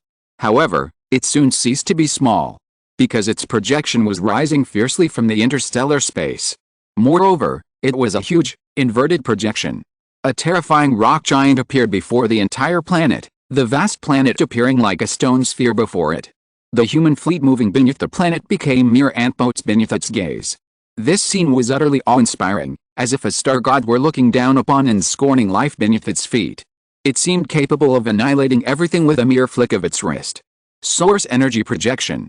Aboard the New Hope warship, Lin Qun looked up, his pupils contracting. At this moment, the Candla Stone directly manifested a source energy projection, extending its arm downwards. The massive projection moved with it, its body composed of countless dark energies and the power of rules, spanning the galaxy, as if a single hand could encompass the entire human fleet. The Jichi and 4 square civilizations were almost stunned. They weren't unfamiliar with source energy in action, nor with source energy projections, but this was the first time they had become targets of a source energy projection, and the shock made them all tremble. It was the natural fear of lower life forms towards higher life forms. From an evolutionary perspective, the progression from evolvers to source energy level, and even the future dominator level, represents a leap in life level, an evolution from normal life to high energy life. Therefore, in the face of source energy level life, they are indeed inferior beings. At this moment, they even felt boundless despair. They were weak civilizations. Under normal circumstances, encountering source energy would be certain death, or they should have died long ago. If it weren't for the Maya civilization and humanity, they wouldn't have survived several encounters with source energy, let alone facing a large source energy level. However, faced with such a situation, the human fleet ahead did not hesitate and continued to advance steadily. Suji was still issuing orders. All fleets, all members, hold your posts, arrive at the escape position at the designated time, activate the warp engines in advance, input the warp coordinates, and be ready to short-distance warp away at any time. Suji was on the bridge of the New Hope flagship. Her steady voice was everyone's reassurance. And her reassurance came from Lin Qun. She knew that Mr. Lin would handle matters concerning high-energy life. Her job was to help Mr. Lin stabilize the fleet and ensure its survival, so that Mr. Lin would always have a platform to stand on in space. Each fulfilling their role was enough. For the humans in this fleet, many had experienced numerous eras of human struggle for survival and witnessed far more dangerous situations. This was not enough to instill fear and self-destruction in them. Moreover, like Suji, they felt a greater sense of security, because Mr. Lin was on board. At this moment, Lin Qun had already made his move. This great source energy level expert wanted to capture the entire human fleet single-handedly, and Lin Qun naturally couldn't wait any longer. This great source energy level expert from the Jin Yu civilization was stronger than Wu Tu, a source energy level 8 powerhouse, and had come prepared. Lin Qun wasn't entirely confident in his current methods, so his first move was a killing blow. The immortal execution sword was activated, flashing with layers of light. A strange, blood-red glint appeared in Lin Qun's eyes at this moment. The next moment, Lin Qun took a step forward, and in the blink of an eye, his body appeared outside the moving human fleet, instantly leaving the fleet far behind due to relative motion. Behind Lin Qun was a corner of a massive planet, while in front of him was a colossal projection of the Thousand Yu civilization's great source energy level, spanning across the stars. Lin Qun did not display his source energy projection. He had relied on the flaming sun armor to reach the source energy realm, but his strength and realm were inferior to his opponents. Displaying his source energy projection would only result in it being shattered. What Lin Qun had to do was face the overwhelming attack of this great source energy level directly. The projected hand, spanning nearly 1,000 kilometers, was a true hand of the heavens, descending rapidly. Initially formed by basic and simple dark energy control, it was increasingly solidified by the source energy level rule power of the Thousand Yu civilization as it moved and descended. Under Lin Qun's source energy vision, the hand, constructed from countless strands of rule power, was incredibly powerful, carrying overwhelming force, like a star pressing down. It seemed as if all things were as insignificant as ants before it. And now, those ants before it were wielding swords towards the sky, attacking it. That sword light briefly illuminated the entire star field. The flash of the explosion, the projection of a high source energy level life form, all paled in comparison at this moment. Lin Qun's first move was a fatal strike. The immortal execution sword trembled. It was an ultimate sword aura. This ultimate sword aura, imbued with the power of rules enhanced by Lin Qun's blazing sun energy, burst forth from Lin Qun's hand amidst terrifying, burning flames on its blazing white surface. Though he was small, this single sword strike shook heaven and earth, soaring hundreds, even thousands of feet high. As Lin Qun, his eyes bloodshot, spun the sword, above him, the terrifying hand drawn by the great source energy level candlestone of the Thousand Yu civilization using the power of rules and dark energy was sliced in two like tofu. This was a pure collision of energy. The power of the immortal execution sword activated, the soaring baleful aura merging with the power of rules from Lin Qun's blazing sun energy. This ultimate sword aura, capable of cutting through anything, sliced through its center. Under its terrifying power, this great source energy level life form, relying on its absolute strength, was directly severed from the center by Lin Qun. Countless dark energies and the power of rules exploded outwards, the terrifying power stirring, the baleful aura and the power of rules from hellfire surging back against the candlestone, almost igniting all the dark energy that composed its massive source energy projection. From the starry sky, the scene was incredibly spectacular. A tiny human slicing through the arm of a planet-sized projection of source energy with a single sword strike. From the severed arm, countless flames, wreathed in terrifying crimson, surged back, seemingly threatening to devour the massive projection as well. A backlash from a great source energy level being. The terrifying projection blurred in an instant. In the center of the battlefield, Lin Qun, carrying sword energy, was swept back. The ultimate sword energy was the most powerful strike of the immortal execution sword, with the heaviest backlash and malevolent aura. Lin Qun's attack was swift, ending just as quickly, even his mental barrier was nearly breached. But the effect of this strike was astonishing. Everyone was shocked. To everyone else, a great source energy level powerhouse's projection had made its move. This human fleet had no chance of escaping from a great source energy level being. However, the current outcome is, the projection of the great source energy level was severed by a single sword strike, and the human fleet is breaking through layers of blockade, steadily on its escape route. At this moment, without the slightest pause, the entire human fleet, as if they already knew the great source energy level couldn't stop them, cooperated seamlessly with Lin Qun, successfully breaking through the great source energy level's blockade and moving to the other side of the planet. However, Lin Qun, relying on the teleportation portal and his apprentice's abilities, returned to the bridge of the New Hope warship in one step. His expression was somewhat dazed, a bloodthirsty glint in his eyes. He took a deep breath, not having time to say anything else, immediately suppressing the surging ferocious energy within him. But Lin Qun knew that with Suji there, he didn't need to worry about the fleet's operation. He could rest assured. If you are listening to this novel on a channel other than Fanfic World, it means it was downloaded and re-uploaded without effort. We warmly invite you to visit our channel, Fanfic World. There you will find the original version of this story and many other novels of various genres. We look forward to seeing you dive into a world of incredible novels. Chapter 688 Surrender is your only option. Inside the Jinyu civilization's spaceship, the source energy level luminous life form of the Mir civilization witnessed this scene and could hardly believe its eyes. It too had assumed the human fleet was doomed. But the outcome was unexpected. The human fleet hadn't been destroyed at all. On the contrary, the human life forms within that fleet were actually able to contend with a great source energy level being. This great source energy level being from the Jinyu civilization wasn't some entry-level being, it was source energy level 8, a true great source energy powerhouse. The Mir civilization's source energy level life form had also faced this Candlestone, but the result was predictable. It was utterly crushed, no match for its opponent, and knew its terror all too well. It and its civilization became prisoners of the Jinyu civilization. If they hadn't been used to find humanity, they might have been killed long ago. In that situation, it couldn't even run away.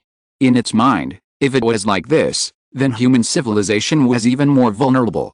Previously, while the Divine Kingdom faction and the Super Civilization Alliance were locked in war, they could still fish in troubled waters.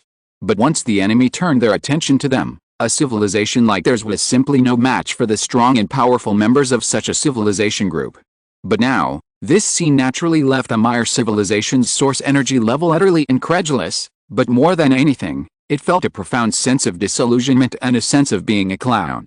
It felt it had already overestimated and given human civilization enough importance, but it hadn't expected that it still seemed to have underestimated the strength of this human civilization. How laughable that they had always thought humans were a weak civilization, and it had even been thinking of teaching humans a lesson once it recovered. But now it seemed, their Mir civilization was the weak one. The methods displayed by the strong members of this human civilization were simply beyond their reach. No wonder they weren't afraid of them. With such strength, why should they be afraid of them? Previously, the source energy level life form of the Mir civilization thought to itself, I am also source energy. How could I not have discovered the hidden source energy powerhouses among humanity? Now, the answer is clear. It wasn't that it couldn't discover them, but that the other party was too powerful, far stronger than itself.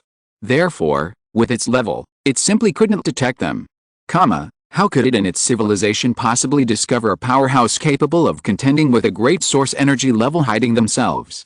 Thinking of this, the source energy level life form of the Mir civilization felt even more sorrowful than if it had been killed. The sense of superiority it had previously possessed when facing these weaker civilizations within the Mir civilization alliance was now utterly trampled underfoot. It turned out they were merely clowns before the true powerhouses. How must humanity have felt about them all this time? Wasn't it like a powerhouse watching clowns perform before them? The shame and anger that the source energy level life form of the Mir civilization felt at this moment even outweighed its fear of death. It was a dignified source energy, accustomed to its superior position. The current situation was more painful than death itself. At this moment, the source energy level life form of the Mir civilization had only one thought. That was the hope that the Jinyu civilization could conquer the human civilization. It seemed that only in this way could it feel slightly better.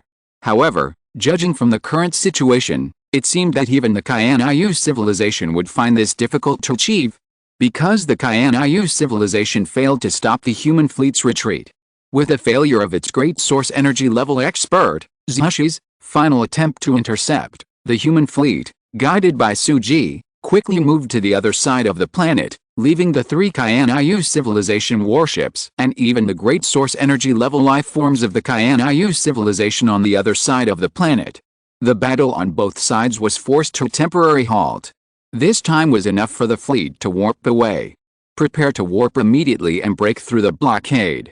Suji quickly issued the order. She was also very nervous. But their trust in Lin Qun was not wrong. The great source energy level life form had failed to stop them. They had successfully bypassed the entire planet according to their original plan, using the celestial body as a barrier to gain an opportunity to leave. Meanwhile, the fleets of the Jiki civilization and the Sisifangfang civilization closely followed. At this moment, they were all dumbfounded.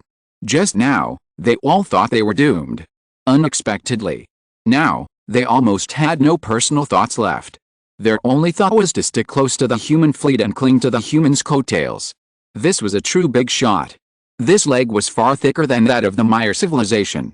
Faced with the pursuit of the great source energy level and the divine kingdom, the Maya civilization could only rely on other civilizations in its alliance as shields to survive and escape, suffering heavy losses and being extremely embarrassed. But by following this human civilization, they were able to escape safely together.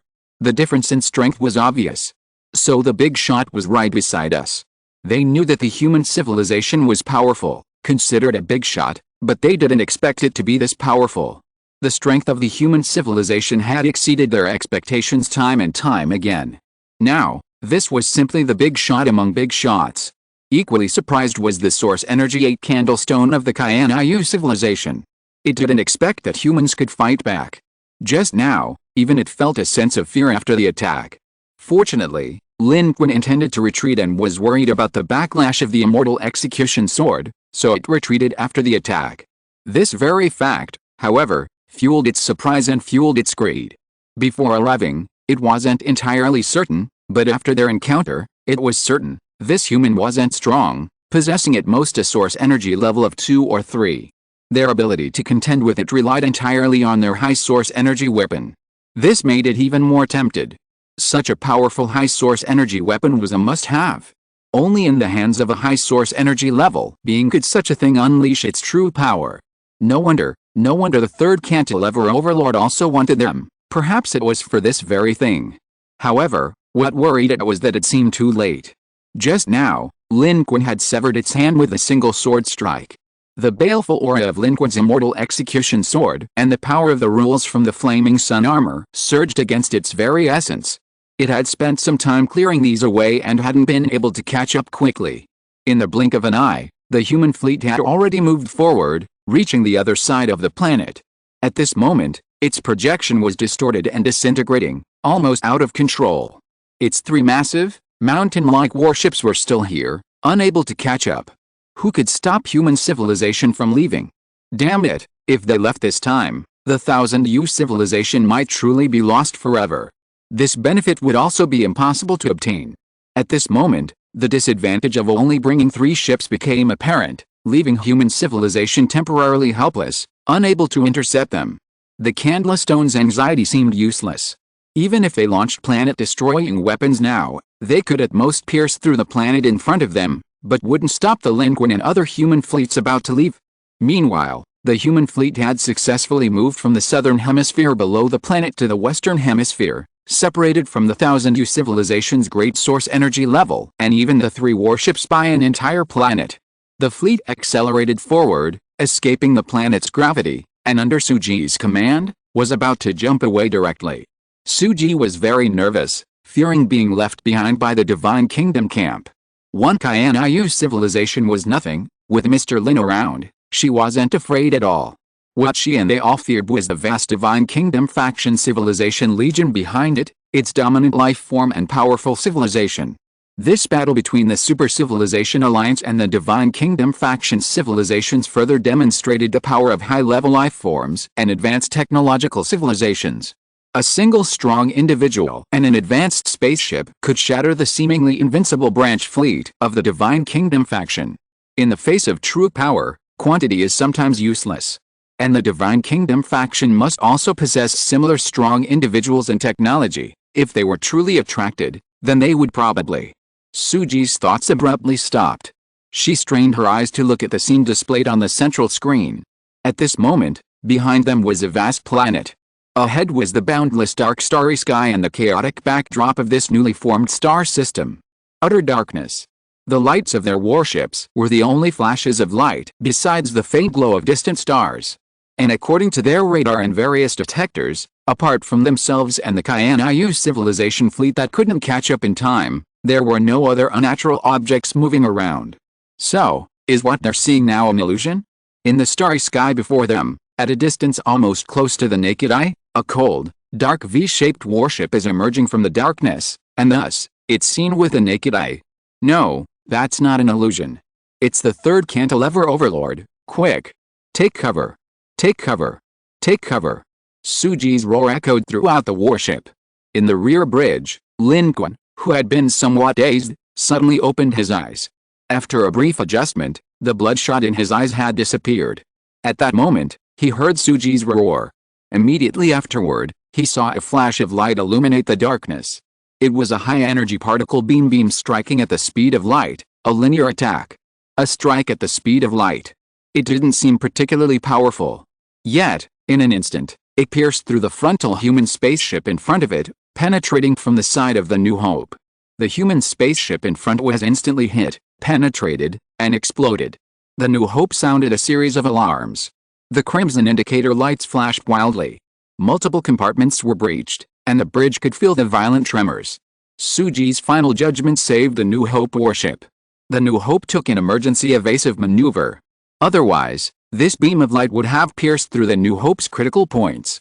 Even if the New Hope hadn't exploded like the previous human warship, it would have lost all power and become a space coffin. In the darkness, the enemy ship gradually became clear. It was the third cantilever overlord. Its fleet wasn't here, only one warship had arrived. It was the 3,000-meter class V-shaped spaceship that had previously led the third cantilever overlord fleet to sweep through the Divine Kingdom's branch fleets, even rivaling the great source energy level Candlestone. This spaceship, also from the Kenes civilization, was far more advanced than the one from Wutu, and was the true flagship of the third cantilever overlord civilization, Kenes. This single warship was worth 1,000 troops. This V-shaped warship seemed to have arrived long ago. It hadn't been detected by anyone until now, when it proactively revealed itself and launched its attack. Emerging from the darkness, their presence remained undetected by either human or Kainayu civilizations. However, they were clearly not newcomers, otherwise, they wouldn't have blocked humanity's escape route. They had been observing for a long time. This attack was merely a warning. It was clearly not an intentional act of destruction, otherwise, humanity's New Hope warship would have been reduced to ashes by now. Suji then said, they didn't intend to destroy us, they controlled the power output of their attack. Otherwise, even if we evaded it, we would still be destroyed. The Kainayu civilization's source energy 8 Candlestone assumed the third cantilever overlord was also after the high-level source energy weapon in humanity's possession. But it was short-sighted. The high-level source energy weapon in Lin Qun's hands might have some appeal to the third cantilever overlord, but not enough to warrant such attention. What the third cantilever overlord desired was the evolution of the entire civilization, the innate abilities of human civilization, as an indigenous civilization, enhanced by divine technology. They needed a large number of experimental samples with these innate abilities. As a ruler of life, it naturally didn't have much interest in high-level source energy weapons. Therefore, although they attacked, they didn't intend to kill, they wanted to capture survivors. The number of humans on these few warships was far from enough. They wanted to find a human planet in a large population of humans. They wanted to obtain the Divine Kingdom's innate abilities and technology and apply them to their own civilization and life. If they could use it rationally, or even controllably, they could even use this technology to cultivate a large number of targeted Super S-class talent individuals, and then nurture countless source energy level and overlord level beings. That would be their true possibility of dominating the starry sky and becoming invincible without even needing to go to the Divine Kingdom. Therefore, at this moment, they only destroyed one human spaceship. And now that it had appeared, it was naturally discovered by everyone. The Kainayu civilization was shocked, and Hashi immediately restrained its power and greed, retreating rapidly. Damn it, the third cantilever overlord's spaceship is here too. It knew very well the strength of the third cantilever overlord. Regardless of whether the third cantilever overlord was actually on this 3,000-meter class V-shaped warship, the technology and strength of this warship alone were enough to rival its own source energy level. How could it dare to advance again? Greed is not stupidity. The way this V-shaped warship appeared told it that it and the 1,000-year civilization had no chance. Its subordinates immediately said, "Sir, what should we do?" "Notify the overlord." This. Candlestone hesitated slightly. It had already considered retreating and wanted to leave quickly, but if it notified the important figures in the Divine Kingdom camp, they certainly wouldn't care about their lives and would insist on them holding back the Third Arm Overlord. Then, they would be in a dilemma. Reporting wouldn't be a merit but rather inviting trouble.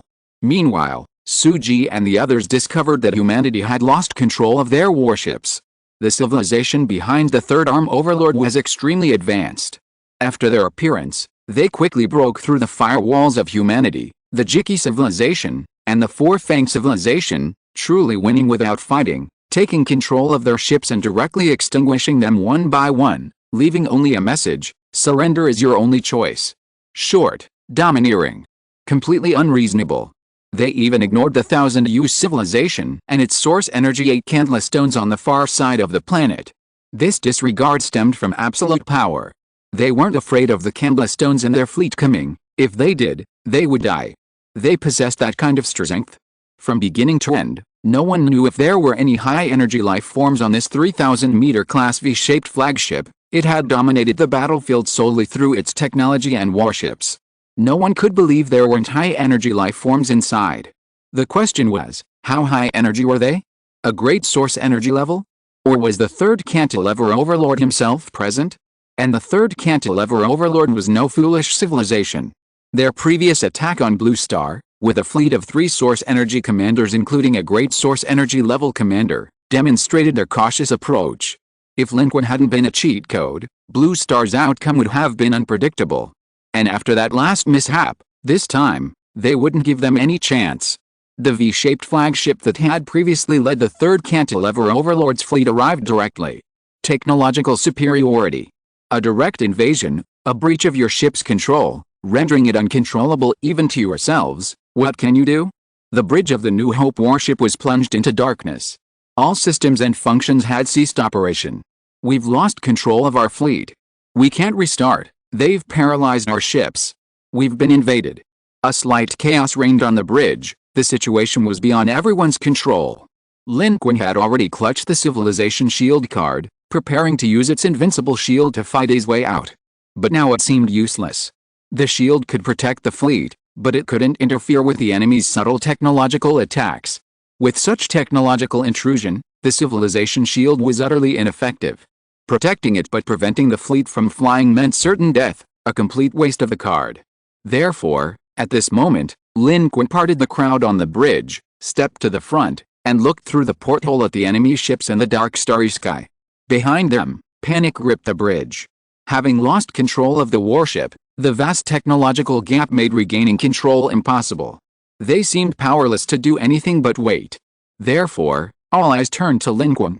Suji stepped forward and said, "Mr. Lin." Lin Qun didn't answer. But, at this moment, the card he held was a dark gold card, the law of heaven and earth. The light in Lin Qun's eyes grew increasingly fierce. "You won't let me leave? It's nothing more than a desperate gamble. Then let's see who can prevail."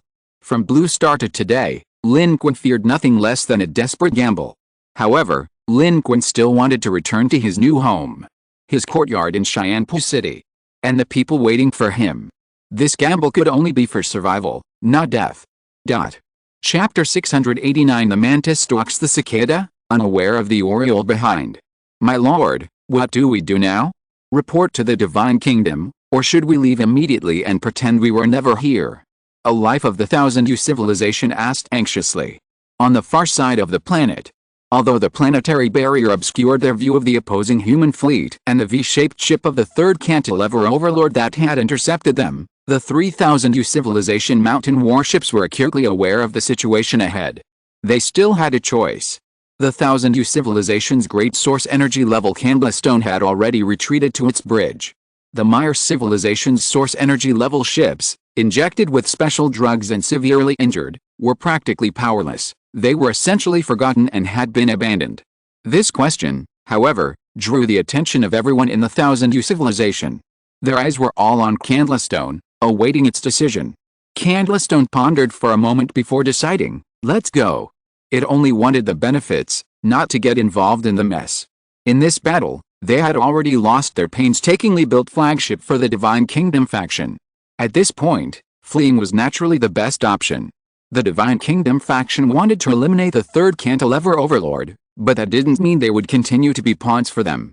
They owe the Divine Kingdom faction nothing, they had already sacrificed enough. Now, Candlestone didn't want to suffer any more losses. However, Candlestone felt a pang of regret. It had almost obtained this human civilization and its prized possessions. But there was nothing it could do, it had to make a choice, choosing the option most beneficial to its own civilization. However, you think you can run. I'd like to see how you escape from the clutches of the third cantilever overlord. Horizontal ellipsis.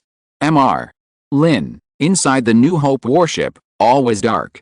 This spaceship has been taken over by the warship of the third cantilever overlord. At this moment, the human fleet, the Jichi civilization's spaceships, and the Foursquare civilization's spaceships, including those inside this warship, have all been shut down in space, remotely controlled by the enemy ship. Except for basic life support equipment, all other systems within the warships, including fire control and radar, are completely shut down. Humanity and other civilizations are utterly unable to intervene and can only watch helplessly. It's like a computer hacked by a virus. The computer is still in front of you, but you have no control over it. Even in such a situation, you could at least unplug the power, or even discard the computer. But at this moment, these spaceships are the platforms for their entire lives. Without spaceships, they can't move an inch in space. Even Lin Qun couldn't go far in this region of space. Unplugging the power wouldn't solve the problem. This is absolute technological superiority. In electronic warfare, humanity has been defeated without any resistance, their spaceships are out of control and under enemy control. And inside the Jichi and Foursquare civilization's spaceships, utter despair has settled. What can they do in this situation? They can only wait to die. In the vastness of space, unless you possess the physical ability to traverse it, no matter who you are, even with abundant or top-tier energy, without a spaceship, you're just a drop in the ocean, unable to travel far. Only within the human fleet, in the darkness, do the lights of various portable devices flicker like candlelight. Humanity hasn't lost hope. Because they know that those who have changed humanity's fate countless times haven't given up. Lin Qun parted the crowd and walked to the forefront of the fleet. Through the porthole on the bridge, he looked at the V-shaped spaceship against the dark backdrop of the starry sky. This wasn't the first time Lin Qun had observed the spaceships of the third cantilevered civilization, the Kenna civilization. Humans had also studied their spaceship structure, believing that this form might be related to the natural environment of their early home planet, passed down as a cultural legacy. From a practical standpoint, this unique design, besides providing more internal space, didn't serve any other purpose. But this didn't detract from the advanced nature of their spaceships. The ship Lin Qun saw today, even from a distance, was clearly superior in performance to any they had encountered before, including the V-shaped ship Wu Tu had used to attack Blue Star. While their designs might be similar, and even their sizes might not differ significantly, their fundamental natures were different. This ship before them seemed to have been cast as a single, seamless piece. Even the structures protruding from the armor were tightly integrated with the rest, as if naturally formed, rather than just emerging from the raised armor. Its construction materials, weapon systems, and craftsmanship were all different. This was a true flagship of the Kenna civilization. During the previous war on the resource planets, while the Jinyu civilization's 8 Candlestone source energy might have been somewhat defensive, it still disregarded the methods of the great source energy level, leading the third cantilever overlord fleet through the branch fleets of the Divine Kingdom faction with impunity, reaping a large number of contribution points. At that time, it was the blade of their fleet, the vanguard of their war legions on the battlefield. But now things were different. There was only this one warship. Thus, it shifted from its previous fervor to a genuine chill, contrasting sharply with the chaotic yet dim starry sky around it, revealing a unique, cold solitude inherent in the cosmos and its civilization. It was advancing. Their broadcasts continued to resound throughout the human fleet, urging humanity to surrender and submit to the Third Arm's overlord. Human civilization, surrender immediately. You are facing the second flagship of the Third Arm's overlord, the Kenna civilization. With your technological capabilities and high-energy life forms, you cannot contend with us, therefore, surrender is your best option. This warning also warns the high-energy life forms within your ships to make the right choice. If you are willing to surrender to the Third Arm's overlord and reveal the large gathering places of your fellow humans, The Third Arm's overlord promises to guarantee the safety of those who surrender first, only depriving you of your reproductive rights. You will live a life of comfort and security within the Third Arm's territory. This is your only chance to surrender, and your only chance to live. We will send people to board the ship to accept your surrender. If you make the right choice, you will be treated well by the Third Cantilever Overlord. Otherwise, you will lose this precious, unique, and last chance. The Third Arm Overlord's attitude and goals remain unchanged. Tough and domineering. Surrender to me. I'll let you live. That's all. Without descendants, human civilization will eventually perish after being drained of its value. It's exactly the same attitude that Wu Tu and his group brought when they arrived on Blue Star. It wasn't just Wu Tu and his group's arrogance, the true arrogance behind it lay with the Third Arm Overlord and its backer, the Kenna civilization. They had the right to be arrogant. They could participate in the Great War between the Divine Kingdom Camp and the Super Civilization Alliance. That's power. Power is everything. Perhaps Lin Qun had killed a great source energy level life form under the Third Arm Overlord's command. Perhaps the great source energy level weapons and methods Lin Qun had just displayed had surprised even the source energy 8 of the Thousand Year civilization. But this was meaningless to the Third Arm Overlord. Because they were simply not on the same level. The strength of humanity, the strength of the Thousand Year civilization's Candlestone, were all equally weak and vulnerable before them. In the darkness, Suji frowned deeply and said solemnly, "What kind of opportunity is this? This isn't an opportunity, it's a path to the extinction of our own civilization." This so-called opportunity from the Third Cantilever Overlord enraged everyone. It was less a plea for surrender and more a mockery. It was their contempt and ridicule of humanity. At this moment, Mr. Lin. Let's fight them. They drove us from Blue Star to Cheyenne IU2, and now they want to wipe us out. This is outrageous. Let's fight them. Even if we die, it's better than nothing. All eyes were on Lin Qun. Wang Qizhang clenched his fists, the challenge gauntlets on his hands cracking. Damn it, let's fight these bastards. He hadn't drunk any alcohol today, but his eyes were bloodshot. He was also filled with anger. As a native of Earth, he too harbored resentment about being forced to leave his homeland. From Earth to Cheyenne IU2, perhaps it was the right choice humanity had to make, and people accepted this fact. But as natives of Earth, many harbored deep hatred for the Third Cantilever Overlord, who ultimately led to this outcome. And now, upon encountering them again, with their pronouncements and aggressive advances, it was as if they were right in the face of humanity. Many were unable to remain calm, their hearts and eyes filled with rage.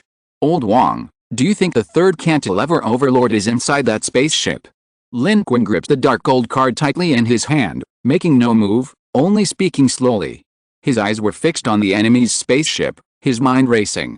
The duration of the blazing sun power hadn't ended yet, it had only lasted about 7 minutes, leaving 3 minutes remaining. Since 10 hours had passed, the cooldown of time reversal had ended. He could activate time reversal again in a short time to reset the blazing sun power's cooldown, gaining another 10 minutes of its effect. That's a total of 13 minutes. In a battlefield of this level, 13 minutes was enough time to do many things. Moreover, Lin Qun had another trump card. A crucial and powerful one. These were all possibilities for escape. If there was truly no other way out, Lin Qun would, as everyone hoped, take a desperate gamble, but if he could escape, that was another matter entirely. A direct confrontation with the Third Cantilever Overlord would be certain death, a humiliating end. Escaping, however, would mean a long road ahead. Lin Qun believed that with time and growth, he would one day be able to annihilate this ruler. Therefore, Lin Qun did not act immediately. He would not choose to sit and wait for death. But he had to fully assess his opponent and the situation. Was the Third Cantilever Overlord actually on that ship? If he wanted to escape, how? He would likely have to take a gamble, because their fleet was still under the enemy's control.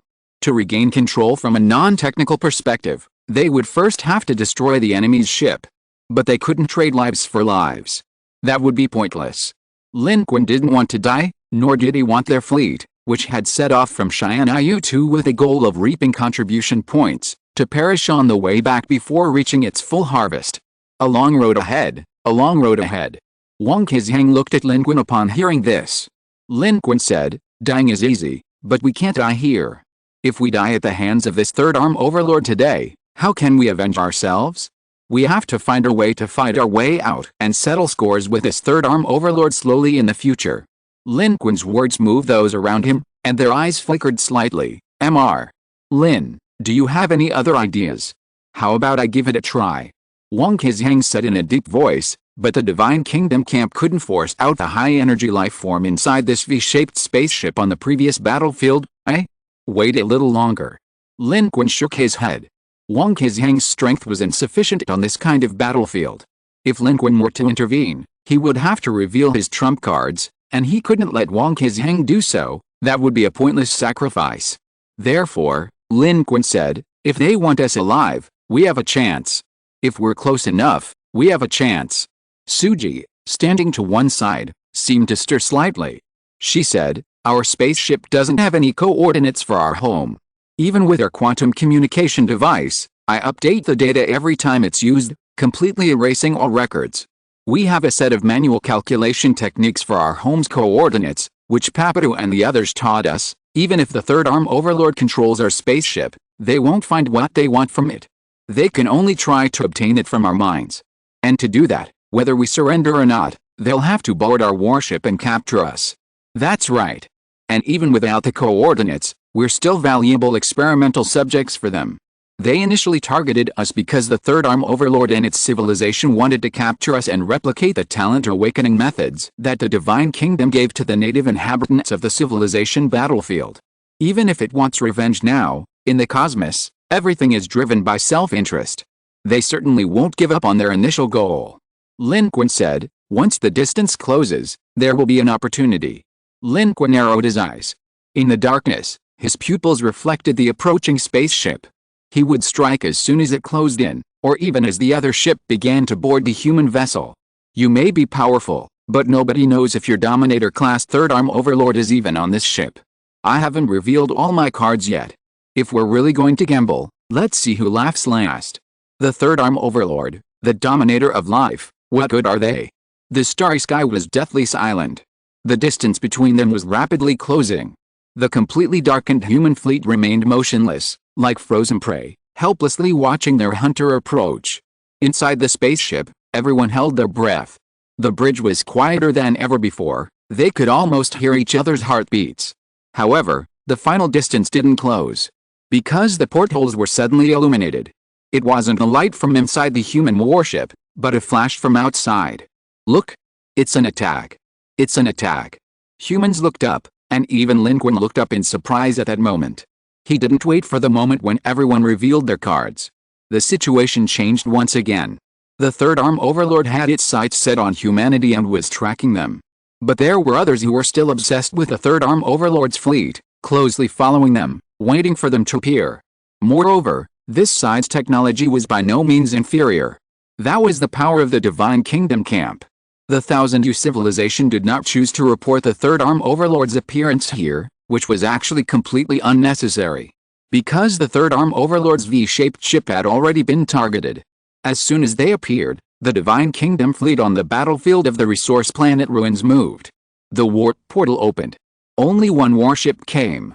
That ship displayed a strange, layered geometric structure that humans could not understand.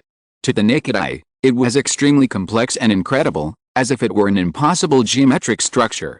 It didn't even resemble a spaceship, it was more like a building, possessing the functions and structure a spaceship should have. This was somewhat similar to the residence Picasso had visited when he descended upon the battlefield of a level 2 civilization. However, the former was indeed a spaceship, while Picasso's building wasn't. This spaceship belonged to Lin, a dominant level life form from the strange civilization's God Kingdom faction, which had come to this region.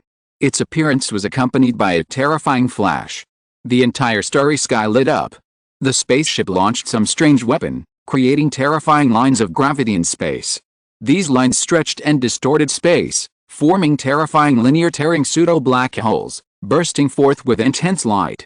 It resembled the bright accretion disk around a black hole, a mass of photons generated by the violent friction of matter falling and breaking apart due to speed differences under spatial and gravitational distortion. But these weren't the accretion disk around a black hole, they were lines falling alongside the gravitational tearing of space.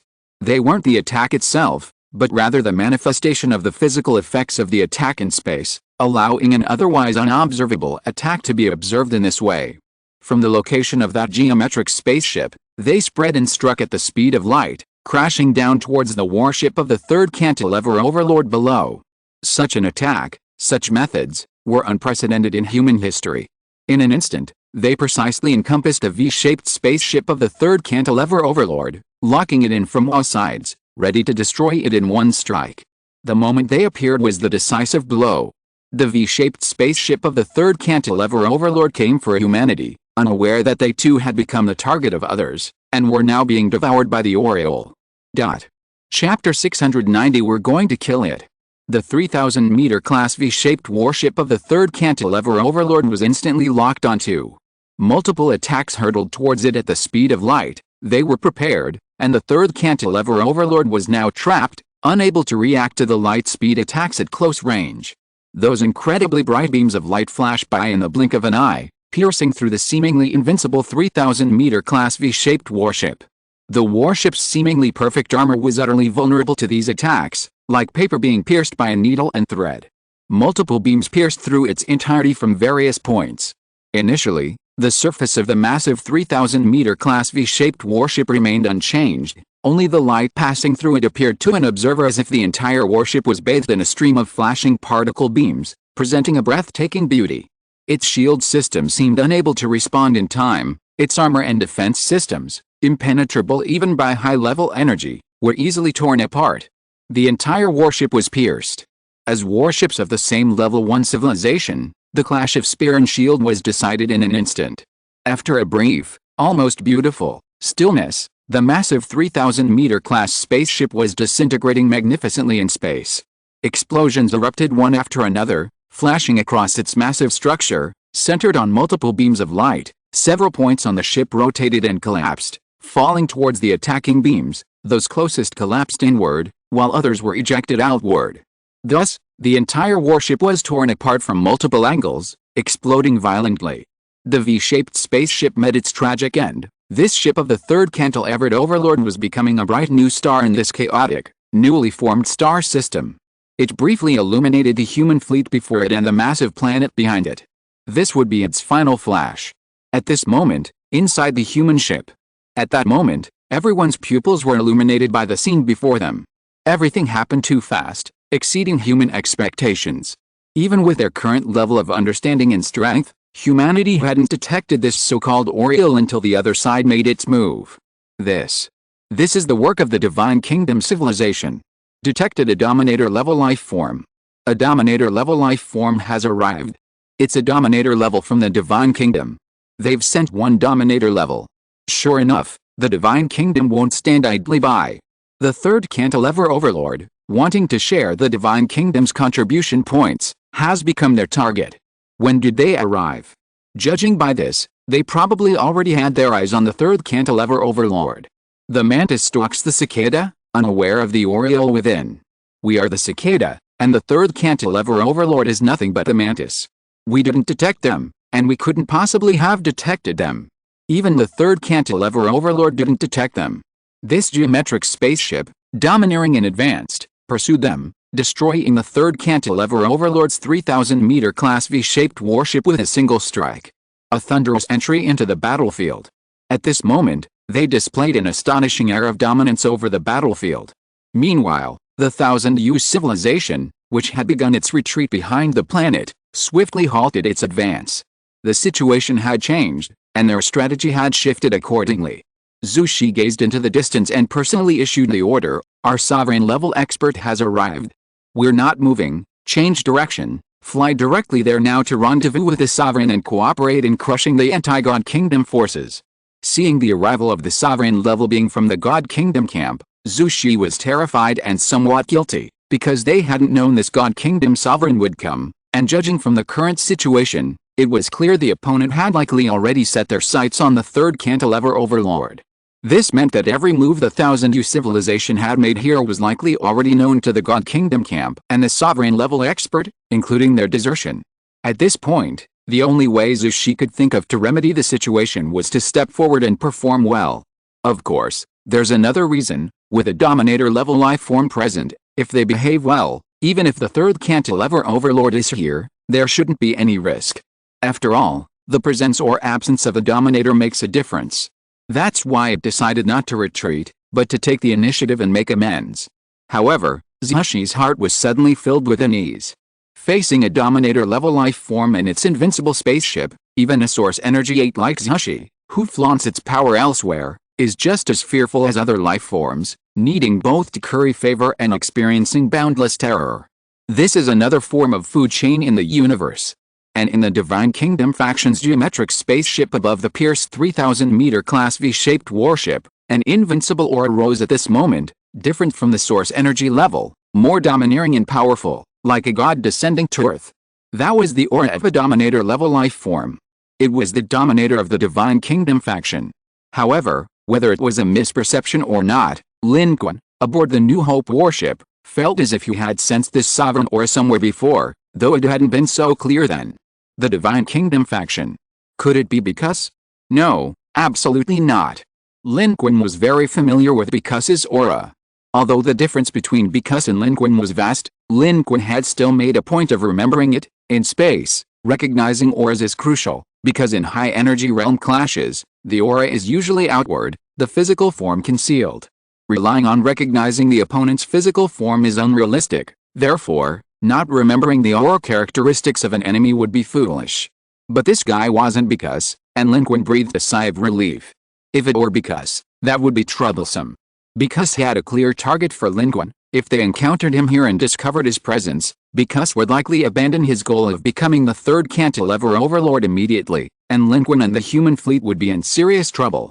But this sovereign of the Divine Kingdom faction wasn't Bicus, then who was it? However, the aura of this sovereign-level life form from the Divine Kingdom did not spread outwards. After a brief appearance, it quickly converged into a single line, heading straight forward and penetrating into the exploded spaceship of the Third Arm Overlord, seemingly searching for something inside. It was also searching for the Third Arm Overlord, to see if it was there. The Sovereign Life Form's personal intervention indicated it was there for the sake of the Sovereign Life Form. At that moment, the human and Jichi civilization's warships began to light up one by one. System is recovering. We have regained control of our ships. This scene occurred thanks to the attack from the Divine Kingdom's camp. The Third Arm Overlord's ship was directly destroyed, and its control over the human and other ships naturally collapsed. Evacuate immediately. Quickly. Suji reacted extremely quickly, returning to her position immediately and issuing orders. The fleet restarting would take some time, but everyone present was a highly experienced crew member. At this moment, they all sped up and busied themselves, the tension and despair of the previous moment seemingly swept away. Humanity never gives up any opportunity. However, the situation in the center of the battlefield changed again. The Dominator-level life form aboard the geometric spaceship of the Divine Kingdom faction truly found what it was looking for within the wreckage of the third cantilever Overlord warship. Abruptly, amidst the Divine Kingdom Dominator-level life form's frantic search within the geometric spaceship, a second Dominator-level life form abruptly emerged from the wreckage of the third cantilever Overlord V-shaped spaceship. This aura, originally meticulously concealed, seemed to have no intention of revealing itself even after the spaceship was destroyed, as if feigning death to disappear with the wrecked vessel. However, faced with the pursuit of another Dominator, it could no longer evade and had to act. Its attack was an immediate and dramatic shift from extreme stillness to extreme motion, instantly creating a confrontation with the Divine Kingdom Dominator-level powerhouse. Moreover, when the two Dominator-level auras rose, any high-energy life form with even a modicum of strength could immediately detect the difference between the Dominator-level powerhouse's auras. While both Dominator-level auras were domineering and powerful to lower life forms, there were still differences. The aura of the first sovereign-level life form was powerful yet carried a strange and eerie quality, sending chills and unease through one's very soul, like a brown bear roaming outside a campfire illuminated by lamplight at night in the wilderness. The latter, however, was extremely domineering, its dominance overwhelming, like an emperor, yet with a hint of lewdness within that dominance. But with the appearance of this second sovereign-level life form, its identity became undeniable. Within the Third Arm Overlord civilization, there was only one sovereign-level life form. That was the ruler of the Kenna civilization, the Third Arm Overlord himself.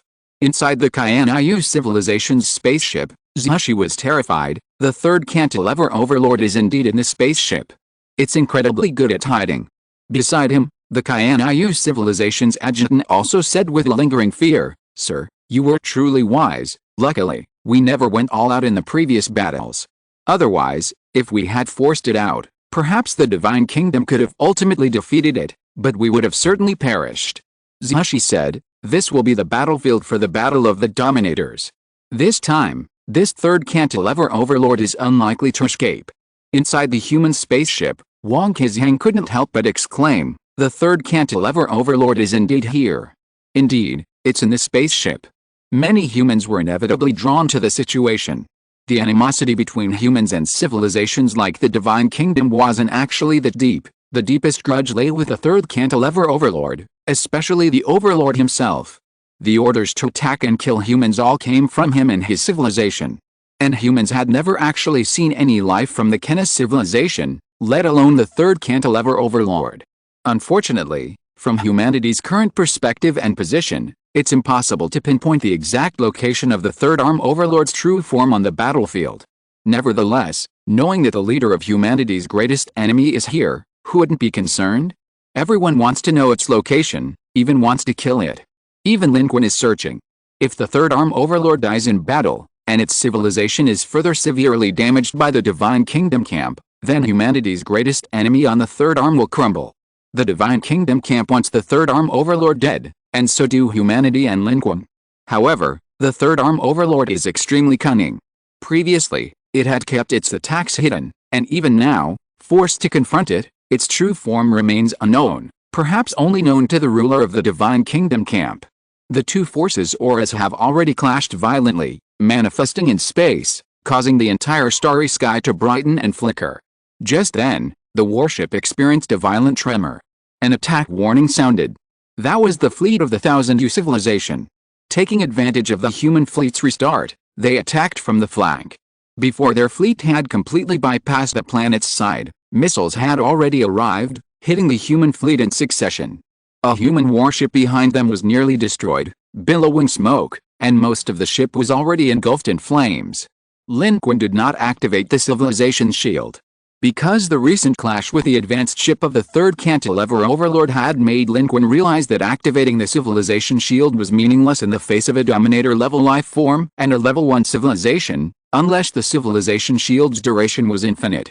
Otherwise, even if it was activated, and one was invincible for a short time, the opponent could completely exceed the normal attack mode, control your ship, and you could only stay in place, invincible but unable to move. What kind of civilization is that, waiting to die? In the game where the civilization shield card came from, this was generally how to deal with shields. You activate the shield? Fine, then I'll surround you. Your shield will eventually end. Either you spend money to continue selling it, or you spend money to fly away with the entire castle. However, even so, there are always moments of oversight. If the shield were to temporarily disappear, it would be catastrophic. Therefore, activating the civilization shield at this moment would be a waste of this card. The human fleet was rapidly activating, the massive fleet taking the lead in moving. From the flank, the Thousand Year civilization's fleet also caught up completely. The Thousand Year civilization's Candlestone was very cunning. It said, "Report to Lord Liang, tell him that we will annihilate this fleet, so they can confidently annihilate the third cantilever overlord." The Thousand Year civilization was making its own calculations. They wanted to use this opportunity to make amends and also wanted to seize the opportunity to take over the human civilization and take the benefits they had long coveted. Killing two birds with one stone. Candlestone sneered. They wanted to be the ultimate winner. This message was quickly sent from the Thousand Year civilization's fleet, reaching the geometric spaceship and immediately being transmitted upwards to the overlord-level powerhouse Liang of the Divine Kingdom faction. Upon hearing this message, it immediately understood the Thousand Year civilization's intentions. But what caught its attention even more was the name of the civilization mentioned by Zushi and the Kayaniyu civilization, human civilization. It knew that name. It had glanced at the information reported by the divine and mysterious civilization, which was nestled near the resource planet, but as a dominator-level life form, it remembered it after that brief look and knew who it was. However, its thoughts differed from those of the divine and mysterious civilization. During the Blue Star Wars, although it suffered minor losses due to various reasons, it was insignificant to it. Now, with a great cause of conquering for the divine kingdom at hand, it didn't care about the divine and mysterious civilization's thoughts and self-righteous judgments. Therefore, even though it knew about human civilization, it didn't consider finding it, because there was no need. Who would crawl through a swarm of ants to find the one that bit them after being bitten by one? However, it hadn't expected to encounter it here. If it did, then simply stomping it to death would be perfectly acceptable. However, while its current confrontation with the third cantilever overlord appears thrilling, it is acutely aware that the third cantilever overlord has no will to fight and is solely focused on escaping. Unable to spare any further attention, it directly responds to Candlestone: leave human civilization alive, eliminate them. For the Shadow Overlord, this single instruction is the greatest respect it can give these ents. Any more attention would be impossible and unrealistic. The Thousand-Year civilization, on the other hand, is overjoyed.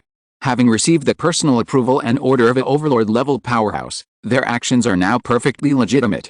Their plan to kill two birds with one stone has been a resounding success. How could they not be happy? They charge forward with all their might. Candlestone is even more delighted. It feels it has reversed their dismal performance. And this mere human fleet is a piece of cake, isn't it? But it is overthinking it.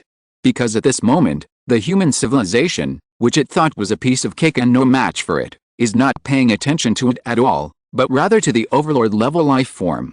The human fleet, having regained its freedom, was rapidly moving, fleeing to a position far from the battlefield. Meanwhile, aboard the New Hope, Lin Qun found Suji and said, "Captain Su, leave one of your ships for me, then you take the fleet and leave first." Suji was startled. "Mr. Lin, you're staying?" "That's right. This is an opportunity," Lin Qun said.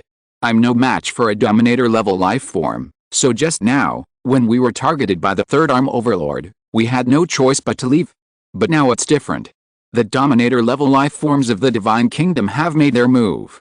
The Third Arm Overlord is indeed here. This is a once-in-a-lifetime opportunity. A once-in-a-lifetime opportunity, Mr. Lin, you." Suji looked astonished. Not only her, but everyone around Lin Qun's words were spoken without regard for others, and they all looked on in shock. "I'm going to kill it." Lin Qun's answer was resolute. Not being a match for a sovereign-level being didn't mean he couldn't contend with one. Lin Qun possessed the great divine power of law of heaven and earth. Just as he said, this was a once-in-a-lifetime opportunity. With a sovereign-level powerhouse from the Divine Kingdom camp present, if they could cooperate to annihilate the Third Arm Overlord, the Third Arm Overlord civilization would collapse without a fight, and the Divine Kingdom camp would naturally help humanity clean up the remnants of the Kenna civilization. At that time, the Third Arm Overlord civilization and its entire civilization group, humanity's #1 enemy, would be completely eradicated. Humanity would be rid of a great thorn in its side. Therefore, Lin Qun would stay to kill it. Chapter 691 The Laws of Heaven and Earth. Lin Qun's words drew everyone's attention in the fleet, instantly making him the focus of the bridge once again. At this moment, amidst the chaos of the Sovereign's battle, everyone's thought was to flee. But Lin Qun's idea was to stay and eliminate one of the Sovereigns. And this wasn't just any Tom, Dick, or Harry, it was the ultimate evolutionary limit of high-energy life in space, a top-tier Sovereign. Even though Lin Qun was already a legend among humans, his words still shocked everyone. This was an absolutely insane and risky idea. Even Suji couldn't sit still, gasping, "Mr. Lin, this is too dangerous, too crazy. Listen to my orders," the Supreme Commander said. "I have supreme command of the entire fleet. Now, Captain Su, proceed according to my orders. Your flagship must retreat. Ask the two ships besides the damaged one, who is willing to join me in slaying the third cantilever overlord." Lin Qun's words were decisive and rapid. Because at this moment, there was no time for further discussion. A decision had to be made quickly, and action had to be taken immediately. Because if they didn't act now, it might be too late. The clash between the rulers could be swift or slow, and their battle presented Lin Qun with a perfect opportunity to strike. A chilling killing intent flashed in Lin Qun's eyes. The situation had changed, and so had his actions. Facing the Third Arm Overlord alone, the best course of action was to flee. But now it was different. If there was a chance to kill the Third Arm Overlord, how could he let it slip by? This Third Arm Overlord was elusive, even the Divine Kingdom camp had difficulty catching him, let alone them. If they didn't kill him now, finding him again would be incredibly difficult. How could they miss this precious opportunity? Lin Qun wanted to act to solve the problem once and for all. Once the third arm overlord was eliminated, humanity would have no more threatening enemies in the third arm. Humanity had been hiding in Xianyutu for a long time. By then, no one would know that humanity was an indigenous civilization with a large number of gifted individuals. Therefore, the third arm overlord had to die. Even if humanity isn't the third arm overlord's primary target right now, it and its fleet might have more important matters and goals. That doesn't mean the third arm overlord isn't an enemy of human civilization. Previous events have proven that as long as the third arm overlord has the ability and opportunity, it will send people to deal with humanity. Since this grudge is irreconcilable, the sooner the so-called third arm overlord is eliminated, the better. This opportunity, whether successful or not, should be seized. Suji said, but what if we fail? It is, after all, a ruler. This is too dangerous. One person alone cannot fight a ruler, but now the ruler of the Divine Kingdom camp has made his move. These two rulers are fighting each other, and their targets are each other. I have a chance to advance or retreat, so don't worry. Moreover, even if we can't kill the third arm overlord, making it difficult for us is also a good thing. If the third arm overlord is in trouble, it won't have time to bother us, and our lives will be easier. Lin Qun's tone was murderous, and his eyes had become infinitely sharp. The surrounding humans were all terrified. To say that a ruler's life would be miserable, who wouldn't think that's madness? Perhaps only Mr. Lin among humanity could utter such a thing. Suji stared blankly at Lin Qun for a moment, then took a deep breath and finally nodded forcefully, saying, all right. Mr. Lin, we'll listen to you. I will lead the fleet away. I'll leave the coordinates, and we'll wait for you to join us. See you there. If it were anyone else speaking or acting like this, Suji would definitely not believe it or allow it. But since it was Mr. Lin speaking and wanting to do it, although she was worried and surprised, she also trusted Mr. Lin's confidence. In the end, she chose to support and obey. With that, Suji quickly relayed the information, transmitting Lin Qun's astonishing decision to the other two warships, asking who was willing to stay. This information naturally caused a huge uproar on all the warships. Utterly shocked. Facing a ruler, instead of running away, they were thinking of fighting back. Could there be anything more insane? However, the two human warships reacted remarkably well upon receiving the information, both volunteering to fight. I am Liu Xing, commander of warship number 3. Mr. Lin truly deserves to be called a human legend. For the sake of humanity's future, we must slay the third cantilever overlord today. I am willing to stand with Mr. Lin. I am Xia Quan, commander of warship number 5. The third cantilever overlord has bullied humanity, forcing us into the second-level civilization battlefield, forcing us to abandon our homeland. Our entire fleet is willing to serve Mr. Lin and will surely kill the third cantilever overlord. Of the 8 human warships, including the New Hope, only 4 remain. One of them is already damaged, billowing smoke. Warships number 3 and 5 are the only 2 warships besides the New Hope that are still relatively intact and functional. Faced with Lin Qun's request, the captains of both warships generously volunteered to fight. Inside warship number 5, Xia Quan even stood up from his seat, pacing back and forth. Good, good. Mr. Lin is still the same Mr. Lin. Only he would think of staying to kill this third cantilever overlord at this time. He must choose us. He was also a veteran of the Federation era, a former Deer City native from Shanghai, and once the captain of an Air Force squadron without planes to fly, forced into infantry. In that chaotic era, he hadn't actually seen Lin Qun many times, but every time, he witnessed Lin Qun sweeping across the battlefield, at the forefront, a testament to his own strength. Later, as the situation improved for humanity, his abilities were discovered, and he rose to his current position. His thoughts mirrored his statement to Lin Qun. He also hated the third cantilever overlord to the bone and wanted to kill him. And because of his status as a Deer City elder, he had no doubts about Lin Qun's decision. Since Mr. Lin said there was a chance to fight back, then Mr. Lin must be confident.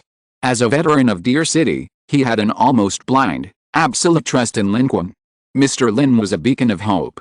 Mr. Lin said they could fight, and that meant they could fight. As long as the flag remained flying, they would fight to the bitter end. The orders came down quickly. Lin Qun didn't really make a choice regarding the two captains' statements. He glanced at them and then asked Suji to choose for him, while he prepared to immediately move to the selected warship. Suji's final choice was warship number 5, Xiaquan's warship. In fact, Suji knew more about the warships and their commanders than Lin Qun. Although Lin Qun was the nominal commander, Suji was the one who did most of the work, so naturally, she knew more and was clearer. Upon receiving this news, everyone on Xiaquan's warship number 5 cheered with excitement. Immediately adjust our course. As soon as Mr. Lin arrives, we'll immediately break away from the fleet and cooperate with him in a raid on the third cantilever overlord. Xiaquan immediately issued the order. The entire fleet was filled with excitement. Mr. Lin has chosen us. Can we really slay the third cantilever overlord? I don't know. I only know that Mr. Lin's judgment must have its reasons and basis. If Mr. Lin says he's confident, then he definitely is. Behind the human fleet, the hearts of the Jiqi and Four Fang civilizations were practically leaping out of their chests, trembling with fear. Two overlords clashing, and they were surviving in the cracks. How dangerous was this scene? They never dreamed they would experience such a situation, witnessing the clash of two overlords. If they weren't fighting, under normal circumstances, they could be killed with a single glance. Now, being pursued and attacked by the Qian civilization, the Jiqi and Four Fang civilizations were even more terrified. The only thing they could do at this moment was to cling to the human fleet and the human civilization in front, their minds filled with thoughts of taking advantage of the two overlords' confrontation to escape as quickly as possible. Little did they know, a crazy plan to counterattack and kill the third cantilever overlord was being born within the human fleet ahead. If they knew, the lives of the Jiqi and Sifan Fang civilizations would probably be utterly terrified. Meanwhile, 3 warships of the Qian civilization leaped completely from the far side of the planet, now closing in on the rapidly retreating human fleet, and unleashing a concentrated barrage of fire in the vast expanse of space. The two rulers were now clashing, and this was its chance to strike against its own Qian civilization. Previously, it had acted covertly, now it could act legitimately. A just cause. Zhashi sneered. In its eyes, their confrontation with a human civilization was a sure thing, a piece of cake. This was the best war situation it had created. Thinking of the 2 incredible high-level weapons used by the human source energy level user, it felt a surge of desire, wishing it could immediately seize them for itself. Against the backdrop of the starry sky, the 2 ruler-level forces were already clashing violently. The third helical arm overlord and the sovereign level being from that divine kingdom have clashed head-on. However, unlike the source energy level, their powers are not intertwined. Instead, their power is highly concentrated. Although their auras shake the cosmos, their actual combat is confined to the area between the geometric spaceship and the wreckage of the third helical arm overlord's warship. It's difficult to discern who has the upper hand during their clash. Yet, the dissipated power manifested in space illuminates the entire cosmos, making this newly formed star system brighter and more dazzling than ever before, showcasing an astonishing cosmic spectacle. But beneath this cosmic spectacle lies extreme danger. Both the human fleet and the pursuing Thousand Year civilization fleet are doing their utmost to distance themselves from this location. Distance is crucial to avoid being caught in the crossfire. However, currently, these 2 overlords are locked in combat and have no time to attend to this battlefield. They are the key to each other's focus, and until a decisive victory is achieved, other locations are of no concern. For an overlord, as long as there is an overlord enemy, life forms below the overlord naturally have no energy to fight back. The Thousand Year civilization's fleet rapidly approached, and its great source energy level life form, Zhashi, was extremely cautious in its attack, avoiding the power of an overlord level clash, and once again unleashing dark energy and the power of rules to attack the human fleet ahead. At this moment, within the human fleet, the Jiqi civilization and the 4 square civilizations were both in their throats, extremely tense. However, the Thousand Year civilization's primary target at this time was not them. Zhashi's thought at this moment was solely focused on taking down the human civilization and seizing the great source energy level weapon that Lin Qun had previously displayed to make up for their losses. But at this moment, the Thousand Year civilization fleet, confident of victory, detected an unexpected situation. My lord, one of the human fleet's warships has broken away and seems to be moving in the opposite direction from their main fleet. At this moment, The news was rapidly transmitted to Hushi's ears from the flagship in the center of the Thousand Year Civilization's 3 mountain-shaped warships. At this moment, ahead of them, the human fleet being pursued was rapidly splitting apart. 2 ships, carrying the severely damaged one and followed by the Jichi civilization's ships, continued forward, accelerating their escape, looking for an opportunity to jump away. However, one human ship deliberately broke away and headed in the opposite direction, actively confronting the 3 warships of the Kyan-Yu civilization. In the dark starry sky, this human ship, though not advanced, was arrogant and resolute, moving with incredible speed, charging headlong into their direction. "Sir, their ship is rapidly approaching us. It's charging towards us. Are they crazy? Instead of fleeing with their tails between their legs, they dare to attack us? Do they want to kill us?" Hushi narrowed his eyes. Instead of immediately fleeing in panic, they were moving in the opposite direction of escape, heading straight towards their fleet. Perhaps these humans know they can't escape like this, and they want to sacrifice pawns to save the king, buy time, and fight their way out. That shows some decisiveness, but they've underestimated me. With that, the Cantless Stone made its move. Previously, when the 3rd Cantilever Overlord arrived, it immediately cowered. But now, the ruler of the Divine Kingdom camp has also arrived. It and its civilization have received orders from the Divine Kingdom Overlord level aboard the geometric spaceship. With a legitimate cause and powerful backing, the Cantless Stone of the Thousand Year civilization felt more confident than ever before. And it couldn't wait any longer. It needed to quickly capture the human fleet to prevent any unforeseen complications. A swift end to the battle would also allow it to quickly seize all the potential benefits from humanity for itself and its civilization. At this moment, the entire Thousand Year civilization fleet unanimously concluded that this lone warship was there to intercept them and protect the other human warships as they left safely. The Thousand Year civilization's source energy 8 Candlestone thought the same way. It acted hastily, believing the tide was in its favor. Even if the human fleet possessed source energy and high-level source energy weapons, taking them down was only a matter of time. Moreover, the Thousand Year civilization's source energy 8 Candlestone actually wanted to end the battle quickly, lest its benefits be seized by the Liu Ying Overlord. Therefore, for all these reasons, its attack was utterly reckless, its source energy and dark energy sweeping across the starry sky. Against the backdrop of the light pollution from the clash of the 2 overlords, its massive projection appeared obliquely, distorted and shifting, like a terrifying wall about to devour the human fleet, including the ship that was reversing their attack. But unfortunately, they were all wrong. This warship that had been separated from the human fleet wasn't there to stop them. It was there to annihilate the Thousand Year civilization. At this moment, the 5th warship had broken away from the human fleet. After Lin Qun moved here from the flagship, Captain Xia Quan immediately led him to turn and charge in the opposite direction. The entire ship, both on and off the bridge, was filled with excitement. Xia Quan said, "Mr. Lin, you may not recognize me, but I want to say that I followed in your footsteps back in the Shanghai era. It is my honor to join forces with you today to fight back. Our entire ship will cooperate fully with you, unafraid of sacrifice or death, determined to take down this 3rd Cantilever Overlord. Don't be unafraid of sacrifice or death. You must ensure this warship is not destroyed. Otherwise, regardless of victory or defeat, I cannot leave this place, which is tantamount to becoming a sitting duck. Moreover, our first target is not the 3rd Cantilever Overlord. We must first deal with the Jin Yu civilization." Lin Qun's gaze, passing through the fleet's display, coldly fixed on the enemy, his tone filled with murderous intent. His eyes reflected the massive warships of the Jin Yu civilization, as if he could already see them burning and destroyed. In his hand, the Heavenly Law card had begun to activate and glow. This Heaven and Earth Manifestation card is a trial card from the level 5 card pool, offering 3 uses. The Heaven and Earth Manifestation itself is a powerful divine ability from mythology, known to Lin Qun. Its power is so immense that even Sun Wukong, the Monkey King, rarely used it. Furthermore, the power of Heaven and Earth Manifestation might even surpass the size and strength of the Bull Demon King himself by a considerable margin.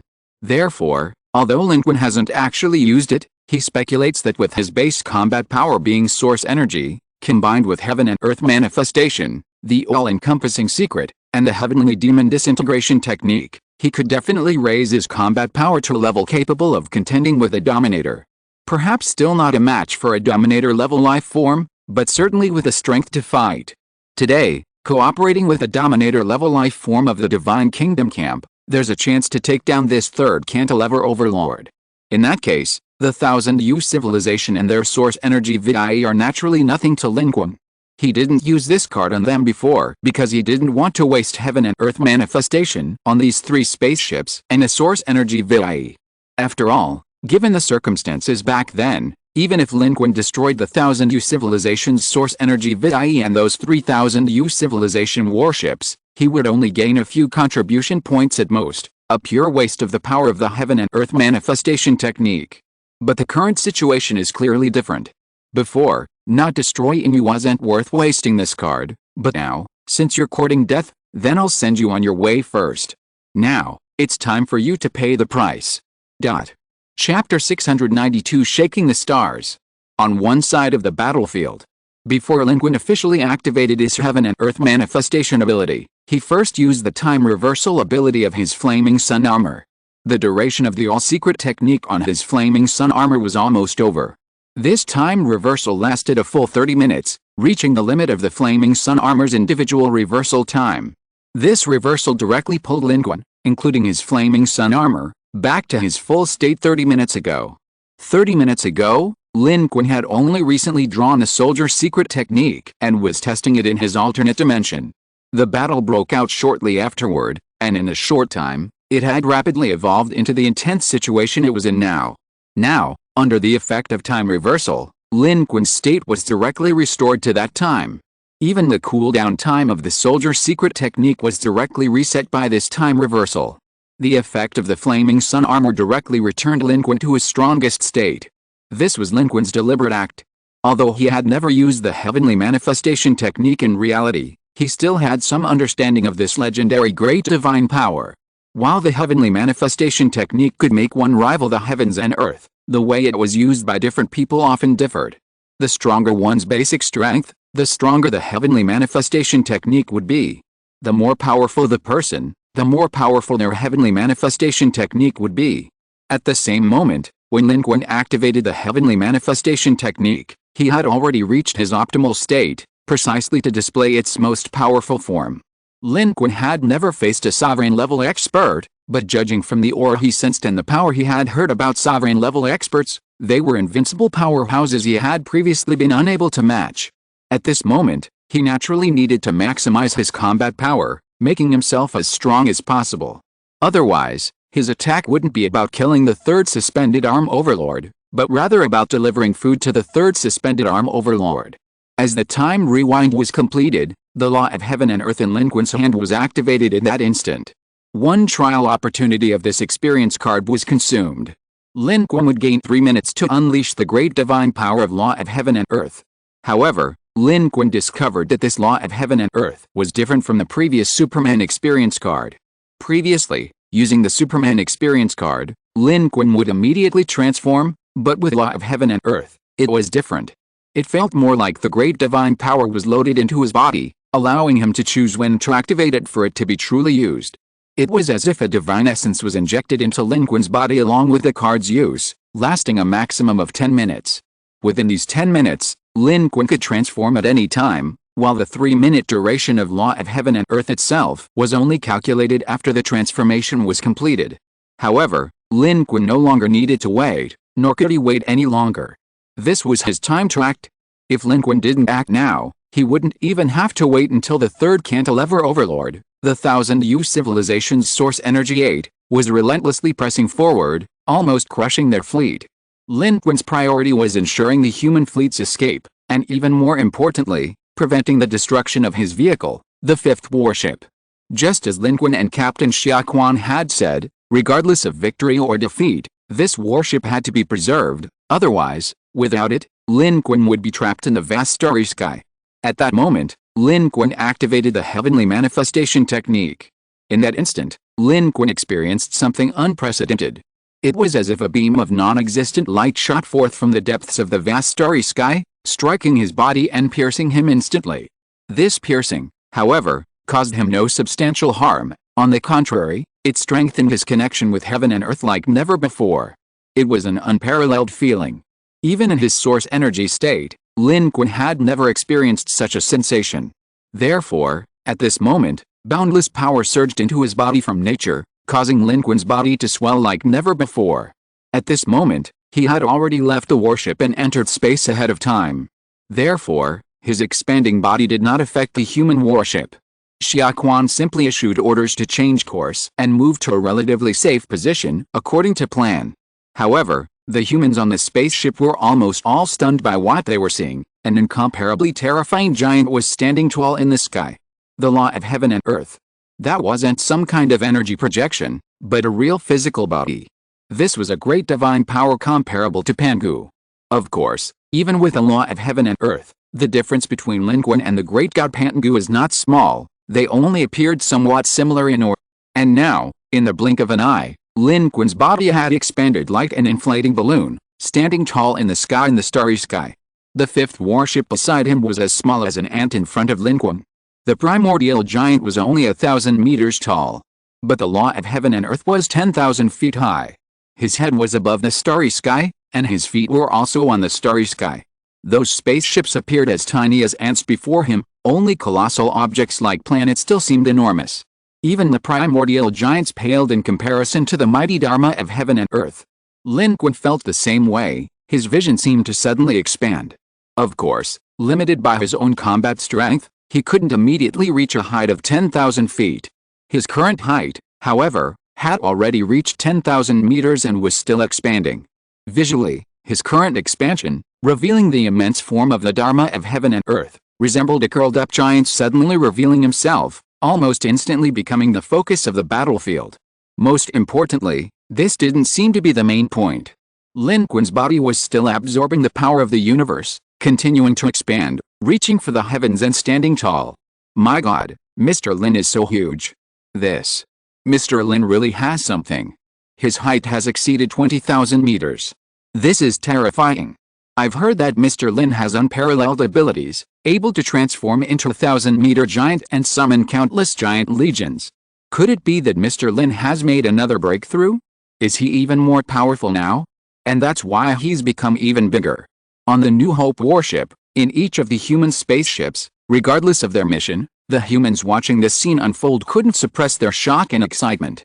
Perhaps Lin Qun wasn't the strongest on the battlefield at this moment, but his colossal body, a form that humans could fully comprehend, was undoubtedly the most impactful thing for human life. Wang Qixiang, also standing on the New Hope warship, looked back at this scene, unable to hide his shock, and said, "No wonder they didn't let me come along. This is definitely not a battle I can fight." His words contained regret, but even more so, a generous fighting spirit. He knew he couldn't participate in such a battlefield, but he also knew that Lin Qun was on this battlefield, and Lin Qun would repay the blood debt to the third cantilever overlord on his behalf and on behalf of all humanity. Humans were already trembling with shock, and the Jiki and Sifan Fang civilizations were completely stunned. They thought that the combat power of humanity they had previously witnessed was the limit of what humans could achieve here. They never expected this scene. At this moment, without the need for planets as a barrier, Lin Qun was the barrier itself. Under the law of heaven and earth, Lin Qun stood like a city wall, directly blocking the escaped human fleet and the Cayenne civilization's fleet. The last batch of energy beams and missiles launched by the Cayenne civilization fleet directly struck Lin Qun's massive body. Those terrifying weapons, hitting Lin Qun, were like hitting an iron plate, causing almost no substantial damage. Along with his increased size, Lin Qun's attributes all doubled simultaneously, reaching unparalleled and astonishing values. Moreover, Lin Qun's posture and appearance also changed. This time, the ultimate form of his Dharma heaven and earth manifestation he displayed was 23,000 meters tall. Although it didn't reach 10,000 zang, it was still incredibly terrifying in terms of physical size. Most importantly, along with this change, Lin Qun's body also underwent a transformation. His skin turned bluish-green, and his face was no longer the Lin Qun he had before. Instead, it was a blue-faced demon with fangs and wide-open, angry eyes. Like a raging heavenly demon god. This was also the normal form of Dharma heaven and earth manifestation. Even Erlang Shen and others would have such a ferocious appearance when they transformed. This was the power of heaven and earth. At this moment, Lin Qun displayed Dharma heaven and earth manifestation, his 23,000-meter tall body stretching across the starry sky. It didn't belong to any realm of this world, yet it seemed to transcend mortals, possessing a terrifying divine nature and divine knowledge. The life forms on the 3 mountain-shaped spaceships of the Jinyu civilization were all startled and urgently slowed down. Every life form seemed to feel a tremor from the depths of their soul from this suddenly enormous human being. Visually, it was even more impactful. Their 3 warships, which were already quite large, now appeared much smaller in the face of Lin Qun's heaven and earth manifestation. What's going on? This human. This isn't a projection of source energy, he seems to be a physical entity. But how is this possible? He used dark energy to construct such a massive corpse in such a short time. His aura is also strange. What kind of method is this? What kind of power is this? Lord Source Energy. Is it an illusion? Why am I so terrified in the face of him? In space, the great source energy level candlestone of the 1000 civilization, which had already charged out, was also taken aback. But it was a powerful being, and having long believed that humanity had exhausted its tricks, although surprised, it was confident in its strength and still didn't think Lin Qun was its match. It was a source energy level 8. In the starry sky, there were very few beings who could surpass it. Even now, its source energy projection, though not as solid as the gigantic human before it, far surpasses its opponent in size. Its massive projection, manifesting the starry sky, overlooks Lin Qun's 23,000-meter-tall body, like an adult looking down at a child. It sneers, "What kind of trick is this? Do you think you can win in the battle of high-energy life forms by relying on size? Then I truly pity your stupidity and ignorance. In the battle of high-energy life forms, the gap cannot be bridged by mere size." Its sarcasm masks its fear. But this is also true. In the starry sky, size doesn't represent everything, and a larger size doesn't necessarily mean greater strength. Simultaneously with its voice comes its method. While it feigns indifference, it unleashes its true killing move. Its enormous source energy projection descends into the void, countless forces of law intertwining and striking forth, sketching a terrifying, realistic world in the starry sky, like a dream. Lin Qun has never truly witnessed such a technique before. The world it wove was like an alternate dimension, but far more dangerous and terrifying. It was no longer a world unique to the evolved beings, it had become part of the real world. All forces and energies before it were to be assimilated, rewritten by its rules, and made part of its world. Any conventional attack was meaningless except by a more powerful force of rules, because the moment it approached, it would be assimilated into its rules, rendering the original attack and the rules of the original world intangible. The power of the candlestone's rules was also related to this. Therefore, when it pressed down, it felt like Mount Tai crushing down. The starry sky in this area was shining, and all matter and energy were rewritten. Lin Qun looked up. He saw the world woven by the candlestone, clearer than the incomplete world of the Anu's great source energy level. It was a blazing white, desolate world. It possessed the coldness of rock, and also the hardness and power of rock. At this moment, Lin Qun suddenly understood why there were no alternate dimensions for evolved beings at the source energy level.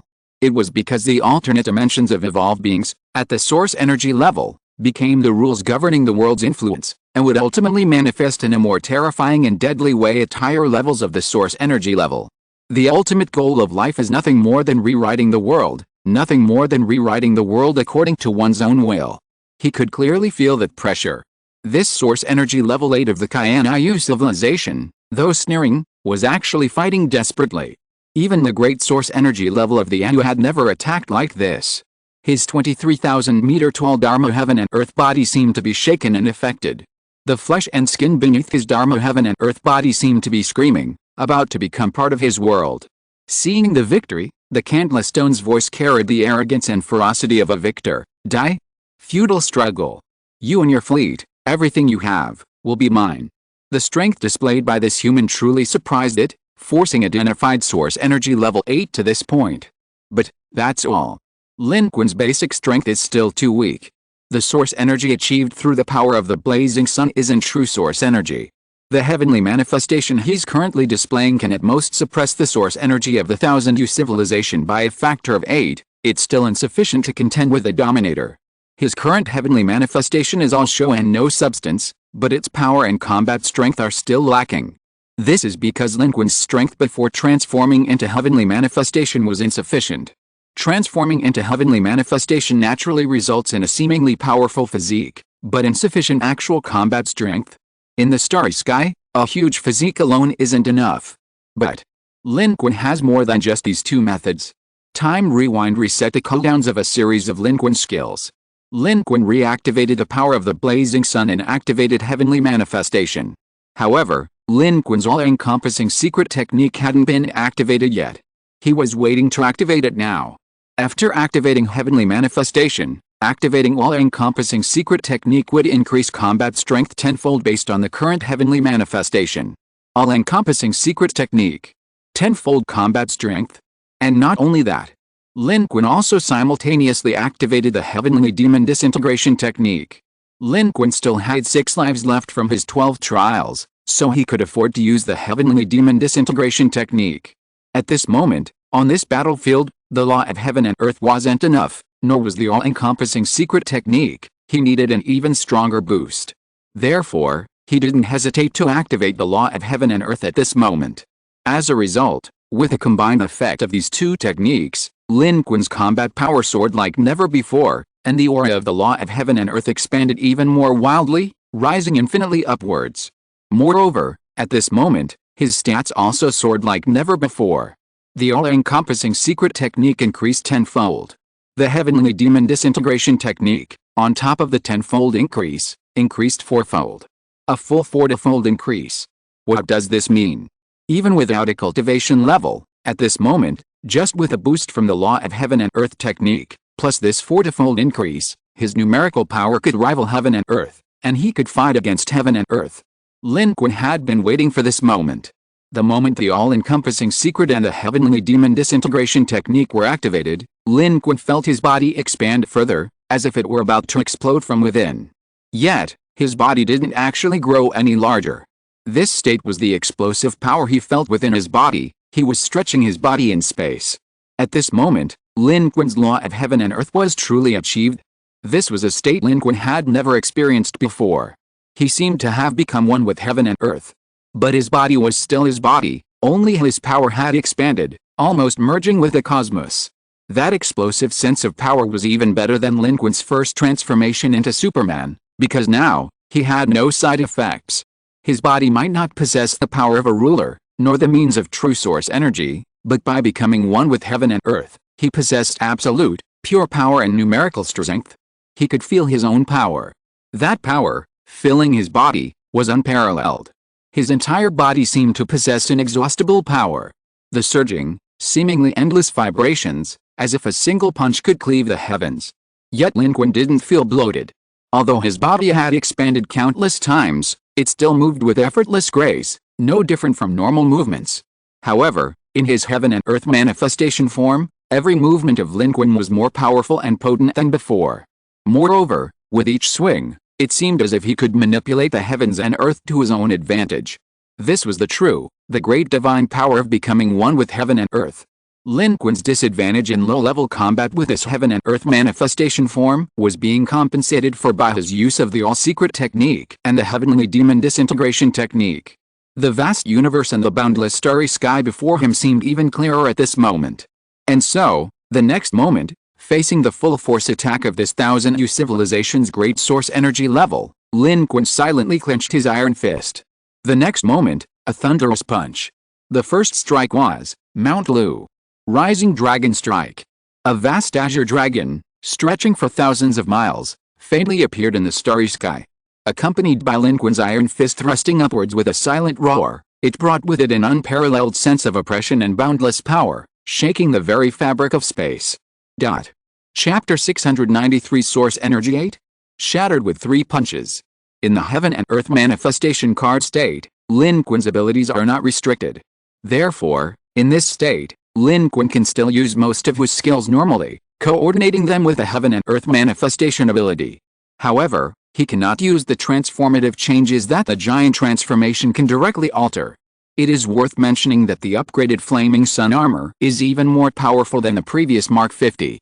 In Lin Qun's Heaven and Earth Manifestation state, it not only continues to function but also doesn't burst. On the contrary, it seems to absorb power and expand, increasing its coverage area. However, The armor itself has become thinner and cannot cover the entire body, only most of it. The current state on Lin Qun's upper body is less like armor and more like a battle suit or vest worn by him in the heaven and earth manifestation state, making Lin Qun not just an exhibitionist but also giving him the feeling of a truly enraged god. And now, Lin Qun has transformed into heaven and earth, increasing his combat power fourfold, comparable to a Super Saiyan going into power, his power surging wildly, only lacking an outlet. Beneath the law of heaven and earth, Lin Qun felt his body expanding, filled with the power surging from the starry sky. This colossal body was Lin Qun. Lin Qun was the law of heaven and earth. And the source energy 8 of the 1000-year civilization had delivered itself to his doorstep. Just now, the candlestone, with its full power and the world woven from the power of rules, might have been able to suppress and kill Lin Qun, but now, there was absolutely no possibility or chance. It had missed its best opportunity. Lin Qun's current state, the law of heaven and earth, was a great divine power from another world. Combined with multiple abilities, it was a completely different path to invincibility. It wasn't that he hadn't reached the high level of source energy or the dominator level, but rather that it was a completely different path, with a different power system from this world, yet equally powerful. Lin Qun estimated that his current combat strength was still not at the dominator level of true knowledge, but it should be approaching that of a true dominator. Especially the body of the law of heaven and earth itself was an extremely special divine power in existence. It was the beauty of numbers, purely relying on the absolute power from multiple fantasy worlds, piled up with the power of heaven and earth. Under such power, the candlestone, at source energy level 8, was utterly insignificant compared to Lin Qun. Now, there was a vast gap between them. At this moment, the dark energy surging within Lin Qun's body had far exceeded its limits, many times greater than that of the candlestone, and could be drawn from space at any time, truly terrifying. This punch, the rising dragon strike of Mount Lu, from its inception to its execution, burned an unimaginable amount of dark energy. Most terrifyingly, this didn't even deplete Lin Qun's dark energy. Moreover, a continuous stream of dark energy kept replenishing it as the rising dragon strike rapidly burned. Under the law of heaven and earth, Lin Qun's body merged with heaven and earth, drawing dark energy even faster than any sovereign source energy. The dark energy stored within his body was also far more vast and astonishing. Therefore, Lin Qun's punch directly shook the source energy world woven from the power of source energy level 8 rules. You alter the normal laws of heaven and earth, distorting the physical laws of the real world. But I have become heaven and earth. You can only change one space. But I am the world at this moment. A punch from the heavens and earth. What can you rely on to shake it? Lin Qun, relying on numerical power, directly punched through. Moreover, Lin Qun's punch, besides the power of Lushan Rising Dragon Overlord himself, was also accompanied by boundless hellfire. As Lin Qun threw the punch, it rose to the sky and crashed against the source energy world woven by the candlestones. It collapsed like paper, and the power of rules fell like rain, spreading and falling in all directions. The source energy method of the 1000-year civilization's 8 candlestones was directly shattered by Lin Qun's punch, utterly devastating. The starry sky seemed to tremble. Its world of rules was easily destroyed in front of Lin Qun's power at this moment, like a sandcastle built by a child, easily pierced. And Lin Qun's body continued to move forward in the starry sky. The huge body of the law of heaven and earth used the void as a platform to advance fiercely, one step covering 10,000 miles, and then threw a second punch. The second punch was still Lushan Rising Dragon Overlord. This was an unstoppable second punch. Dark energy ignited, bursting forth with overwhelming force. In the starry sky, amidst the illusion, it seemed as if a colossal azure dragon coiled around Lin Qun's arm, its silent roar shaking the cosmos, accompanying Lin Qun's punch as he charged forward. This punch was a coordinated attack with the Emperor's Seal technique. Lin Qun wielded both a Lushan Rising Dragon Strike and the Emperor's Seal technique simultaneously. The power of Lin Qun surged wildly, seemingly inexhaustible, as he simultaneously unleashed 2 ultimate techniques. The Lushan Rising Dragon Strike moved like thunder. The Emperor's Seal technique, with its 5 seals united, crushed and suppressed. Both were extremely powerful techniques. At Lin Qun's level as an evolved being, they wouldn't be effective against source energy, but now it was different. Lin Qun, with his boundless power and overflowing attributes, unleashed this combined punch, causing the starry sky to tremble.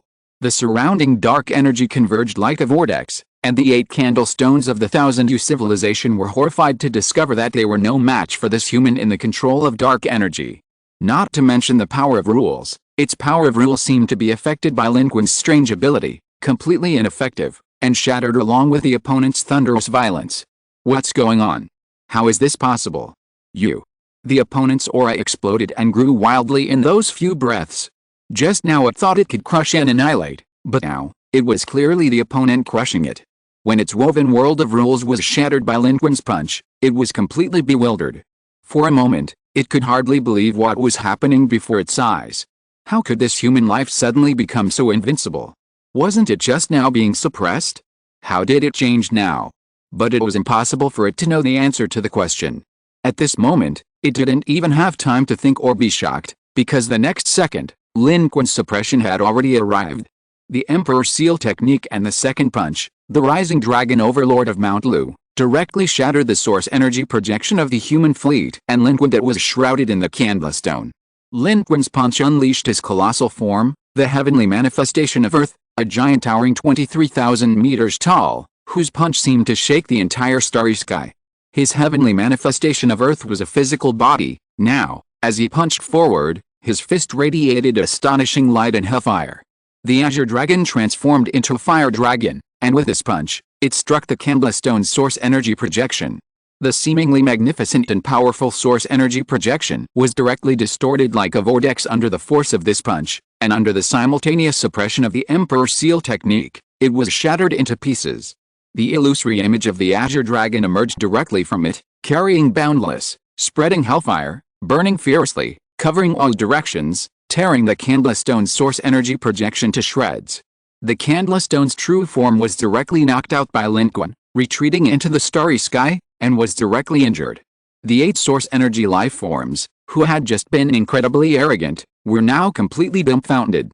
They never expected that the situation would reverse so dramatically in such a short time. Their human target, which they were determined to obtain, had almost been annihilated. Its boasts from just moments ago now sound like those of a clown.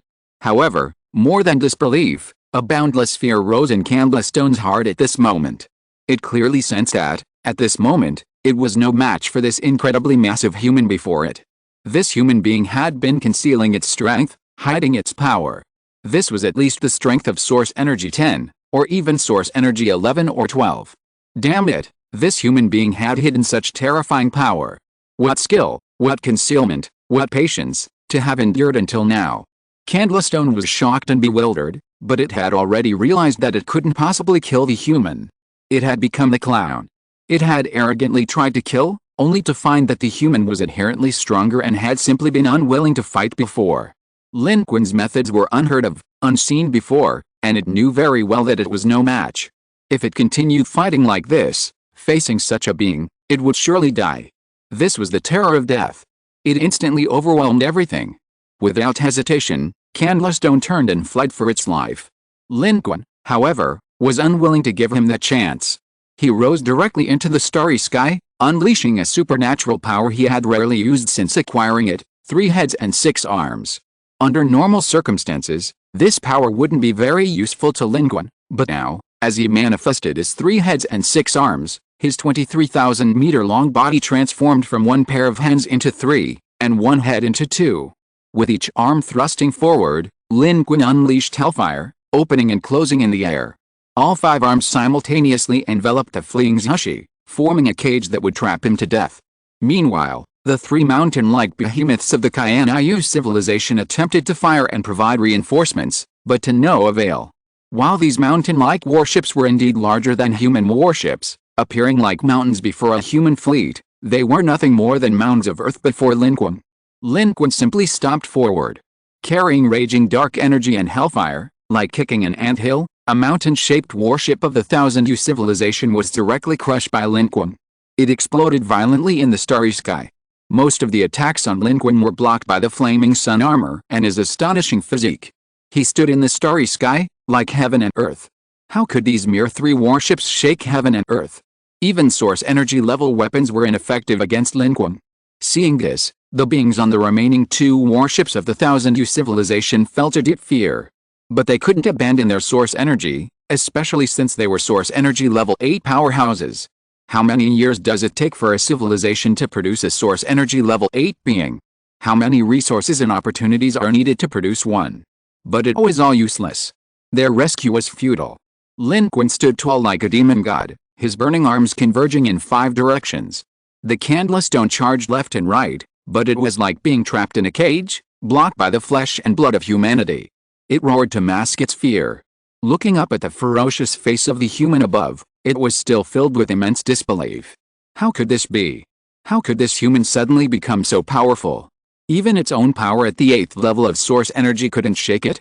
It was certain that even at its current level and strength, this human wasn't a great source energy or a ruler, yet the power it displayed seemed to belong to a completely different power system, yet equally powerful and unmatched. What was going on? Unfortunately, the candlestone would never know the answer to this question. Because when Lin Qun embraced it, the next thing he did was throw a punch. This punch was still the rising dragon strike of Mount Lu. This punch stirred up wind and thunder. The starry sky seemed to tremble. In the center of the starry sky, a dragon's roar seemed to resound, and from Lin Qun's fist, a terrifying azure dragon seemed to roar out, rushing straight towards the Milky Way. At this moment, Lin Qun wasn't burning his own universe, but the dark energy of heaven and earth. Because he had become one with heaven and earth. This punch possessed supreme power. This punch directly struck the candlestone. It was trapped by Lin Qun, with nowhere to hide or avoid, desperately resisting, only to discover in despair that all its resistance was futile against the opponent's punch, shattered and crushed with unstoppable force. This was not the power of any rule or domineering force. This was absolute violence. Terrifying violence amplified by multiple fantasy worlds. One force can break all laws. Its source energy 8 body could not withstand such power, and was directly shattered by the astonishing power of the rising dragon strike of Mount Lu, carried by hellfire and the law of heaven and earth. As a unique life form of the 1000-year civilization, it could not reverse this moment of death, shattered into pieces, reduced to dust, dying on the spot before absolute power. Immediately, a notification from the civilization battlefield appeared before Lin Qun.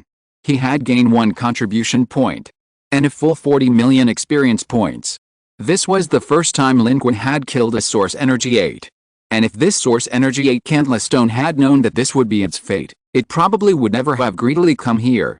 But how could it in its civilization have imagined that such an unassuming, neutral civilization possessed the power to annihilate it? From displaying his power to striking, Lin Qun unleashed 3 punches. These 3 punches directly shattered the arrogant source energy level 8 of the Jin Yu civilization. At this moment, his 23,000-meter-tall Dharma heaven and earth form stood proudly, the vastness of the starry sky seemingly beneath his feet. The Jin Yu civilization beings on the remaining 2 spaceships, witnessing the scene, were utterly terrified. This included the desolation of their own hope, the tragic annihilation of a great source energy level life form, and boundless horror at the power displayed by this human. How is this possible? How could this civilization have such a powerful being? He's been hiding. He's been hiding. His power is comparable to top-tier source energy, even capable of fighting a dominator. We were wrong. We were wrong. An opponent considered an enemy by the 3rd cantilever overlord, even if he looks weak and insignificant, how could we possibly contend with him? How could we possibly defeat an enemy of a dominator? Go. Go quickly. Inside the Jin Yu civilization's spaceship, they were all terrified. This scene before them shattered all the previous pride and arrogance. In a corner of its flagship, the source energy class of the Mir civilization stared blankly at this scene. In fact, deep down, it even hoped that the Jin Yu civilization would wipe out humanity, and it believed that the Jin Yu civilization could do it. But it hadn't expected that humanity's strength far exceeded their imagination. It had previously thought that human civilization was only slightly stronger than its Mir civilization. Now, it seemed like the difference between heaven and earth. This source energy level being of the Mir civilization, the strongest being of the Mir civilization, was utterly powerless against the source energy 8 candlestone of the Jin Yu civilization. Yet, human civilization not only possessed the power to resist, but could even turn the tables and kill its opponent. With just 3 punches, it shattered a source energy level 8 being it might never have been able to defeat in its entire life. What a difference! The Mir civilization's source energy level being felt was even more painful than if it had been killed. However, at this point, it was too late for the Jin Yu civilization to escape. Lin Qun's transformation time was very limited. For the sake of efficiency, he quickly killed the Jin Yu civilization's source energy level 8 with 3 punches, but he had no intention of letting go of the remaining Jin Yu civilization warships. Since they were my enemies, I would naturally annihilate them. And in Lin Qun's current state, destroying these 2 ships would be extremely easy. In his 3-headed, 6-armed state, Lin Qun separated 2 hands to form hand seals, directly unleashing 2 Emperor Seal techniques. The Emperor Seal techniques flashed across the starry sky, descending from above and directly suppressing the 2 last remaining Jin Yu civilization ships. Their armor and shields were utterly vulnerable to the power of Lin Qun's Emperor Seal technique, unleashed by his Heaven and Earth manifestation technique. They were easily shattered, and all life within, including the source energy level beings of the Maya civilization, was indiscriminately annihilated by Lin Qun. Like wiping out a swarm of ants. The Maya civilization's source energy level being was already severely injured and controlled by the Jin Yu civilization, unable to resist or escape. Its will to flee had already crumbled, and it too, along with the Jin Yu civilization's warships, was obliterated by Lin Qun in the starry sky. The Jin Yu civilization had traveled thousands of miles to hunt down humanity, foolishly hoping to gain benefits from them, but now they were reaping the consequences. Their relentless pursuit of humanity had come at a price. 3 warships, including a source energy level 8 being, were all wiped out. Their losses in this battle were no less than the losses incurred by the Super Civilization Alliance in destroying their giant flagship. The civilization battlefield notification appearing before Lin Qun showed that he had gained several thousand contribution points. Lin Qun, however, gained over 20 million experience points. This was far beyond what a few thousand participants could normally achieve. Lin Qun was slightly taken aback, only realizing something upon seeing the mention of the Maya civilization in the prompt. But his surprise was brief. He quickly turned his gaze to the distant starry sky. Against a backdrop of planets, the entire cosmos twinkled. Chapter 694 The Battlefield of the Overlord Level. Just then, at the far end of this starry sky, behind the battlefield of the Dominator level life forms, the starry sky seemed to light up like a constellation of stars. Countless jump portals opened, and the massive fleet of the Divine Kingdom faction was piercing through the sky, sealing off all sides. The Divine Kingdom faction's Dominator level Lin Qun arrived first aboard a geometric spaceship, in order to hold back the Third Arm Overlord, while the main force of the Divine Kingdom faction here quickly assembled, arriving late. They couldn't participate in the battle between the 2 Dominators, but they could technically lock down the surrounding starry sky, making it difficult for reinforcements from the Third Arm Overlord to arrive here, and also making it difficult for the Third Arm Overlord to leave by spaceship. However, before they officially arrived, the human fleet had already successfully jumped. Although Suji and the others were amazed by Lin Qun's enormous body of 20,000 meters and combat power, and wanted to see how their side's human powerhouse would fight the whole battle, they knew what they had to do. Lin Qun had blocked the 1,000 Yu civilization, and before the battle was over, they had successfully escaped the battle and jumped away immediately. Therefore, when the Divine Kingdom's fleet arrived, only Lin Qun and the 5th warship left to support him remained. When Lin Qun finished his battle with the Jin Yu civilization and looked up, he saw this shimmering starry sky. The Divine Kingdom's fleet was as vast and dazzling as ever. They were like stars in the sky, a convergence of civilizations, shining infinitely. Such a lineup was an irresistible force for most civilizations below the first-level battlefield in the starry sky.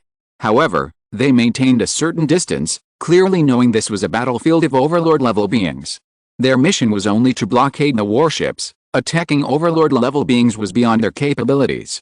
Although the Divine Kingdom's fleet here was superior to humanity's, even possessing the technology and weapons to fight and annihilate source energy-level beings, their civilization level was clearly not yet capable of confronting Overlord-level beings. They used the nearby 5th orbital planet as a center, encircling the battlefield of the Divine Kingdom's Overlord-level Liu Ying and the 3rd Cantilever Overlord within a 500,000-kilometer radius. Blockade was enough to prevent the 3rd Cantilever Overlord from leaving, or the unwarranted intervention of other forces. To leave this place to their own ruling life form. However, they were ordered to come here and seal off the battlefield, but they didn't expect that besides the 3rd Cantilever Overlord, there was another unknown powerful being present here. Lin Qun's existence almost instantly attracted the attention of these Divine Kingdom civilizations. Because he was too special, and too enormous at this moment.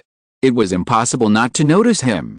Source energy level projections were comparable to stars, which was rare for these civilizations, but they weren't unaware of it. However, at this moment, Lin Qun's Dharma heaven and earth form was a solid body, towering 23,000 meters tall, and clearly not a projection. This was extremely rare. In the starry sky, life forms reaching such a size were either simply enormous, or possessed absolute violence commensurate with their size. Moreover, at this moment, under Lin Qun's Dharma heaven and earth divine power, the aura surging from his body, while terrifying, was different from the known standards of source energy life forms, making it extremely unique. Who is he? Which civilization does he come from? Is he also one of our divine kingdom's allies? Analysis shows his state is very strange, seemingly a dominator yet not a dominator, seemingly source energy yet not source energy. His energy level is very high, but there's no clear reaction of a dominator or source energy. We've never seen such a life form before. What's going on? Is he from the Super Civilization Alliance? What's he doing here? In our previous exploration and tracking, the third cantilever overlord seemed to be attacking a weak, neutral civilization. There was no intelligence indicating any other powerful life forms. Floating around him are the remains of the 1000 civilization, perhaps. This. Without orders from above, we shouldn't act rashly. Just follow the orders we've received. The commander of this divine kingdom's fleet was the top-tier source energy Kang, who had previously acted on the resource planet. Standing in its flagship, it was also shocked by this scene.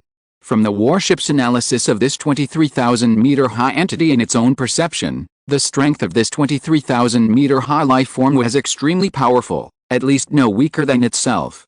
It was also shocked and curious. Where did this life form come from? What was his purpose? However, seeing that the 1000 civilization might have just been wiped out by this terrifying life form, it chose the safest option. This was the battlefield where supreme-level gods were fighting, and it, as a top-tier source energy, couldn't easily intervene. It would simply surround it as ordered. Regardless of where this enormous life form came from, who it was, or what its strength was, now that their divine kingdom's supreme ruler, Liu Ying, was here, these were not issues it needed to worry about. That was the key issue. It and its civilization had no need to intervene. The supreme ruler of the divine kingdom was here. What was the point of them showing off? In fact, although Lin Qun's current methods were astonishing, they could also fight back. After all, Lin Qun was below the level of the law of heaven and earth and was not a true supreme ruler. But there was no need to do so. What benefit would they gain from losing their own people for nothing? Whether they could win or not was meaningless. Anyway, without orders from the divine envoy, why should they intervene and invite trouble? Therefore, this king was also very cautious and simply hid its spaceship at the very back of the divine kingdom's starlike fleet to avoid becoming the target of this unknown entity.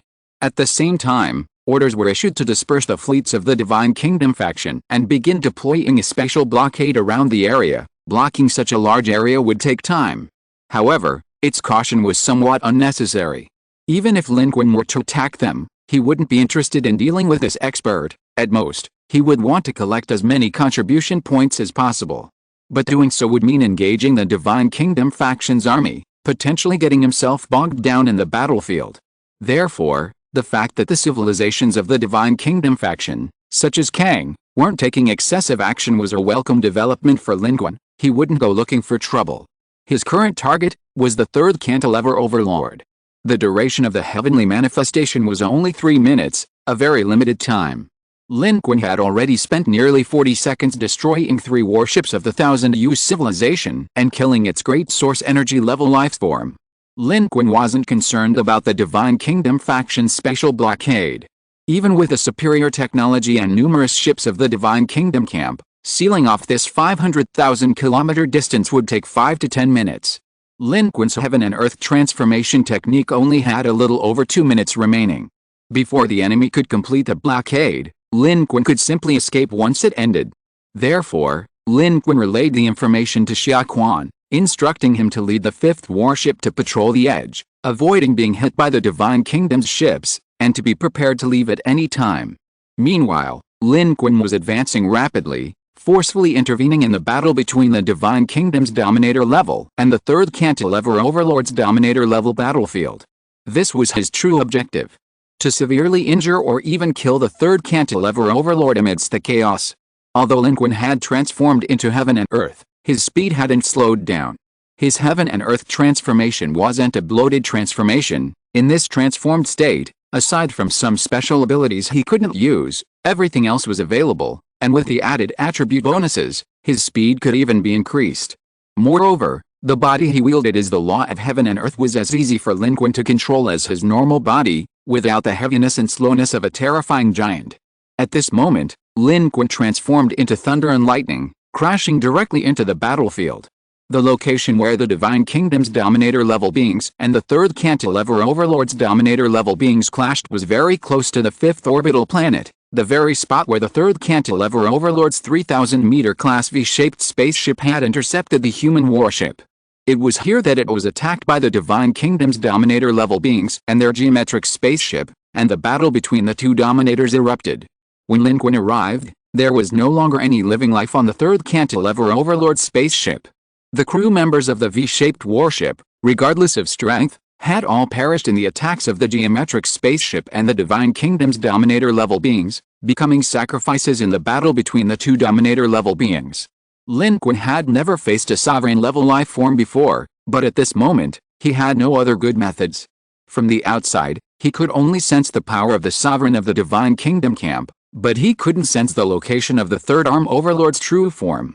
He had come for the Third Arm Overlord, and his time for the heaven and earth transformation was limited.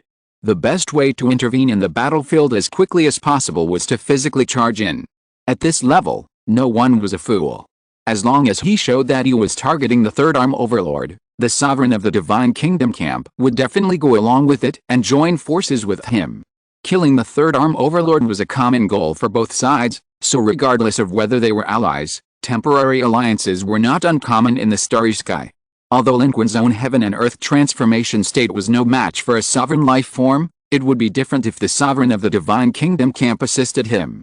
2 against 1, the Third Arm Overlord would definitely suffer. What Lin Qun didn't know was that above the battlefield, above the geometric spaceship, the sovereign of the Divine Kingdom camp, Liu Ying, was also observing Lin Qun from above. Lin Qun didn't know who it was, but it roughly knew who Lin Qun was and where the fleeing human fleet came from. It had already noticed the suddenly enlarged Lin Qun here, recognized him at a glance, and roughly guessed the purpose of the Third Arm Overlord's attack on humanity.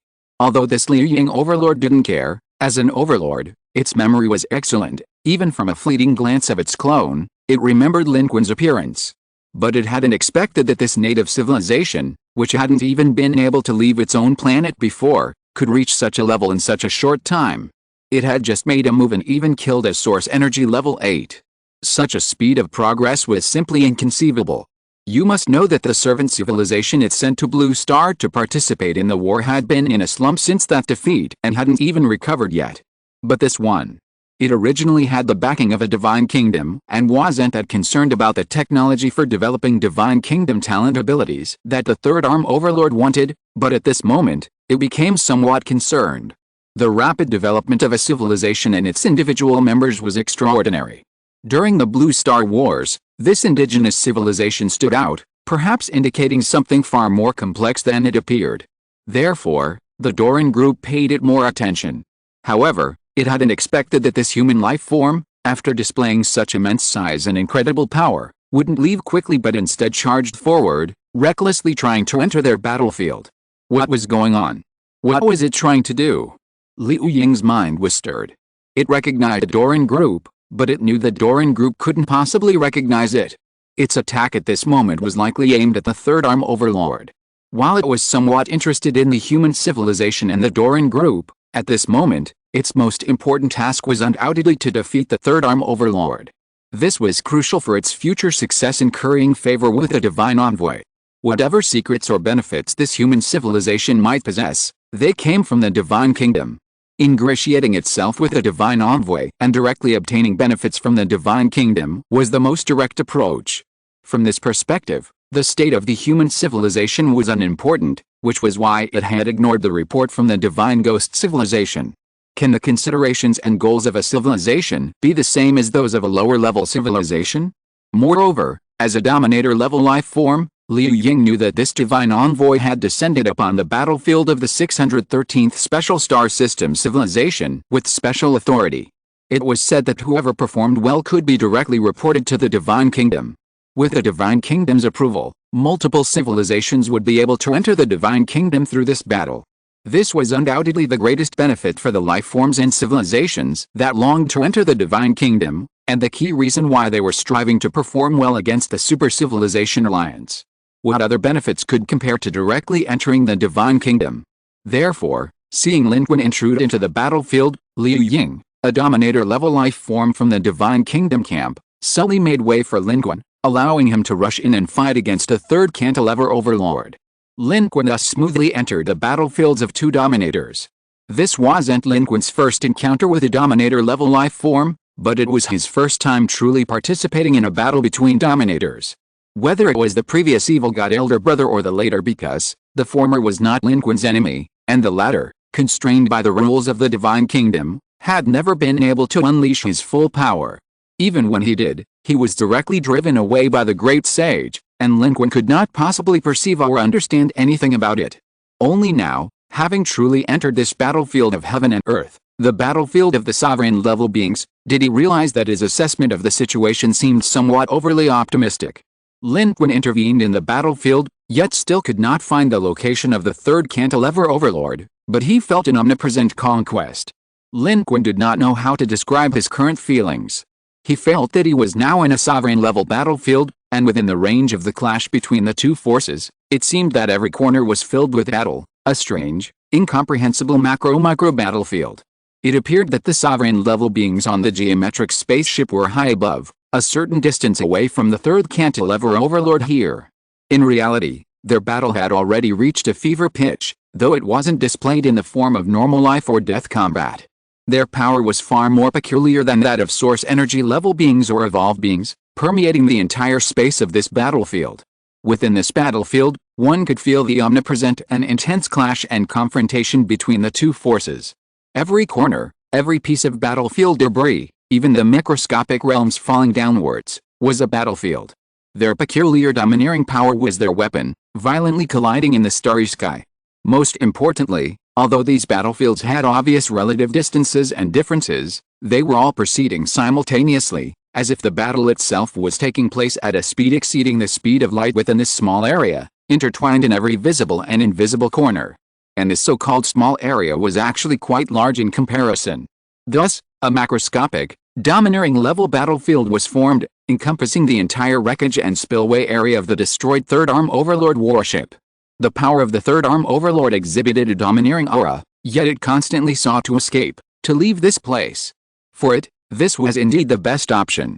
Confronting a Dominator-level life form of the Divine Kingdom faction is pointless, regardless of victory or defeat.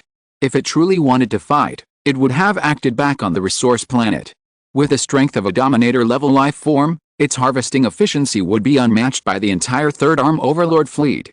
It didn't act then simply to avoid becoming a target of the Dominator-level life form of the Divine Kingdom faction. It was cunning and treacherous, unwilling to participate in the top-level competition between the Divine Kingdom faction and the Super Civilization Alliance, preferring to fish in troubled waters and amass a large amount of contribution points.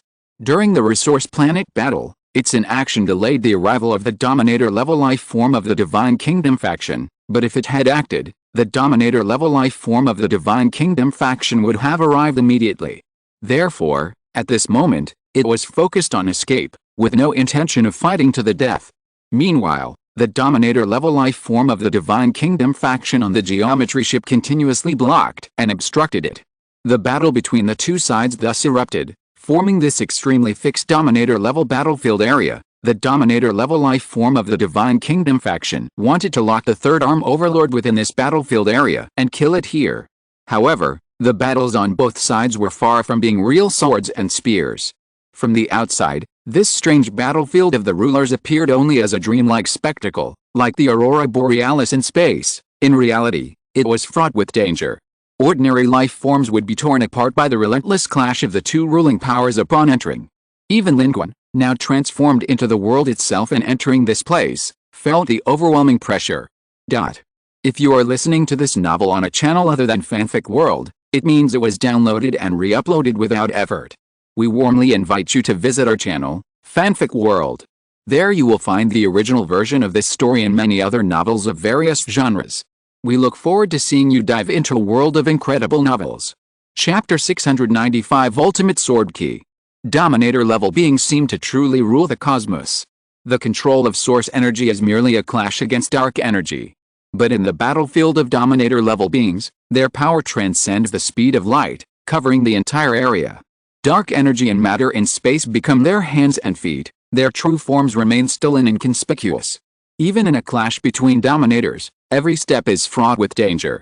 Lin Qun was intentionally placed into the battlefield by Liu Ying, but upon entering, he immediately sensed the situation. He possesses the Dharma of heaven and earth, and theoretically, by communicating with heaven and earth, his dark energy should be inexhaustible, as evidenced by his previous 3-punch Lushan Rising Dragon Strike. While others burn their own microcosm, under the Dharma of heaven and earth, Lin Qun can burn the dark energy within the surrounding true cosmic space. That is truly being able to utilize the creation of heaven and earth for his own use. However, entering this place, intruding into the battlefield of two dominator-level beings, Lin Qun felt as if he had entered someone else's world, making it difficult to utilize the surrounding creation. The world of rules woven by the power of the great source energy level appeared more blurred than the world of rules itself, but its domineering nature was more concrete. Lin Qun's extraction of dark energy from the surrounding space using the law of heaven and earth was directly cut off. This was because this was no longer the world he had created. Moreover, although Liu Ying did not attack him after he entered, the power of the third cantilever overlord immediately turned to attack him. The third cantilever overlord knew very well that he was human and guessed who he had come for. Therefore, without uttering a single word, it directly attacked Lin Qun. The attack of the third cantilever overlord itself was also different from what Lin Qun had expected. It was not a spectacular attack with impressive sound and light effects, but like the surrounding battlefield, it appeared as a flash of light on a macroscopic scale. However, this flash of light itself could not be intercepted because the attack manifested in every corner of Lin Qun's massive 23,000-meter body. Even after Lin Qun entered this battlefield, the flash of light became unclear. Because they were omnipresent, they were the external reaction and manifestation of power. Being in the midst of it, one naturally could not see the whole picture. The killing intent and the methods of the third cantilever overlord were deeply concealed within, their power now targeting every piece of Lin Qun's armor and every inch of his flesh, creating a battlefield where attacks erupted and were launched at every turn. The moment Lin Qun arrived, he was already caught in the opponent's trap. The power seeped into every crevice of Lin Qun's body, rapidly shifting within the heaven and earth, transforming everything into a battlefield. Moreover, the opponent's power was further subdividing. The levels of warfare were constantly refining and decreasing, from meters to decimeters, from decimeters to centimeters, from centimeters to millimeters. Ultimately, the battle might unfold at the cellular or even molecular level. And there was no distinction of timing. The attack arrived the moment Lin Qun entered, instantly covering his entire body, every part of him. His massive 23,000-meter frame became the target in an instant. From the outside, Lin Qun's body appeared bathed in light, exuding a divine holiness. However, it was difficult to discern that he was being driven to the brink of destruction. Arriving here, he had instantly become a battlefield of blood and fire. Lin Qun was horrified to discover that his own body had become the battlefield. This was completely different from his imagined scenario of charging in and using the heavenly manifestation technique to fight a dominator-level life form in a brutal, hand-to-hand combat. His understanding of the dominator level was still too limited. He naively assumed that dominator-level combat was merely a power slightly higher than the source energy level. Now, with the third cantilever overlord's attack, he found himself unable to mount a proper counterattack. He was on the verge of being overwhelmed, his massive heavenly manifestation technique body about to be mercilessly torn apart. Lin Qun immediately launched a counterattack, relying on his own physical strength and the heavenly manifestation technique's manipulation abilities. However, Lin Qun lacked the precise control over his power, unable to divide the battlefield into smaller, distinct levels like his opponent. The third cantilever overlord could use Lin Qun's body as a battlefield, but Lin Qun couldn't do the same. He mobilized the power within his body, only able to withstand a portion of the attacks. But the attacks were too dense, covering everything. Lin Qun felt his defense was like a fishing net, able to catch some large fish, But the remaining small fish were useless, easily slipping through the gaps in the net. However, for a real fish to escape the net is to escape for life. But Lin Qun's net was only intercepting attacks, it couldn't stop them. The third cantilever overlord's power was tearing apart his armor and body. His massive 23,000-meter tall body was cracking everywhere, even his fiery sun armor shattered, blood splattering across the starry sky. The third cantilever overlord's power was extremely domineering, aiming to riddle Lin Qun with holes from the outside in. And most importantly, Lin Qun couldn't resist it. If Lin Qun weren't in his current form, possessing an astonishing physique and unprecedentedly abundant power, he might have been annihilated the moment he entered this battlefield of sovereign-level life forms, unable to withstand even a second of the opponent's attacks. But now, he was only managing to maintain his strength. At this rate, he would be blasted to pieces in the starry sky by the third arm overlord in less than half a minute. Lin Qun hadn't expected that his desire for a major battle would lead to his immediate defeat. Lin Qun actually possessed cards effective against sovereigns, such as the six-pointed star curse, which he wanted to use. However, upon entering the battlefield, he realized there seemed to be no opportunity to use them. Without a target, the third arm overlord's true form was concealed, and with the current suppression, he couldn't use them even if he wanted to. He wasn't a sovereign. In the sovereign-level battlefield, the difficulty wasn't in attacking, but in how to launch an attack. A clever enemy would choose to kill without giving the enemy a chance to retaliate. However, Lin Qun was a veteran of countless battles. The battlefield of sovereign-level life forms might exceed his expectations, a fact he hadn't overlooked. Therefore, his physical body, the law of heaven and earth, is still intact. Although he lacks the dominance and control of a sovereign-level life form, he possesses absolute power. He still has many means to break through the current situation. The problem is that he doesn't simply want to escape. He wants to work with the sovereign of the Divine Kingdom camp to keep this third cantilever overlord here forever. Lin Qun actually discovered that his arrival was useful. Although he was immediately on the defensive, in a battlefield of this level, being attacked was also useful. His attacks diverted the third cantilever overlord's attention, causing it to shift from a stalemate to a slight disadvantage in its confrontation with the sovereign-level life form of the Divine Kingdom camp. The sovereign life form of the Divine Kingdom camp immediately seized this opportunity, further compressing its blockade, which would greatly limit the third cantilever overlord's escape space. Even being attacked was useful. Even a powerful figure, when fighting another powerful figure, being distracted by attacking one person, and unable to kill them quickly, wouldn't that affect their battle with the powerful figure? And Lin Qun couldn't possibly wait to be attacked forever. Just then, Lin Qun made his move. Having entered the battlefield, Lin Qun was initially suppressed, but he managed to stabilize his situation and somewhat understand the characteristics of the Dominator's power he was currently experiencing. Therefore, he devised a possible countermeasure. He activated the malevolent energy within his body. Since the battle on the dwarf planet 8-3 of the Cloud Pattern star system, the malevolent energy within Lin Qun had accumulated and had never been completely eliminated. Later, with Lin Qun's cultivation, this malevolent energy had almost become part of his power, lurking within his body like a time bomb. Therefore, Lin Qun had always suppressed it to prevent it from erupting and affecting him. But now it was different. Lin Qun actively induced the malevolent energy to erupt. The best defense is offense. If Lin Qun couldn't defend himself, he would rely on this malevolent energy. This malevolent energy came from the immortal execution ancient sword. It was no ordinary malevolent energy. It was all-pervasive, and its influence on living beings was astonishing. Although uncontrollable, it seemed to be able to withstand the all-pervasive attacks of the third cantilever overlord. Most importantly, the ferocious aura of the immortal execution sword came from another world, something even this sovereign life form had never seen before. Lin Qun's attack was swift and successful. The ferocious aura erupted, and on the battlefield above his body, Lin Qun clearly felt the third arm overlord's domineering offensive briefly halt. In that instant, Lin Qun directly grabbed the immortal execution sword and the Vajra bracelet. He was countered by the aura. Of course, since the opponent was a sovereign, the ferocious aura of the immortal execution sword could only be used as a surprise attack and could not achieve an absolute effect. Therefore, at this moment, Lin Qun simultaneously activated the soldier's secret technique. Through this time reversal, the cooldown time of Lin Qun's soldier's secret technique was also reset, so it was usable now. With the soldier's secret technique present, Combined with Lin Qun's current ability to manifest heaven and earth, he could activate and even perfectly utilize these two divine weapons. Therefore, when these two divine weapons were displayed, under the enhancement and activation of Lin Qun's soldier secret technique, they both soared and changed shape. In the blink of an eye, both the immortal execution sword and the Vajra bracelet grew to around 10,000 meters in length.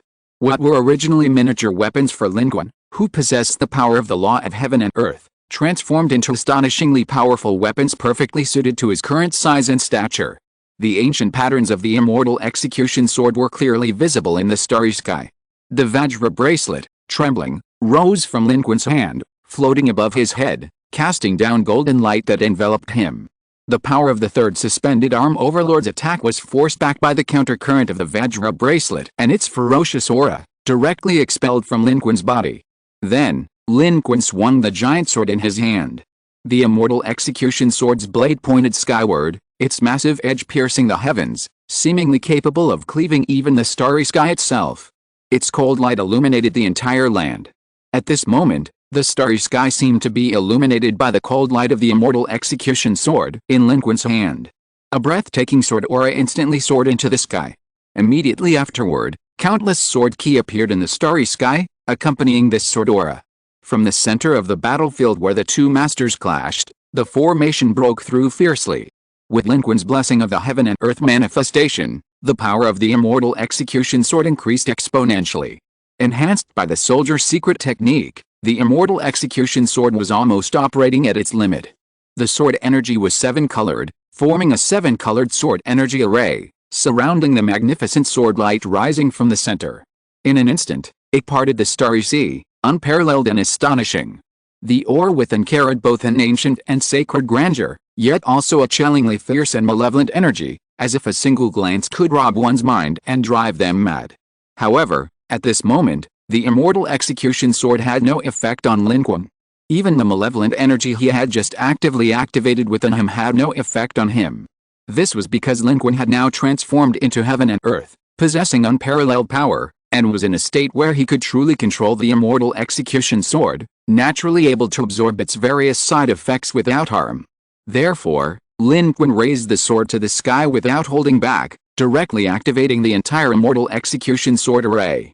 Especially the ultimate sword energy at the center, now unleashed from Lin Qun's hand, soared straight into the heavens under the incomparably massive Huxin sword in his grasp, causing the entire starry sky to tremble. If the previous confrontation between these two sovereign-level beings was an unseen danger, then Lin Qun's intervention now made everything visible and far more intense. The resulting direct impact was even more immediate and concrete for the onlookers, who were all terrified. They hadn't expected this human giant who had barged into the battlefield to not only be enormous and incredibly brave, but also possess the means and ability to contend with sovereigns. Lin Qun could hardly intervene in a sovereign-level battlefield, nor could he fight against them from their level, so he chose to act in his own way. The ultimate sword energy of this Huxin sword surged forth, carrying an astonishing flash of light, rising tens of thousands of meters into the sky. This was an unprecedentedly massive sword, slashing fiercely down towards the world ahead. At the same time, the other colorful sword formations surrounding this main sword energy also stirred at this moment, rising one by one, shredding across the sky. Although the third cantilever overlord and the divine kingdom's dominator level forces were fiercely entangled, it was still possible to discern that a portion of the force was from the divine kingdom's dominator level forces, pursuing and intercepting from the outermost layer, while the third cantilever overlord's forces dominated the inner area of the warship wreckage, constantly attempting to break outwards. Therefore, the direction Lin Qun struck was precisely where the third cantilever overlord's forces were concentrated within the warship wreckage. In the blink of an eye, Lin Qun had launched a counterattack. Not counterattacking would be too late. Under the law of heaven and earth, Lin Qun was no match for these two dominators. Intervening in the dominator battlefield was tantamount to burning himself out. Under such circumstances, he couldn't sustain it for long. Naturally, he had to exhaust everything, attacking with all his might, maximizing the effectiveness of the law of heaven and earth's power to inflict a severe blow on the third cantilever overlord. Lin Qun's body, embodying the Dharma of heaven and earth, stood 23,000 meters tall, a formidable force even in the starry sky. This sword strike, perfectly suited to his size, unleashed a boundless, dazzling sword light, as if cleaving the entire galaxy in two. Behind him, boundless sword energy covered the entire area, a truly all-encompassing 10,000 swords unleashed simultaneously. This attack possessed the power of a dominator. Lin Qun's goal was simple: to force out the third arm overlord with a strike, and then attempt to coordinate with the dominator-level beings of the Divine Kingdom faction to kill it with the next.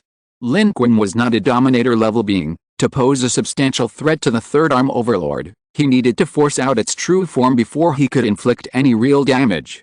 Lin Qun's Dharma of Heaven and Earth technique was nearing its end. He also needed time to escape, so he naturally needed to act quickly, with all his might, and to achieve his strategic objective as much as possible. As Lin Qun's sword energy surged down, the dominator-level beings of the Divine Kingdom faction also made their move.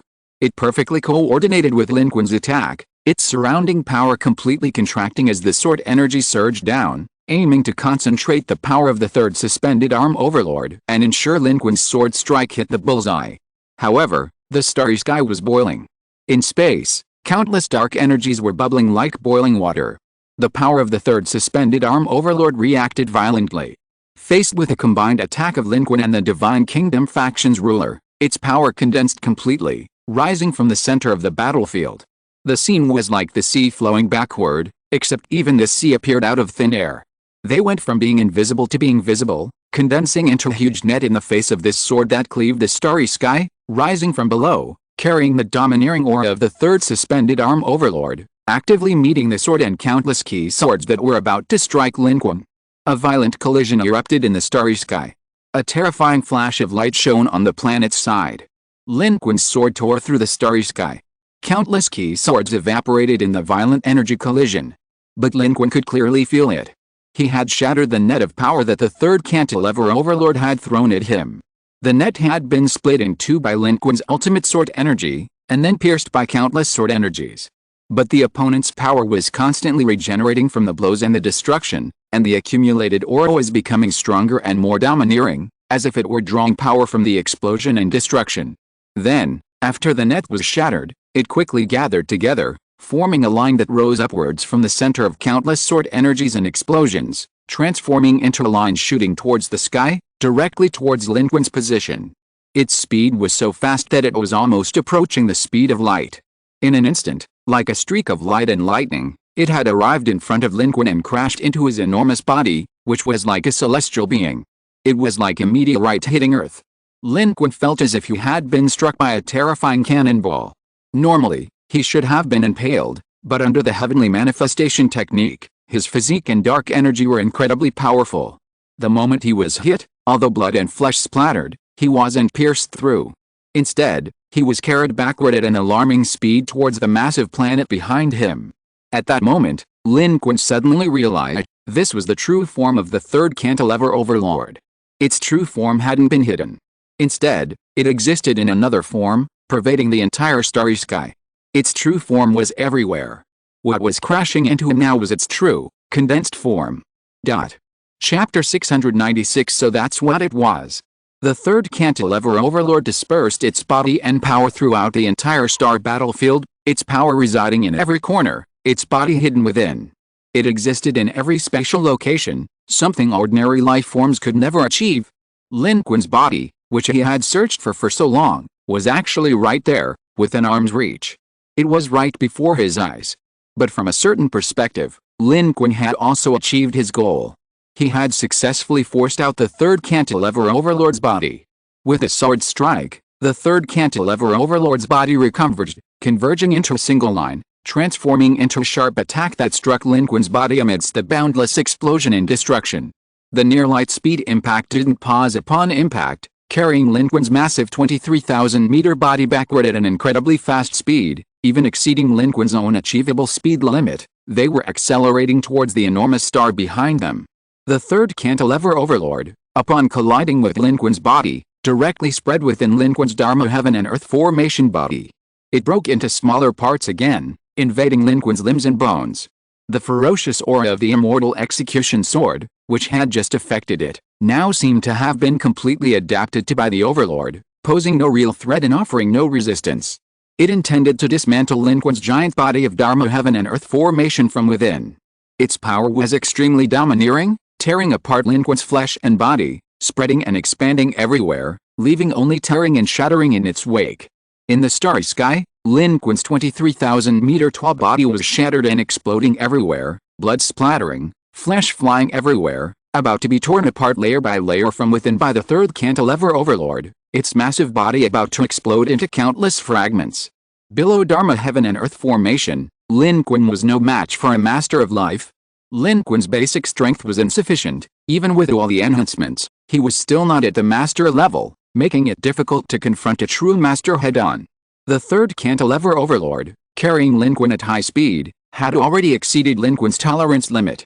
His body was further shattered, a bloody mess.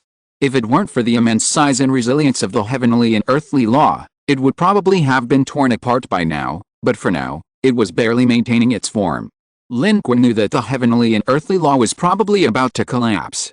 Lin Qun gritted his teeth and activated the explosive power of the flaming sun armor, detonating the armor's energy and all the dark energy in his body. And then, the next second, a sun rose 10,000 meters above the planet's surface below, illuminating the Earth. The power of the solar eruption itself wasn't particularly astonishing, leaning more towards a wide-area explosive attack. Especially in high-level clashes, it posed little threat to life in high-energy domains. However, combined with the immense power within Lin Qun's current Dharma heaven and earth form, the instantaneous power unleashed was still considerable. This explosion, like a supernova, illuminated the entire starry sky.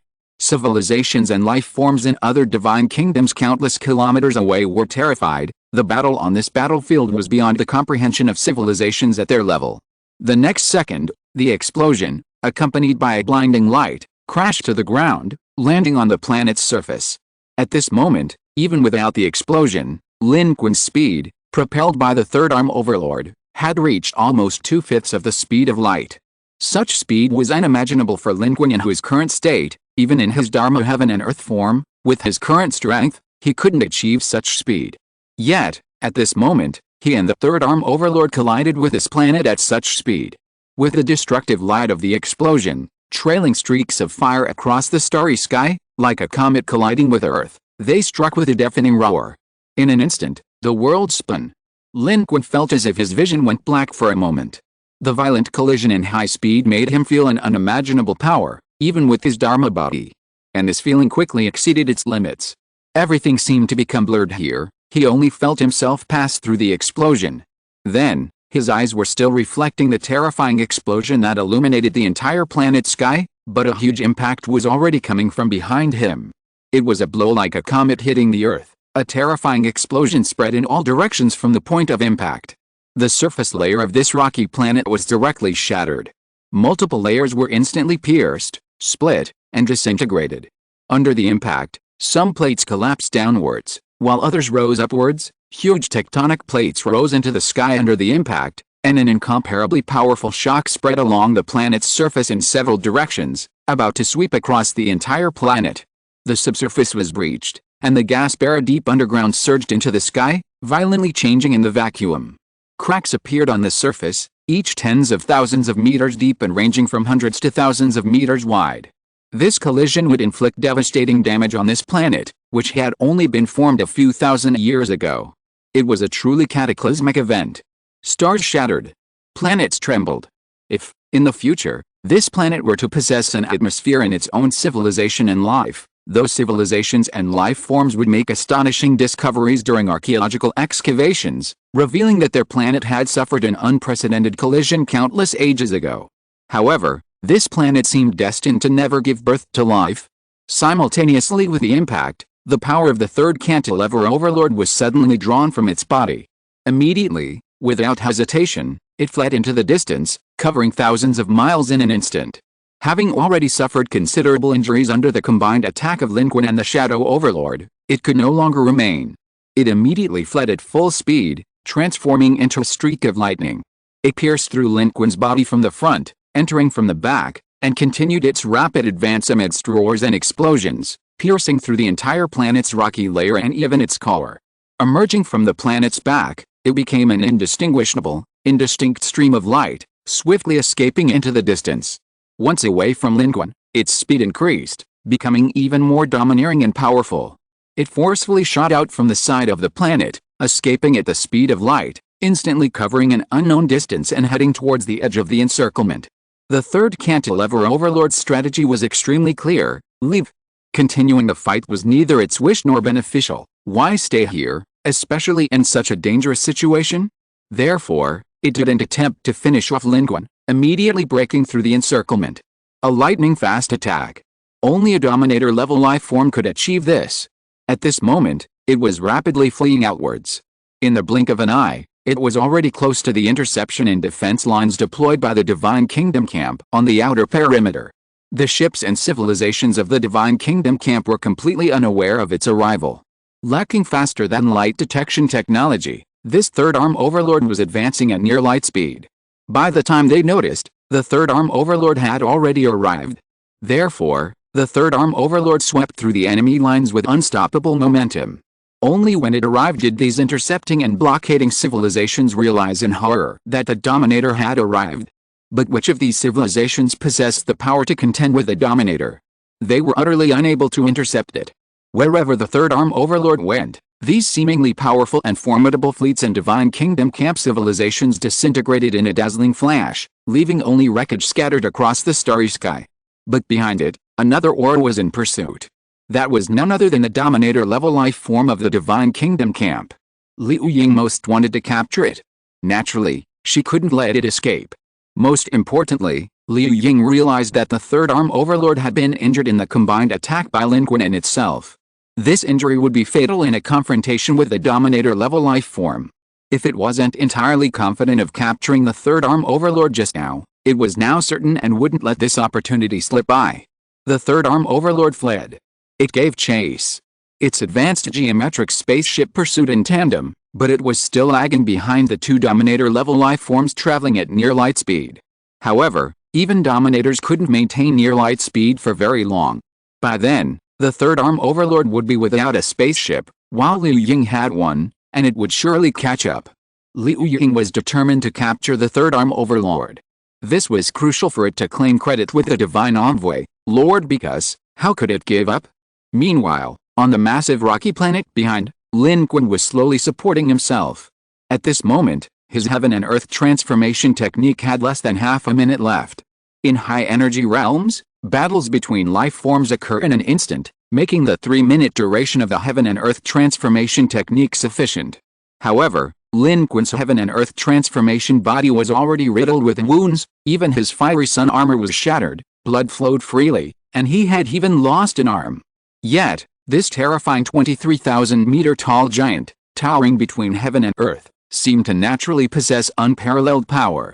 Even if it didn't look impressive, it was still incredibly awe-inspiring, naturally exuding a terrifying aura that made one's heart tremble. Lin Qun, however, felt a wave of weakness. It was as if all the power in his body had been drained. This feeling was unlike his previous battle against the Thousand Year Civilization's Source Energy 8, where Lin Qun had absolutely crushed it. But now, after only 2 rounds of fighting with the third suspended arm overlord, the seemingly inexhaustible power within his heaven and earth transformation body seemed to have been almost completely depleted. This demonstrated the immense power of a Dominator-level life form. If the third suspended arm overlord hadn't primarily been trying to escape, Lin Qun's heaven and earth transformation body would likely have shattered. Of course, the power of the sovereign life sealing off the 4 directions also greatly affected the performance of the law of heaven and earth. Under the influence of the sovereign power, the power that Lin Qun's law of heaven and earth could borrow from space was affected, and the source of power was cut off. Coupled with the increased consumption, it naturally showed signs of weakness. Therefore, Lin Qun did not pursue the third cantilever overlord. He no longer had the strength to pursue. He had made his move and done his best. The rest was beyond his control. Even if he wanted to, it was impossible. Lin Qun was already very satisfied with what he had done. After all, he was not a true sovereign life, and to have achieved this was already quite astonishing. However, Lin Qun knew that the Divine Kingdom camp was determined to take down the third cantilever overlord. His intervention had affected the power balance between the Divine Kingdom camp sovereign and the third cantilever overlord. The third cantilever overlord was also injured, and its situation would be even more difficult than before. That was enough. In this way, although it made a tough statement, It would no longer be a threat to humanity in the short term. This is of utmost importance to Lin Qun and human civilization. Lin Qun's actions this time were not in vain. He has essentially achieved his goal. A dominator is not an easy target. Lin Qun's basic strength was insufficient. To kill a dominator with just a single heavenly manifestation technique was ultimately naive. Lin Qun had anticipated this, and achieving the current result was already quite good. This was also Lin Qun's first real participation in the struggle for dominance, and although it was only a fleeting glimpse, it deeply impressed and inspired him. He also looked forward to the day he became a dominator. The rest depended on the strength of the dominator from the Divine Kingdom faction. He hoped it could successfully kill the Third Arm Overlord, thus eliminating future threats to human civilization. Moreover, when the Third Arm Overlord crashed onto this planet, it left Lin Qun with the words, "I will find you." Lin Qun hoped that day would never come. He hoped that the Third Arm Overlord would die forever in this battlefield of blockade between the Divine Kingdom faction and the Super Civilization Alliance, for its own greed. Lin Qun glanced at the direction where the two sovereign-level beings had disappeared in the starry sky. For some reason, he felt an inexplicable familiarity with the aura of the sovereign-level being from the Divine Kingdom faction, as if he had seen it somewhere before. Lin Qun had only seen a handful of sovereign-level beings. As soon as this sense of familiarity arose, he quickly went through all the sovereign-level beings in his mind. The power of sovereign-level beings was very distinctive and very different from one another. He could roughly determine it by elimination.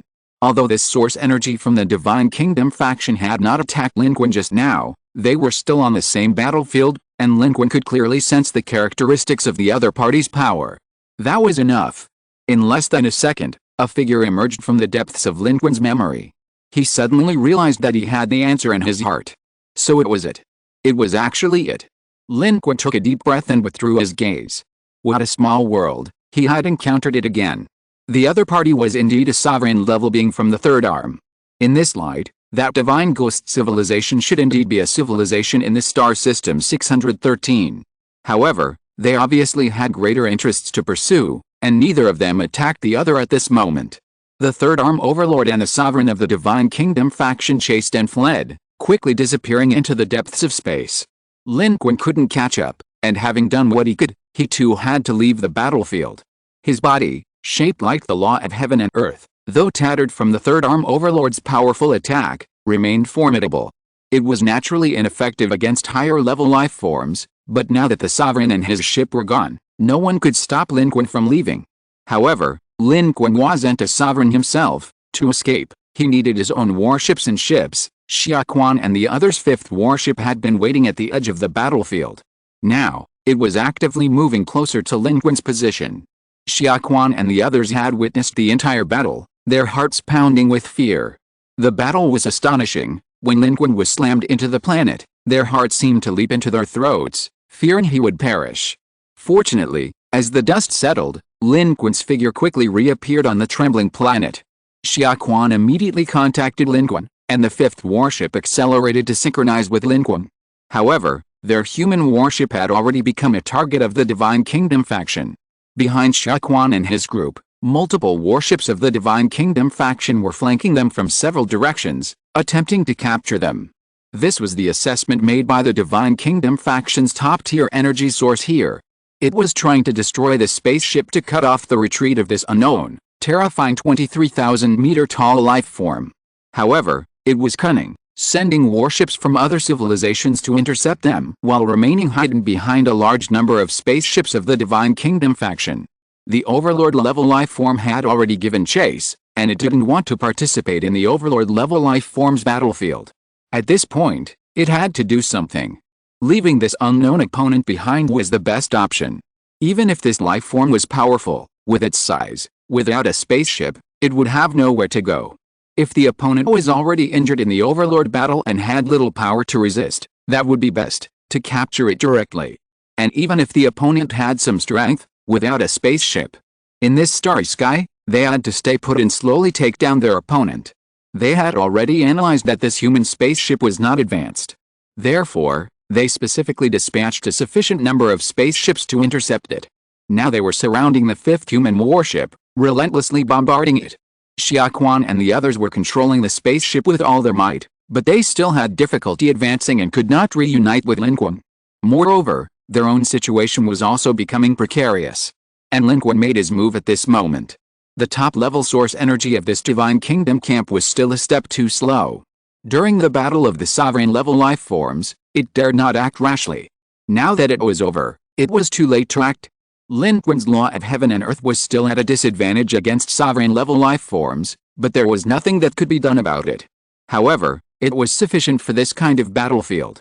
On the shattered planet, Lin Qun took a step forward, and an incomparably huge door opened in the starry sky. This was the teleportation portal. Lin Qun's current size was enormous, and the teleportation portal he opened was also incredibly huge. Although it only flashed for a moment, its size made it clear. With a single step, Lin Qun's colossal body, spanning 23,000 meters, appeared directly at one end of the starry sky. 2 traversals later, he had traversed the entire cosmos, appearing at the location of the besieged 5th warship. His massive form loomed over the human warship like a shadow, completely protecting it beneath his body. He used flesh and blood as a shield. And this Dharma heaven and earth formation was undoubtedly the hardest and most terrifying shield. The Vajra bracelet appeared, casting golden light to protect his body. With Lin Qun's appearance, the attacks originally aimed at the 5th human warship almost entirely landed on him. Although Lin Qun's Dharma heaven and earth formation was already riddled with wounds from previous heavy blows, with a Vajra bracelet under the soldier's secret technique, he was only slightly affected by this level of attack. This time, it was the Divine Kingdom's forces surrounding and intercepting him who felt fear. Inside the 5th warship, Xia Quan, watching this scene, couldn't help but exclaim, "Mr. Lin's imposing presence is as strong as ever, this sense of security is even greater." Chapter 697 Level 90. As a veteran of the Federation, Xia Quan felt a long-lost familiarity with this sense of security. It was the unyielding banner that had flown from Shanghai to Luchun, from Luchun to Daxing, and from Daxing to Ankara. And today, it still shone brightly in the starry sky. It was as if, as long as Mr. Lin was there, all problems would be solved, and all opponents would be no problem. Inside the 5th warship, many people were looking up. Because at this moment, they no longer needed to operate the warship to avoid enemy attacks. All they had to do was prepare for a jump and take Mr. Lin away from the battlefield. And the one who made the move at this moment was Lin Qun. Although the heavenly law was severely damaged, it was still not something that these weak civilizations present could contend with. The remaining civilization of the Divine Kingdom camp was very cautious. It did not want to do nothing, but it also did not want to suffer any losses. So it did not move on its own and always sent its subordinate civilizations to take action. The powerful beings and civilizations with strength, such as the top-level source energy of the Divine Kingdom camp, were all motionless at this moment. The ones sent out at this time were all cannon fodder from the Divine Kingdom camp civilization. They were more than enough to deal with the 5th warship of humanity, but facing Lin Qun at this moment, they only had one way out, death. Therefore, these fleets, having failed to shoot down the human ships, now naturally had to pay the price for their attack. Lin Qun's crippled body, the law of heaven and earth, could still wield the immortal execution sword. Even a weakened camel is bigger than a horse. The law of heaven and earth's remaining form could still activate a sword formation with a wave of his hand. Against these weak fleets, the sword formation didn't need the same ferocity as when confronting the dominator of life. A casually formed sword formation was already powerful enough. Thus, a vast sword formation once again appeared in the starry sky. This time, it was a 5-colored sword formation. At the center of each sword formation, a massive sword beam of that color rose, spreading in 5 directions under Lin Qun's control, annihilating all the ships and warships of the Divine Kingdom camp along its path. This terrifying sword energy, driven by the law of heaven and earth, possessed terrifying power and incredible speed, making it virtually unstoppable. The crisscrossing sword formations, multiple sword arrays constantly intersecting and sweeping across the battlefield, created a visually stunning scene at first glance. Countless swords intertwined, resembling colorful schools of fish reflecting against the dark starry sky. The giant swords swept across the battlefield, but in reality, this seemingly beautiful spectacle concealed boundless killing intent. Each sword strike was a terrifying attack, with the 5 enormous sword beams being the primary achievement. Almost all the warships along the way were destroyed, exploding in the starry sky. The Divine Kingdom's fleet, which had been encircling the enemy, suddenly collapsed in panic, fleeing in terror and confusion. They launched numerous weapons in an attempt to intercept, but this seemed futile. The 5 colored sword arrays attacked in 5 directions, and it was too late for them to escape. The large number of warships in front were destroyed. The sword arrays and the main sword swept through with devastating force, piercing the shields and hulls of the unfortunate Divine Kingdom warships wherever they went. Under this terrifying sword array, the shields and armor of those spaceships and warships became mere decorations. Wherever the sword array passed, destruction and wreckage littered the sky. They could only desperately flee, some even abandoning their warships and ejecting in escape pods, drifting into space. But some were easily torn apart by the passing sword energy, their fragile escape pods destroyed and annihilated in space. Most of these civilizations didn't even have evolved humans. Their technology had reached the level of a second-tier civilization battlefield, but it wasn't top-tier, so naturally they couldn't withstand such power. The sword array swept across at extremely fast speed. With a combination of the law of heaven and earth and the secret of the soldier, even a casual activation could unleash the astonishing power of the immortal slaughtering sword array, sweeping away thousands of troops in the blink of an eye. Of course, this was also because the fleets of these Divine Kingdom factions were close enough. The true powerhouses and main forces of those Divine Kingdom civilizations, who were hiding far away, were very cunning, maintaining a safe distance.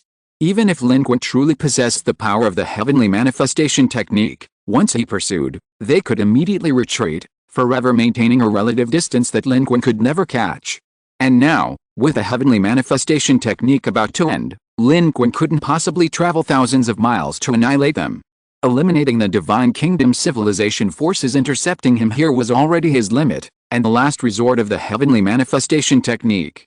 And at this moment, before Lin Qun, notifications from the civilization battlefield appeared one after another, practically spamming the screen.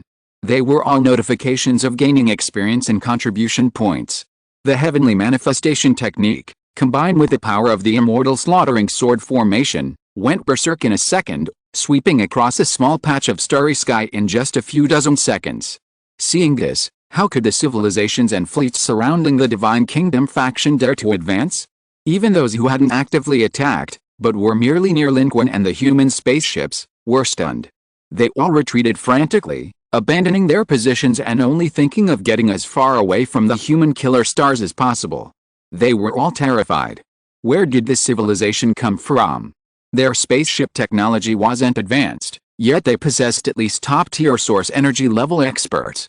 Moreover, they were extremely unique, even capable of fighting against overlords. This was what was most frightening. Even with top-tier source energy, they dared not act rashly, fearing unnecessary losses for themselves and their civilization. Where did this life form come from? It seems that although it is injured, it still has combat power. We don't need to risk dealing with it. What do you mean don't need? In my opinion, this life form can intervene in the battlefield of the sovereign, so it is at least a half-step sovereign. How can we possibly fight against it? We have no chance now. Retreat quickly. That makes sense. We can't follow the orders from above. Retreat immediately. In a more distant location, the top source energy experts and advanced civilizations of the Divine Kingdom camp were also glad that they hadn't intervened earlier, and they were all making their own calculations. Fighting against such a powerful being would be a losing proposition. Those with strength were unwilling to intervene, and those without strength were powerless to intercept. At this moment, they also spoke to themselves and quickly retreated. They were also very cunning. They didn't want to take the risk of intervention, nor did they want the sovereign or even the divine envoys of the Divine Kingdom camp to think that they were deliberately not taking action. So they found a way to save face. In the conversation among the leading civilizations, no one named names, but they had already reached a consensus. Without further hesitation, they chose to retreat and no longer intercept. Unaware of the enemy's strength, who would intercept them? Thus, in just half a minute, the path in front of the fifth human warship was clear, with no further obstacles. Those aggressively approaching Divine Kingdom civilizations all avoided it like the plague. They feared this ferocious life form would turn its spear against them. However, what they didn't know was that Lin Qun was also at his limit. After those last 10 seconds, his heaven and earth manifestation technique had reached its end. Therefore, seeing that his attack had succeeded, Lin Qun didn't hesitate and immediately withdrew his immortal slaughtering sword formation. Moments later, his heaven and earth manifestation ended. His enormous body suddenly shone brightly in space, like Pangu transforming into heaven and earth, but Lin Qun was using a divine power, not the real Pangu. After a flash, Lin Qun's enormous body turned into a wisp of dust and dissipated in the universe. Lin Qun's true form, however, had appeared on the bridge of the fifth warship the instant heaven and earth manifestation ended. Although Lin Qun had been fighting in his avatar, his form had vanished, leaving him covered in blood and weak. However, his return immediately made him the center of attention on the bridge. The scenes of Lin Qun's battle had truly thrilled and excited everyone on the ship. He had fought a fierce battle against a Dominator-level life form in space, shaking even the planets. With a wave of his hand, he had destroyed entire fleets with his sword array. Those were Dominator-level life forms, the pinnacle of the universe. In the vast expanse of space, how many civilizations could challenge a Dominator? How many could even force the entire Divine Kingdom's fleet to retreat, afraid to intercept him? Such power was awe-inspiring, especially since this was a life form of their own race. But seeing Lin Qun covered in blood and swaying precariously, their joy turned to shock. However, Xia Quan, experienced as he was, immediately issued the warp command the moment Lin Qun returned to his ship. Their ship's sole mission was to bring Mr. Lin away. Now that the battle was clearly over, their immediate priority was to leave quickly. They were filled with awe and wonder, and so was Lin Qun. His greatest realization wasn't the sheer power of the law of heaven and earth technique, but rather, the power of the immortal slaughtering sword in its formation. He had never truly unleashed its full potential. While the power of the immortal slaughtering sword he had used before was impressive and awe-inspiring, it was worlds apart from what he displayed today. Just now, when he slashed at the third cantilever overlord, Lin Qun felt that if he were to strike the planet behind him, he could truly cleave it in two. This combined the power of the immortal slaughtering sword with the power of the law of heaven and earth. The combined power, along with the amplifying effect of the soldier's secret technique, resulted in a power greater than 3, manifesting an even more astonishing force. Lin Qun took a deep breath, returned to the bridge, and without a word, immediately sat cross-legged to prepare to regulate his condition.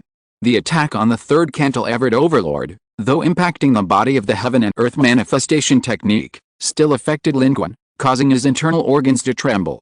Coupled with the backlash from the suicidal heavenly demon disintegration technique, Lin Qun felt he might have collapsed if the effects of the all-encompassing secret hadn't yet worn off. The instant this thought arose, Lin Qun's vision went black. It seemed his wish had come true. With a thud, medical personnel rushed to the bridge, only to witness Lin Qun, bleeding from all 7 orifices, collapse to the ground. The bridge was filled with shock. This. Mr. Lin is unconscious. No, Mr. Lin's vital signs are rapidly declining. Quick! Rescue him. Meanwhile, the fifth warship had successfully jumped away. Xia Quan had already set the location, a short jump of over 20 billion kilometers to escape the battlefield, followed by another short jump to rendezvous with the main fleet of the New Hope. Just then, after jumping to the first target location, they heard this news. Xia Quan's expression changed drastically. He couldn't sit still any longer and immediately stood up from his captain's seat. What's going on? Mr. Lin absolutely cannot die. Protect Mr. Lin's life at all costs. Xia Quan's face was pale. Lin Qun was like a banner to him.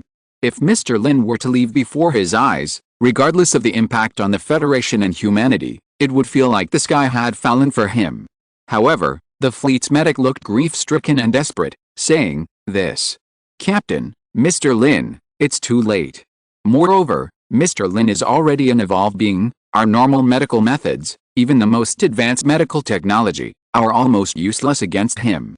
Hearing this news, the entire bridge fell silent.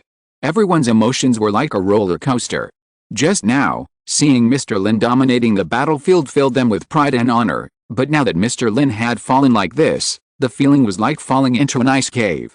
However, at that moment, Lin Qun, who had been lying on the ground and deemed beyond saving, suddenly coughed violently, and then, in front of everyone, sat up straight from his seat. His face, which had been completely pale, quickly regained its color. Not only that, the fine wounds on his body also healed completely in a rapid manner. In the blink of an eye, apart from the bloodstains, there was no trace of injury. He was almost in his prime, full of energy. This scene of resurrection stunned everyone around.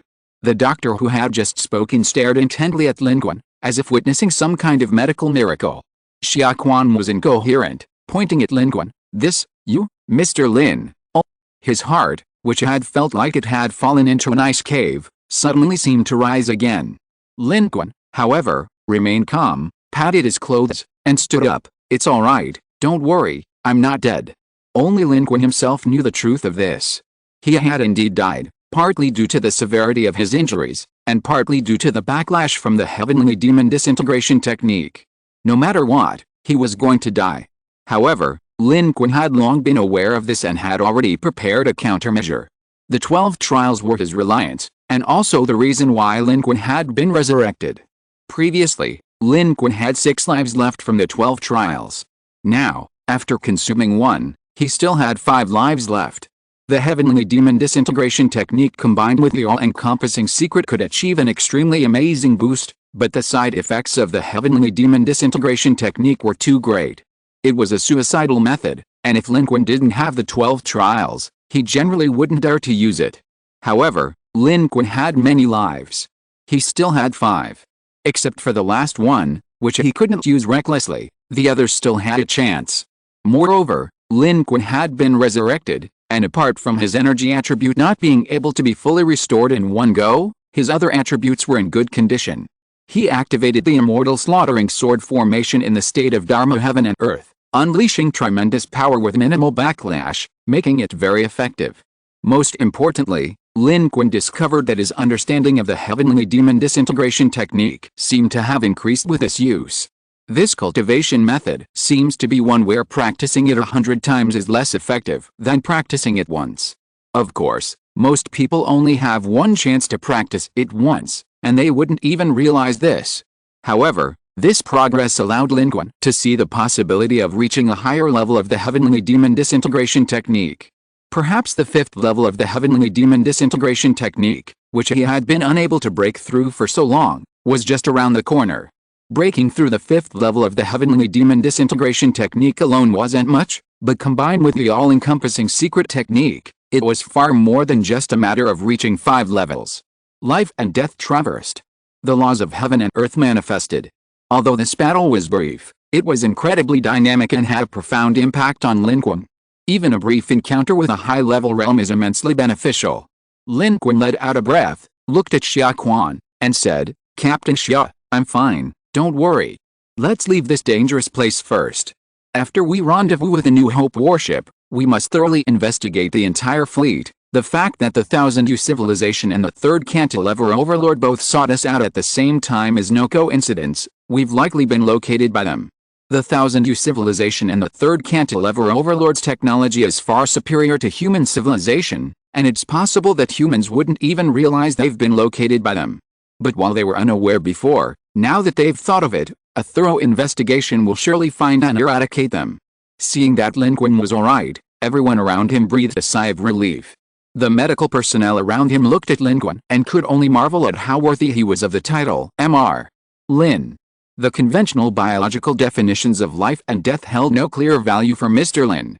He seemed to have just died, but in reality, he was still alive and kicking. Seeing this, Xia Quan was relieved and said, "Mr. Lin, you've worked hard. Please rest first. We'll rendezvous with the main fleet now." Xia Quan's emotions were like a roller coaster. His heart was still pounding, but he knew what to do. He immediately returned to his position, entered the coordinates, and issued the order. After a brief rest, the 5th warship quickly set off again, jumping to the next rendezvous point. Lin Qun went to rest to the side. Actually, he didn't have much to rest. Having been resurrected, all the previous debuffs were gone, and apart from his energy still recovering, everything else was fine. However, taking this opportunity, Lin Qun also took stock of his gains. Contribution points. His contribution points had once again reached 430,000. In the battle just now, his final sweeping attack with the immortal slaughtering sword formation had swept up countless civilizations' ships and warships, reaping a huge amount of contribution points. Besides that, Lin Qun gained even more experience points, enough to skip levels again, reaching level 90. Therefore, after sitting down, Lin Qun immediately used his experience points to level up. His stats changed accordingly. Level 90, 2763550, 411000000, Strength 999, agility. 999, constitution. 999, stamina. 738, 999, dark energy. 999/999, level 90. Chapter 698 card draw. The Staff of Time. Level 90. Looking at his level on the panel, Lin Qun felt a mix of emotions, excitement mixed with a profound sense of Genkai, deep emotion. How long ago it had been, back in the Blue Star's Demon City, when he looked up at those top-tier powerhouses, he had fantasized about reaching a very high level. Like level 90, or even level 100. Back then, he was only in the teens, but among humans, he was already considered outstanding. And now, Lin Qun had finally reached level 90, the level he had once dreamed of. And now, even level 100 seemed within reach. Human civilization had also advanced considerably. Levels of teens and above were no longer uncommon among humans. This was the result of humanity's step-by-step struggle, fought its way through blood and fire. Everyone had grown so much by now. Moreover, due to the attribute bonuses from various other abilities, Lin Qun's attributes as a level 90 powerhouse far surpassed those of other level 90 individuals in their level 90 life state. Aside from his stamina attribute, his strength, constitution, and agility are all approaching 2,000 points, and his dark energy attribute has long exceeded the 3,000 limit. Regardless of his cultivation level, Lin Qun is practically a numerical monster. This is the key to his ability to challenge opponents of higher levels using the Flaming Sun armor and other items. Pure numbers, pure power. Lin Qun's current stats, even on a planet, would make him a superhuman. He wouldn't need any special skills to fly or dive freely. Lin Qun could clearly feel the boosts from his high agility, constitution, and strength attributes. The agility bonus made his reactions faster and his movement speed greater. Strength was the foundation of all his abilities. A high strength attribute would affect a range of his skills. Constitution, needless to say, was key to his ability to move freely in space, ignoring the vacuum, and even withstand attacks with his bare hands. Furthermore, a high constitution attribute made the headshot girl skill incredibly powerful. While it wasn't very effective against special life forms or those with source energy, under source energy conditions, Lin Qun's current stats meant he could practically kill anyone with it.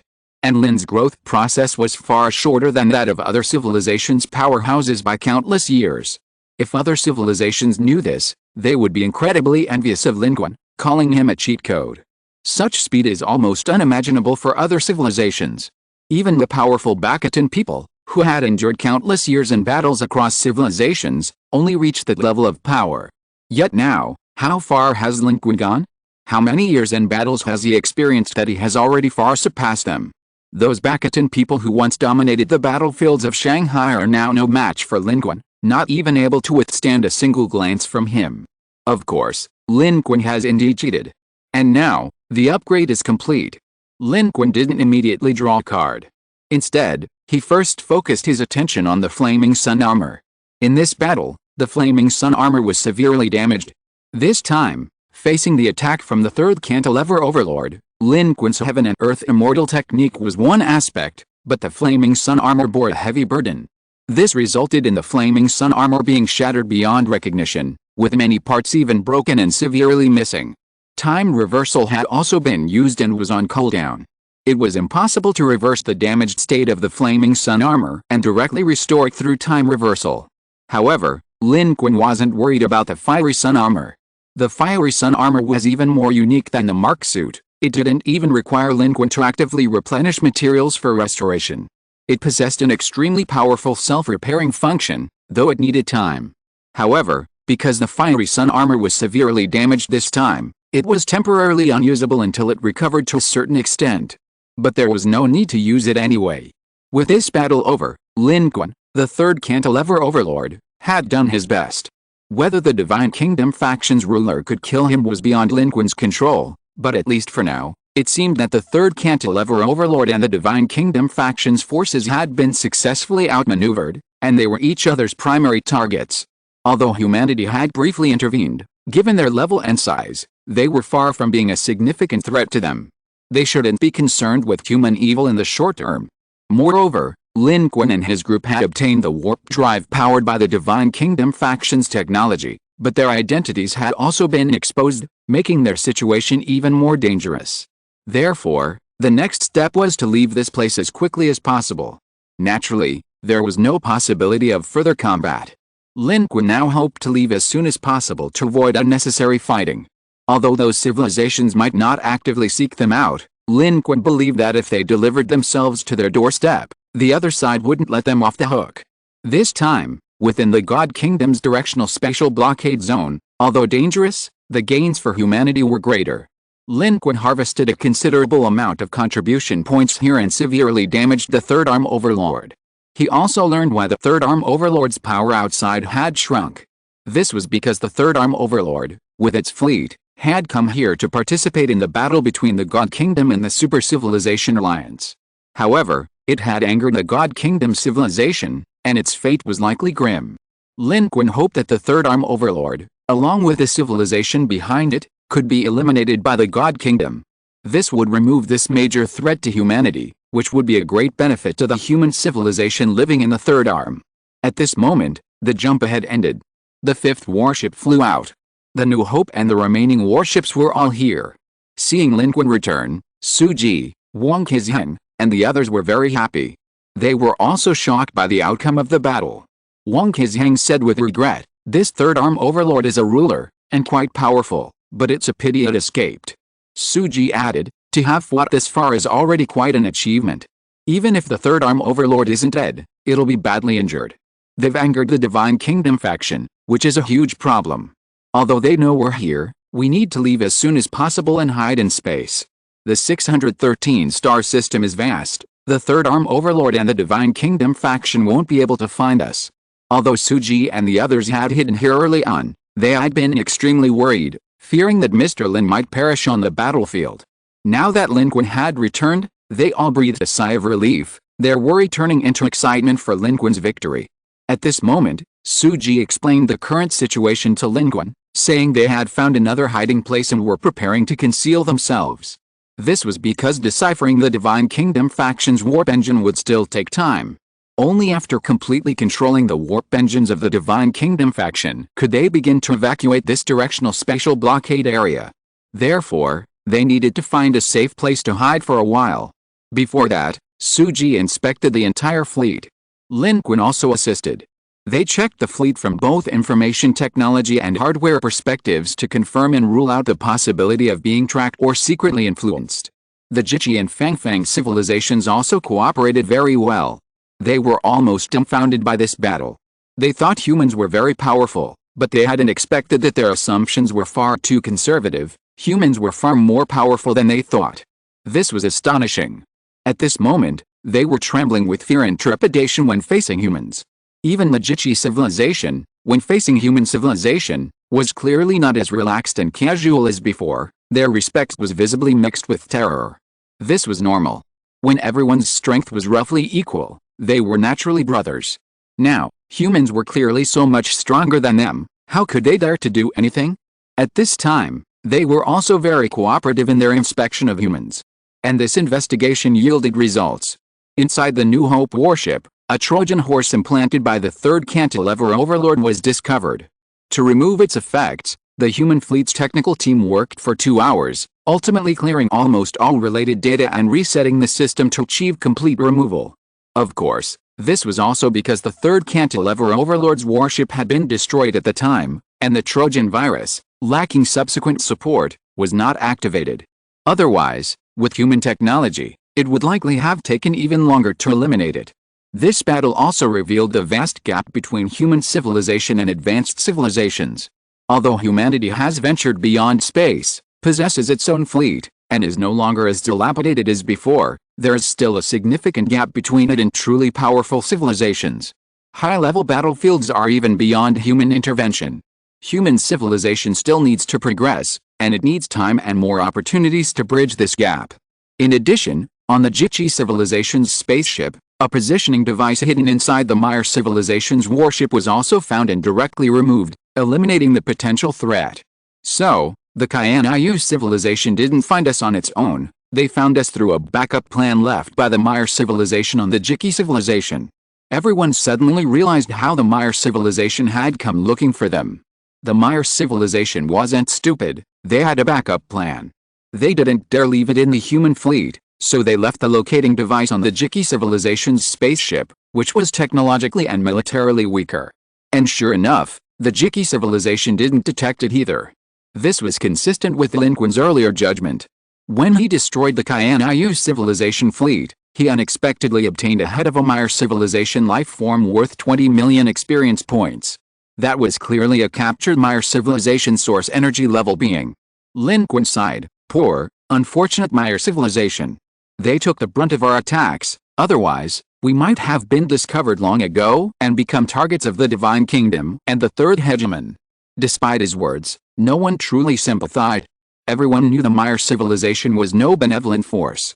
They had failed at the last hurdle. If they had succeeded, or if Lin Qun's human fleet had truly lacked the strength, then humanity and Lin Qun's group would have been the ones to suffer. The lives and fleets of those weaker civilizations that perished alongside the Maya civilization were a bloody example. Why did the later, more square-shaped civilizations dare not follow the Maya civilization? For the same reason. With the cleanup complete, the fleet set off again, arriving at another location 3 billion kilometers away. After 3 jumps, this place was far from the previous battlefield on the resource planet, and also quite a distance from the battlefield of the newly formed planet where Lin Qun clashed with the 2 overlords. Normally, it would be difficult to make a short distance jump this far under the blockade in search of the Divine Kingdom, which is why humanity had been hiding near the newborn star system. However, with this battle, the entire Divine Kingdom fleet arrived in the region, and the search and blockade were lifted, allowing humanity to successfully jump out. This is the far side of a star. This location was specially chosen at Lin Qun's request. Here, Lin Qun can use stellar radiation to help the flame armor repair itself. Meanwhile, the fleet's technicians continue to work on the Divine Kingdom's jump engine, which is crucial for the fleet's departure. It's worth mentioning that by the time they reached this point, the human fleet only had 3 ships left. The one that was severely damaged earlier could not be repaired and was completely abandoned after leaving the battlefield. All its crew members were transferred. This period of waiting was the most difficult for the Jiki and Four Fang civilizations. They worried whether humanity would take them with them, testing the waters everywhere, and even with a positive answer, they were still uneasy. On the other hand, humanity was fully preparing to leave the current area. Lin Qun himself had already gained quite a bit, and the current situation was unfavorable to humanity. Leaving as soon as possible was the top priority. As for when they could leave, that naturally depended on when the technological department could achieve a breakthrough.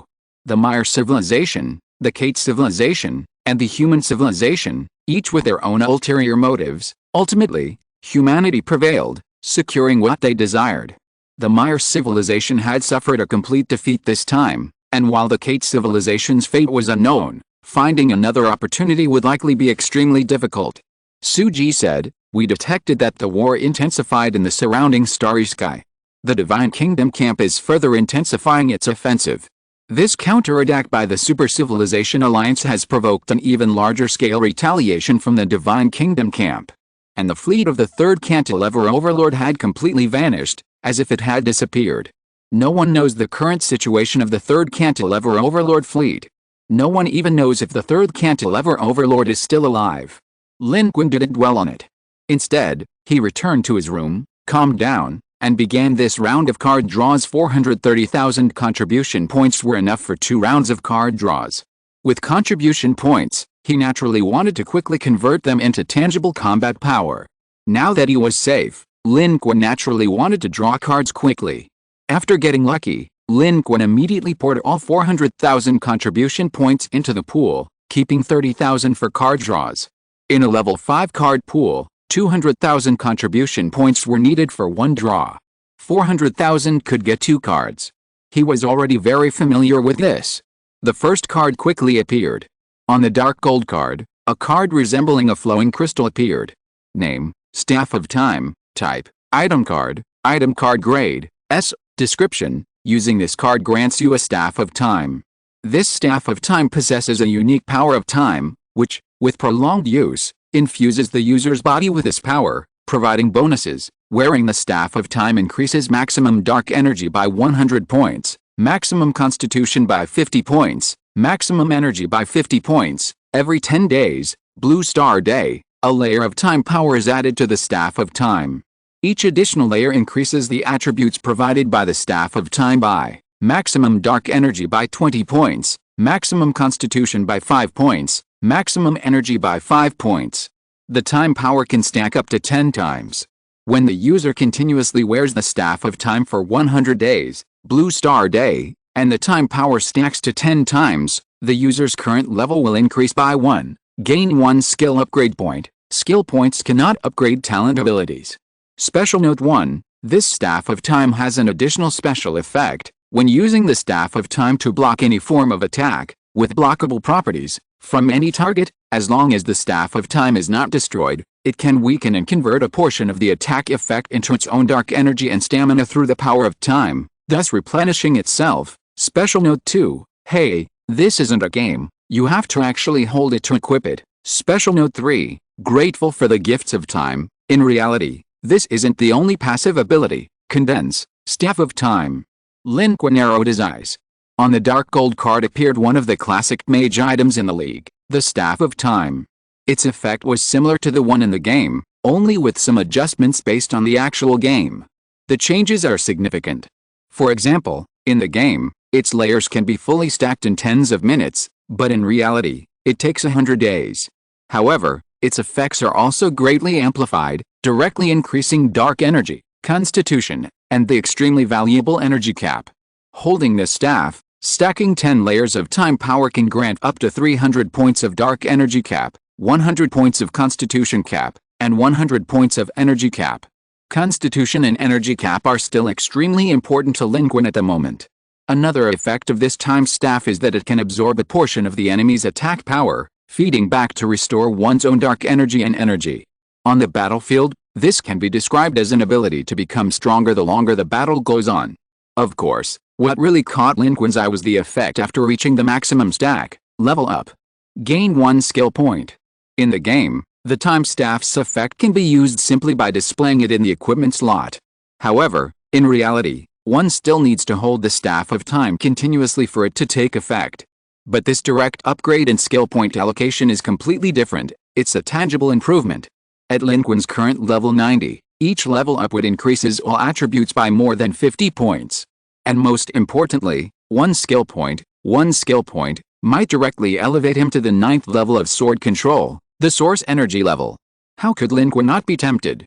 As an S-rank card, the Staff of Time, adjusted according to changes in the real world, possesses a more comprehensive and powerful amplification. Lin Qun couldn't wait to jump to 100 days in the future. However, his card draw wasn't over yet. The Staff of Time hadn't materialized. The second dark gold card also appeared. This card was also an item card.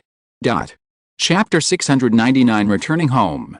On the dark gold card face, against a somber background, emerges a sharp and shadowy steel starship. This is a warship from the Star Wars universe.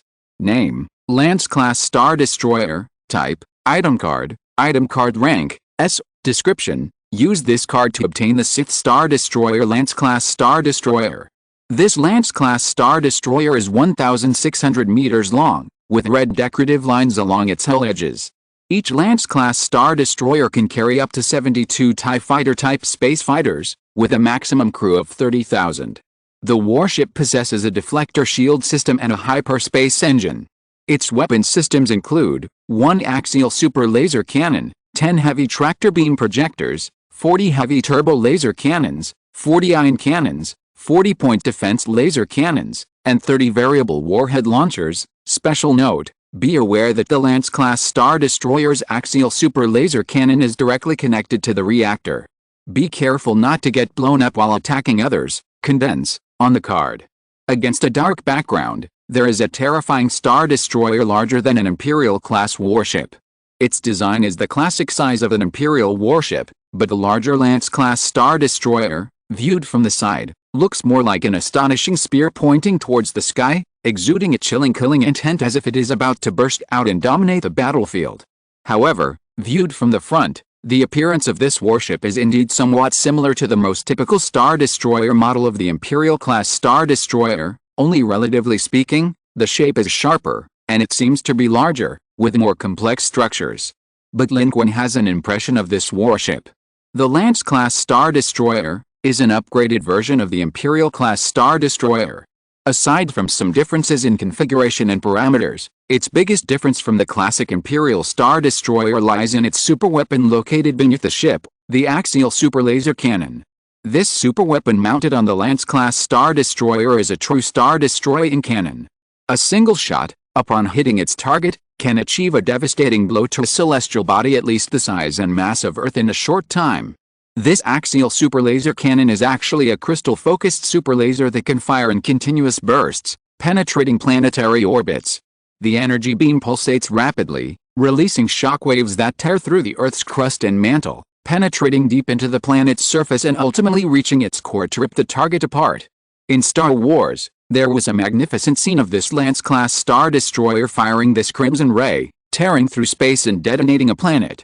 That was a rare display of true star warfare in the Star Wars series.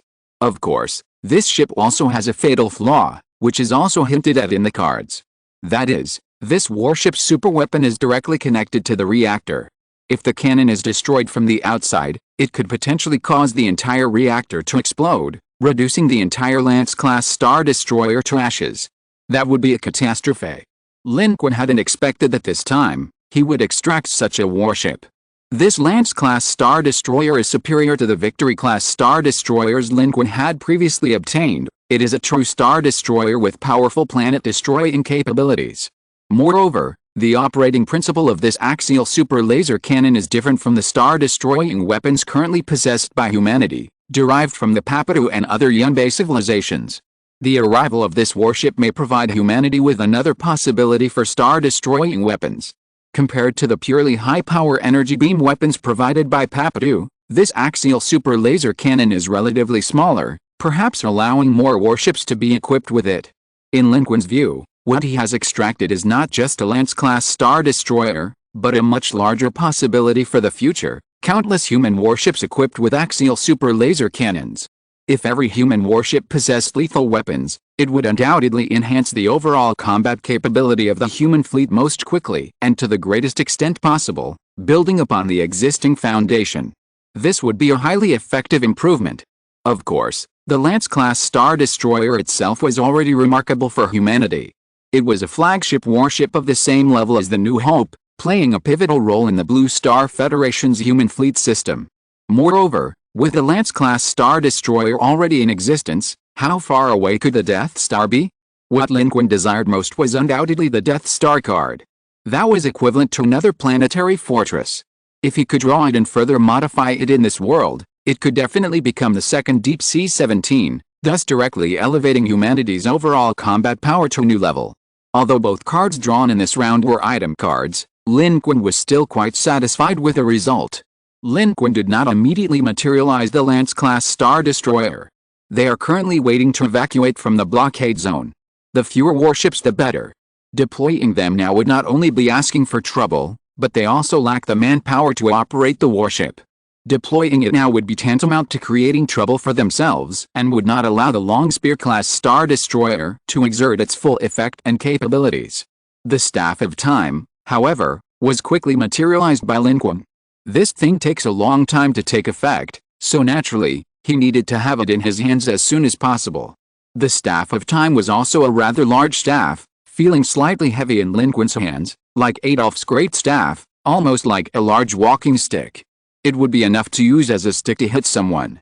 However, compared to that, the Staff of Time appeared newer, with a crystalline gem at its top, inside which something seemed to shimmer and dance like fluorescent water, which appeared to be the source of its power. Overall, it had a considerable weight and texture. But compared to the Vajra bracelet and the Immortal Execution Sword, it was clearly still a certain level below. This was a high-level energy weapon, its power lay in its effects and functionality. Lin Qun held it in his hand, dressed in modern clothes, looking somewhat odd, like a modern mage. Wang Qizheng, seeing this, even complained, "Lin Qun, what kind of look is that? Is he a great mage who just time-traveled from the Middle Ages?" "That's right, I am the mage Merlin," Lin Qun retorted, almost drawing his Excalibur to clash with it.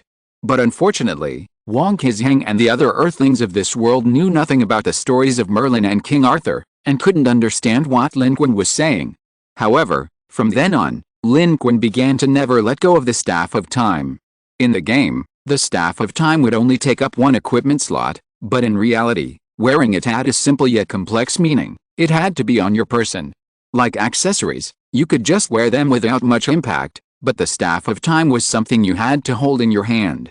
That was somewhat troublesome. Lin Qun's actual wearing of it also gave rise to a huge question. Does the 10 blue star suns stacked on top of each layer count as sleep time?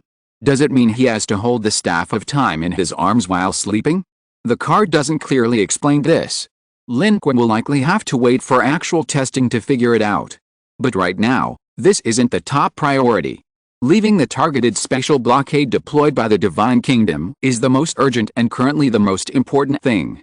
The human fleet is also equipped with scientists and expert teams, a configuration requested by the Supreme Commander, the Elder, who said that even if Lin Qun and his team set off, they should bring talents from various fields to deal with the strange and unpredictable situations in space.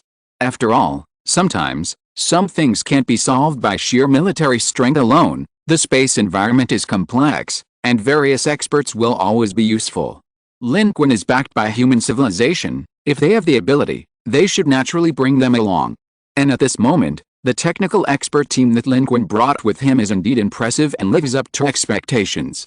After arriving here and hiding, they successfully broke through the Divine Kingdom's warp drive technology blockade in just 18 hours. They are now usable by humanity. The initial tests went very smoothly. With this warp engine, we can leave the area under the God Kingdom's directional spatial blockade. This news sent a jolt through everyone. Mr. Lin, we should leave.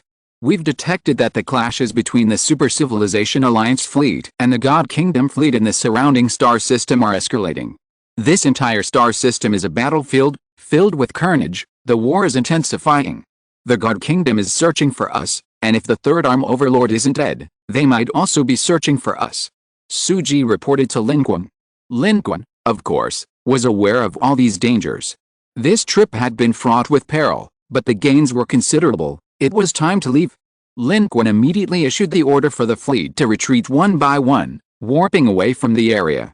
Since there was only one warp engine from the God Kingdom, and they had many warships, it was impossible to leave all at once. The solution was to send each warship away individually, then have smaller ships warp back to retrieve the God Kingdom's warp engine. This method, though a bit cumbersome, is the most feasible. It just requires a few more trips. Of course, it's not without risk. Technical experts pointed out that although they had cleared the security system deployed by the Divine Kingdom civilization within the warp engine, leaving the Divine Kingdom's blockade zone via the warp engine still requires certification from a higher level civilization within the Divine Kingdom. This is true for every warp, meaning it could potentially attract the attention of the Divine Kingdom. While the Divine Kingdom might not detect the anomaly in such a vast expanse of space, there is still a certain risk. Ultimately, Lin Qun and the others decided that the 3 human warships, including the New Hope, would depart first. Lin Qun and the 5th warship would stay behind to cover the rear. After all the humans had left, the warp ships would be left to the Jiki and Sisifang civilizations. These 2 civilizations were nearly extinct and had no major conflicts with humans, making them barely allies. Lin Qun and the others had no intention of harming them. Since they were leaving anyway, they would lend a hand if they could. The warp engines would be left behind. They could go wherever they wanted. The beings of the Jiki and Sisifang civilizations, who had been living in constant fear of fleeing, were overwhelmed with gratitude and relief upon hearing this news. They knew that humanity could have easily refused them this opportunity. Furthermore, they trusted humanity's words. They now understood the power of human civilization, far surpassing even the Maya civilization. Such a powerful civilization and its inhabitants could easily wipe them out if they so desired. There was no need for them to lie. Therefore, since humanity had made this statement, they naturally believed it and held humanity in high esteem. Jikinta of the Jiki civilization privately said, "Human civilization, good brothers. While we may have misjudged our strength, we didn't misjudge our character. We've come this far thanks to human civilization." The beings of the Jiki civilization even felt a sense of relief. They were fortunate to have encountered human civilization, otherwise, they might have already perished far from home. And so, the retreat plan began. The jump location was set 10 light years away. This distance was definitely enough to leave the targeted blockade zone of the Divine Kingdom. Since they were going to jump away, they naturally had to do it all at once, without any mishaps. The jump began quickly, with A New Hope and the other two ships being the first to jump away in succession. Their evacuation was successful without any problems. Immediately afterwards, the spacecraft equipped with jump engines returned and were loaded onto the fifth warship, where Lin Qun also prepared to leave. On the fifth warship, Wang Qizheng and Lin Qun were both present. The warship began to accelerate, and the surrounding starry sky and world gradually transformed into streams of light. They jumped into the jump. Wang Qizheng stood on the edge of the porthole, took a sip of his drink, and glanced at the vast starry sky outside. He said with a touch of melancholy, "Tell me, which side, the Super Civilization Alliance or the Divine Kingdom faction, will win here?" "Perhaps the Divine Kingdom faction," Lin Qun replied, also looking back. In the battle for the resource planet, although the Super Civilization Alliance launched a counterattack, it only seemed like a death throes. "I think their defeat is inevitable." They were about to leave. But the battle here was far from over. In this war, human civilization was not the main protagonist. The Super Civilization Alliance and the Divine Kingdom faction were. And judging from the current situation, the Divine Kingdom faction still held the advantage. The Divine Kingdom faction could even fight on two fronts, not only against the Super Civilization Alliance but also against the third cantilever overlord.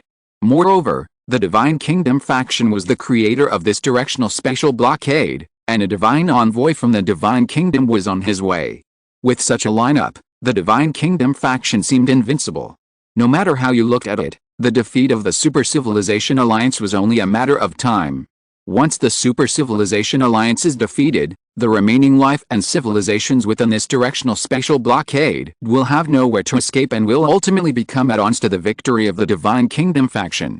Therefore, their departure now is of utmost urgency. Lin Qun, however, recalled the strange metal sphere he had obtained earlier. It came from a life form within the Super Civilization Alliance, but to this day, Lin Qun still didn't know its purpose, nor had he been able to give it to any member of the Super Civilization Alliance.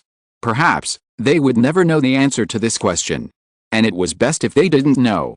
Lin Qun took a deep breath, and his gaze finally disappeared into the streak of warp light. Their last warship also set sail, disappearing into the distant reaches of space. After the entire human fleet had departed, as previously agreed, unmanned ships were dispatched to return the warp engines. The destination of the human warp was not disclosed to the Jichi civilization or the Four Fang civilization. Having left this spatial blockade area, humanity was returning to their homeland, not wanting to expose the whereabouts of Yu-2. This was the moment to part ways. Looking at the returned engine, both the square-shaped civilization and the Jichi civilization were filled with complex emotions and immense gratitude. As for being enemies with humanity, having witnessed and experienced so much, they no longer even had the courage, let alone the desire. To avoid being tracked, humanity had no intention of leaving the Protus warp engine behind. It might contain advanced technology, but it was also a time bomb. Taking it back home wouldn't be safe, so they simply left it behind. Humanity had already left. Lin Qun returned to the New Hope warship and said, "It seems the Protus didn't discover us. They must have identified us as their own. After all, we're using the Protus's engine." Suji also breathed a sigh of relief. As the captain, she was more nervous than anyone else. At this moment, they were 10 light-years away in space, their previous location. The surroundings were completely quiet, a stark contrast to their previous location where the fighting could be observed everywhere. This was what the starry sky should normally look like. Everyone felt inexplicably at ease. Suji led the fleet on another tentative jump, this time confirming that they had completely broken free of the Divine Kingdom's targeted spatial blockade. This brought cheers and jubilation throughout the fleet. Lin Qun also felt a sense of relief. Having left the battlefield, they were finally safe. Suji said, "We've been out for a long time this time, it's time to return home." Hearing return home, everyone's eyes lit up with anticipation. Everyone had their own reasons for wanting to go home. They had indeed been out for a long time, and given what they had experienced, it felt even longer. Everyone longed to return, but the fleet had suffered more than half its losses and needed rest and replenishment. However, Lin Qun poured cold water on their hopes, saying, "Before returning home, we need to go to one more place. Chapter 700 An Unprecedented Victory. The Maya civilization converged at the asteroid's location. The starry sky here was dark and calm, like a still lake, perfectly consistent with most other parts of the cosmos. But suddenly, a warp portal opened. The human fleet flashed out, leaping out of the warp. This was the final destination Lin Qun had mentioned before returning home. Human civilization had already clashed with the Maya and Akoko civilizations. Although the main force of the Akoko civilization and the source energy of the Maya civilization had been annihilated within the directional spatial blockade zone, the Akoko civilization's life force and the main force of the Maya civilization's fleet still remained at this asteroid. Since they had already turned against each other, they had to eliminate them completely. Humanity treated civilizations with whom they had a relatively good relationship, like the Jichi civilization. But against enemies, they showed no mercy. Human civilization had entered the cosmos, and naturally, they had to abide by the laws of survival in space. However, when the fleet emerged from the cosmos and saw the scene before them, they fell into collective silence. Because this place had changed drastically. A huge void had appeared in the center of the asteroid. It was as if a stone had been pierced from the inside, but magnified to the scale of an asteroid. It was incredibly astonishing. Numerous fragments of the celestial body were scattered, and the entire asteroid was tilted. Everything on it had collapsed in the destruction, leaving only some massive metal structures pointing sharply into the sky from the buried ruins and dust. The space station that had once stood atop the asteroid was also reduced to rubble. There was no sign of life in the vicinity of the asteroid. The starry sky beneath the wreckage was eerily quiet. The Maya Civilization Alliance here seemed to have been attacked and wiped out. What happened here? No one could answer that question. Lin Qun immediately ordered the fleet to continue forward. Under the cover of stardust, they found the wreckage of Maya civilization warships. They too were silent. The warships were destroyed, becoming scattered fragments and ruins in the starry sky. Judging from the scale of the ruins, the Maya civilization's fleet here was actually quite large, and it seemed that not only was there a fleet, but also ordinary life forms. Their entire civilization seemed to be here, using this place as their stronghold. Hidden here, the Maya civilization's allies at the asteroid's location, using their technological means, couldn't detect anything. No wonder the Maya civilization rushed back. They had so many people, but now, who attacked this place? We don't know, we can't reconstruct it. Perhaps a powerful civilization passing by discovered this place, casually destroyed it, and harvested all the contribution points and experience from the civilization. This was the only answer. It was also the most likely explanation for what happened here. Because this is precisely what's likely happening in space right now. Normally, a civilization might be defeated by its own enemy, but it's also possible to encounter a completely unfamiliar civilization, far more powerful than itself, and be casually wiped out in space. As simple as a human crushing an ant. Because the gap between civilizations in space can be extremely small or extremely large as the gap between a human and an ant. A civilization's fleet passed by. Discovered the Maya civilization's allies here. Casually wiped them out. It's that simple. The Maya Civilization Alliance, within its own ranks, had established hierarchical divisions of strength and weakness. However, even the Maya Civilization Alliance's leader, the Maya civilization itself, was nothing special, incomparable to truly powerful civilizations. At best, it was an alliance of the weak, easily destroyed by a powerful one. Furthermore, the Maya civilization's energy source was gone. The main fleets of the other Maya Civilization Alliance had also gone out, trapped within the God Kingdom's targeted spatial blockade zone. Therefore, there appeared to be no decent resistance. Everyone watching this scene felt a strange mix of emotions. This was the tragedy and helplessness of a weak civilization. Lin Qun exhaled and said, "It seems we don't need to take action. Have you made contact with SYNOPSIS? What's the situation there?" Within the God Kingdom's targeted spatial blockade zone, communication between the human fleet and the SYNOPSIS command center had been intermittent. After becoming the target of the third cantilever overlord, contact ceased altogether. This was naturally due to concerns about exposing their homeland. As long as their homeland remains undetected, even if they are targeted, they have a chance to escape. Once they escape, the sky's the limit. Therefore, their contact with SYNOPSIS had been interrupted for quite some time. They are only now beginning to re-establish contact. Seeing the scene here, everyone couldn't help but worry about their homeland again. What if SYNOPSIS is also? Suji immediately replied, Mr. Lin, we have already made contact with our homeland. However, SYNOPSIS is currently at war with the civilization. Upon hearing this, Lin Qun narrowed his eyes, a cold glint flashing in them. What civilization? What's going on? According to the information transmitted by SYNOPSIS, while Lin Qun and his group faced a powerful enemy within the directional spatial blockade area, the seemingly peaceful SYNOPSIS was also engaged in another war. This was a war initiated by humanity. After such a long search, the detection system deployed by SYNOPSIS finally discovered a massive fleet 9 light-years away from SYNOPSIS. This fleet was a familiar face to humanity. It was the Mantis civilization, the same civilization that had destroyed Elena and the others' home planet, the Joe civilization. What a twist of fate. The humans on SYNOPSIS hadn't expected their search would lead them to the Joe civilization. Although Lin Qun had left with a fleet, the humans on SYNOPSIS had never ceased development, nor their defense and search operations, constantly seeking targets. The Joe civilization was, in fact, a perfect target. 9 light-years was a safe operational distance for SYNOPSIS, allowing them to engage the Joe civilization without being tracked. This was crucial. The Joe civilization's fleet, though large, didn't appear particularly strong. They seemed to have suffered another defeat, battered and bruised, carrying numerous transport ships and fleeing groups of Mantis civilization members. This was easy prey. Upon learning of the Joe civilization's reappearance, the humans of the former chosen civilization's home planet, led by Lawrence, and the new humans were all filled with fervor, eager to fight the Joe civilization. Elena and a group of outstanding humans from their home planet, after years of training, had secured positions within the Federation. Upon hearing the news, they all volunteered, eager to fight. To them, the Joe civilization was the destroyer of their home. Many of their compatriots and friends had perished at the hands of these Mantis people. Their feelings towards the Joe civilization went beyond simply viewing them as targets. They harbored immense hatred and didn't want to miss this opportunity to exact revenge.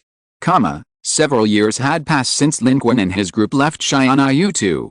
The actual time they experienced wasn't that long. A significant portion of that time was spent within the targeted spatial blockade imposed by the Divine Kingdom, no longer using jumps but flying at high speeds.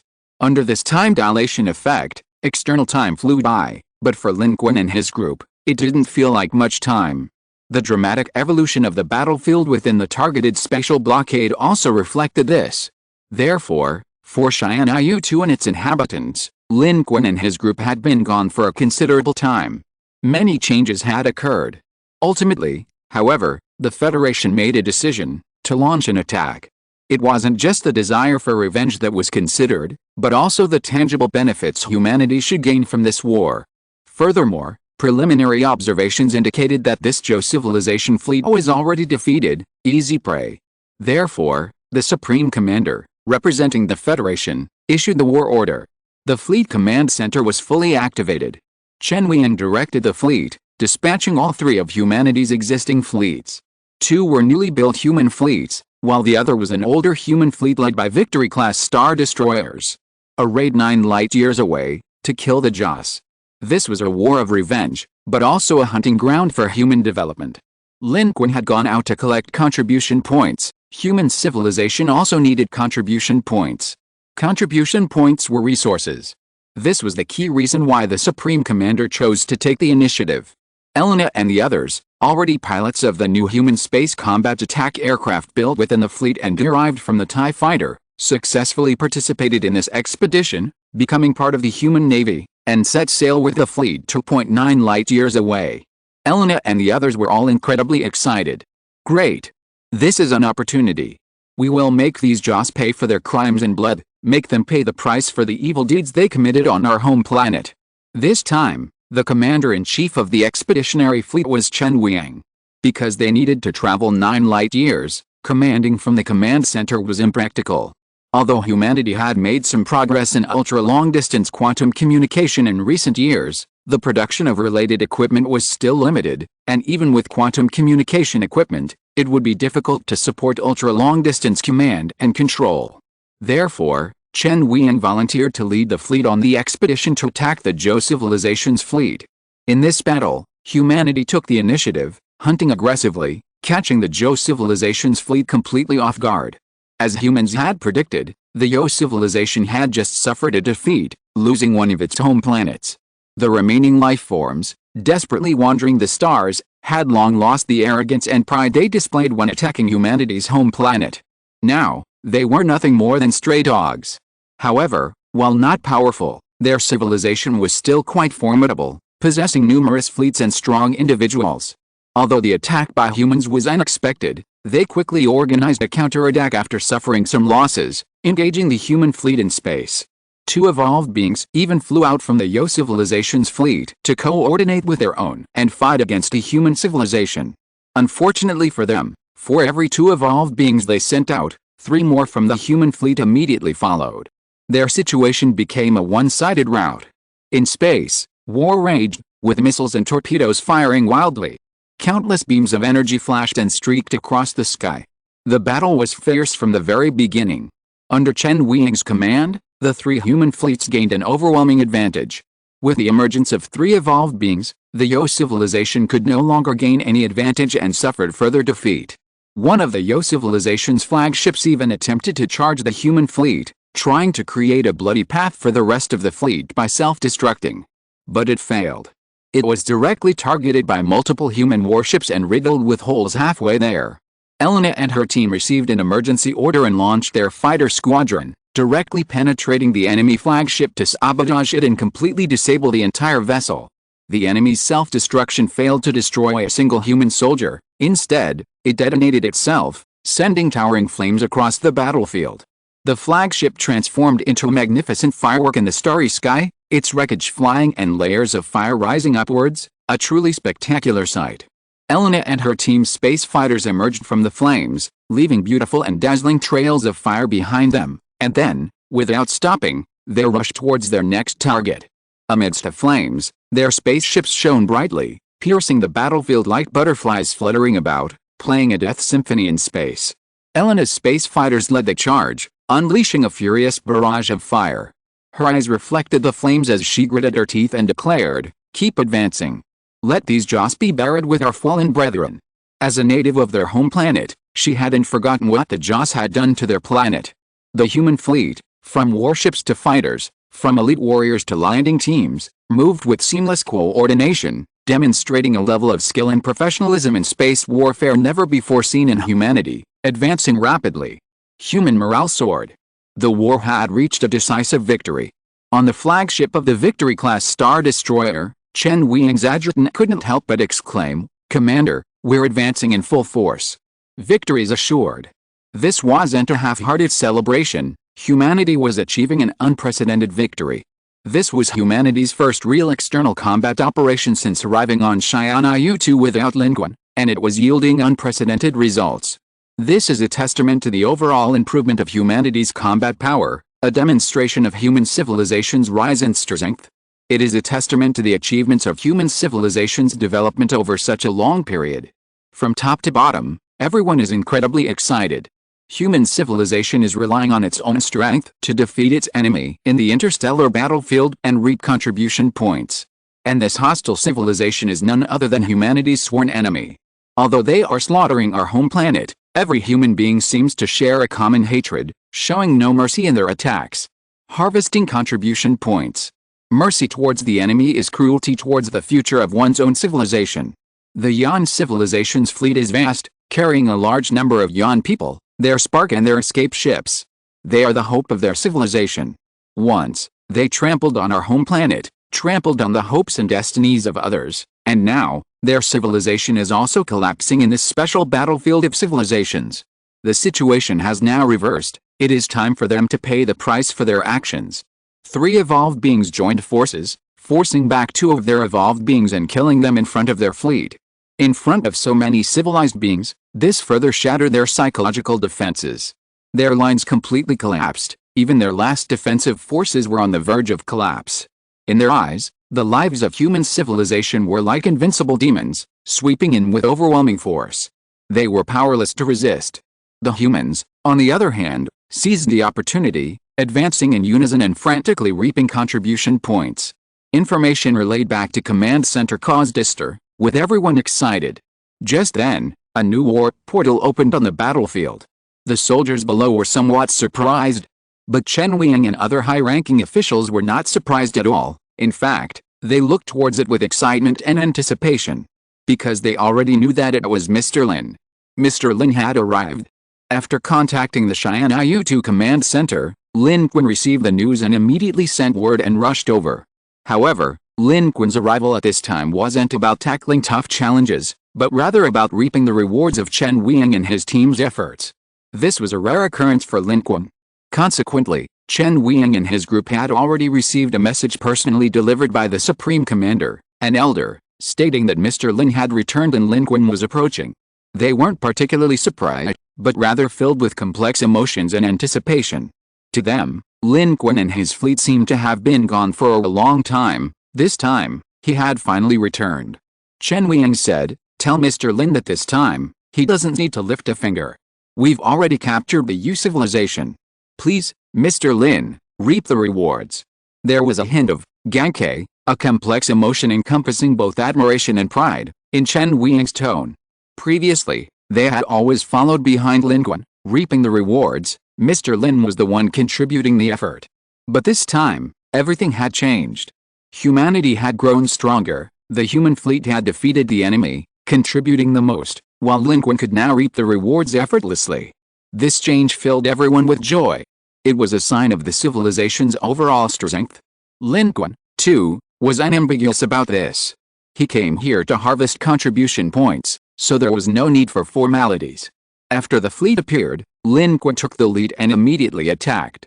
Wang Qizhang followed closely behind. This time, the U civilization was even more desperate. The human civilization actually had experts. 5 evolved beings at once. End of this chapter. Thank you so much for reading until the end. Don't forget to give it a like. Looking for more exclusive content and immediate access? Subscribe to our Patreon. Remember, every like, subscription or donation encourages us to continue. Thank you all. See you in the next video.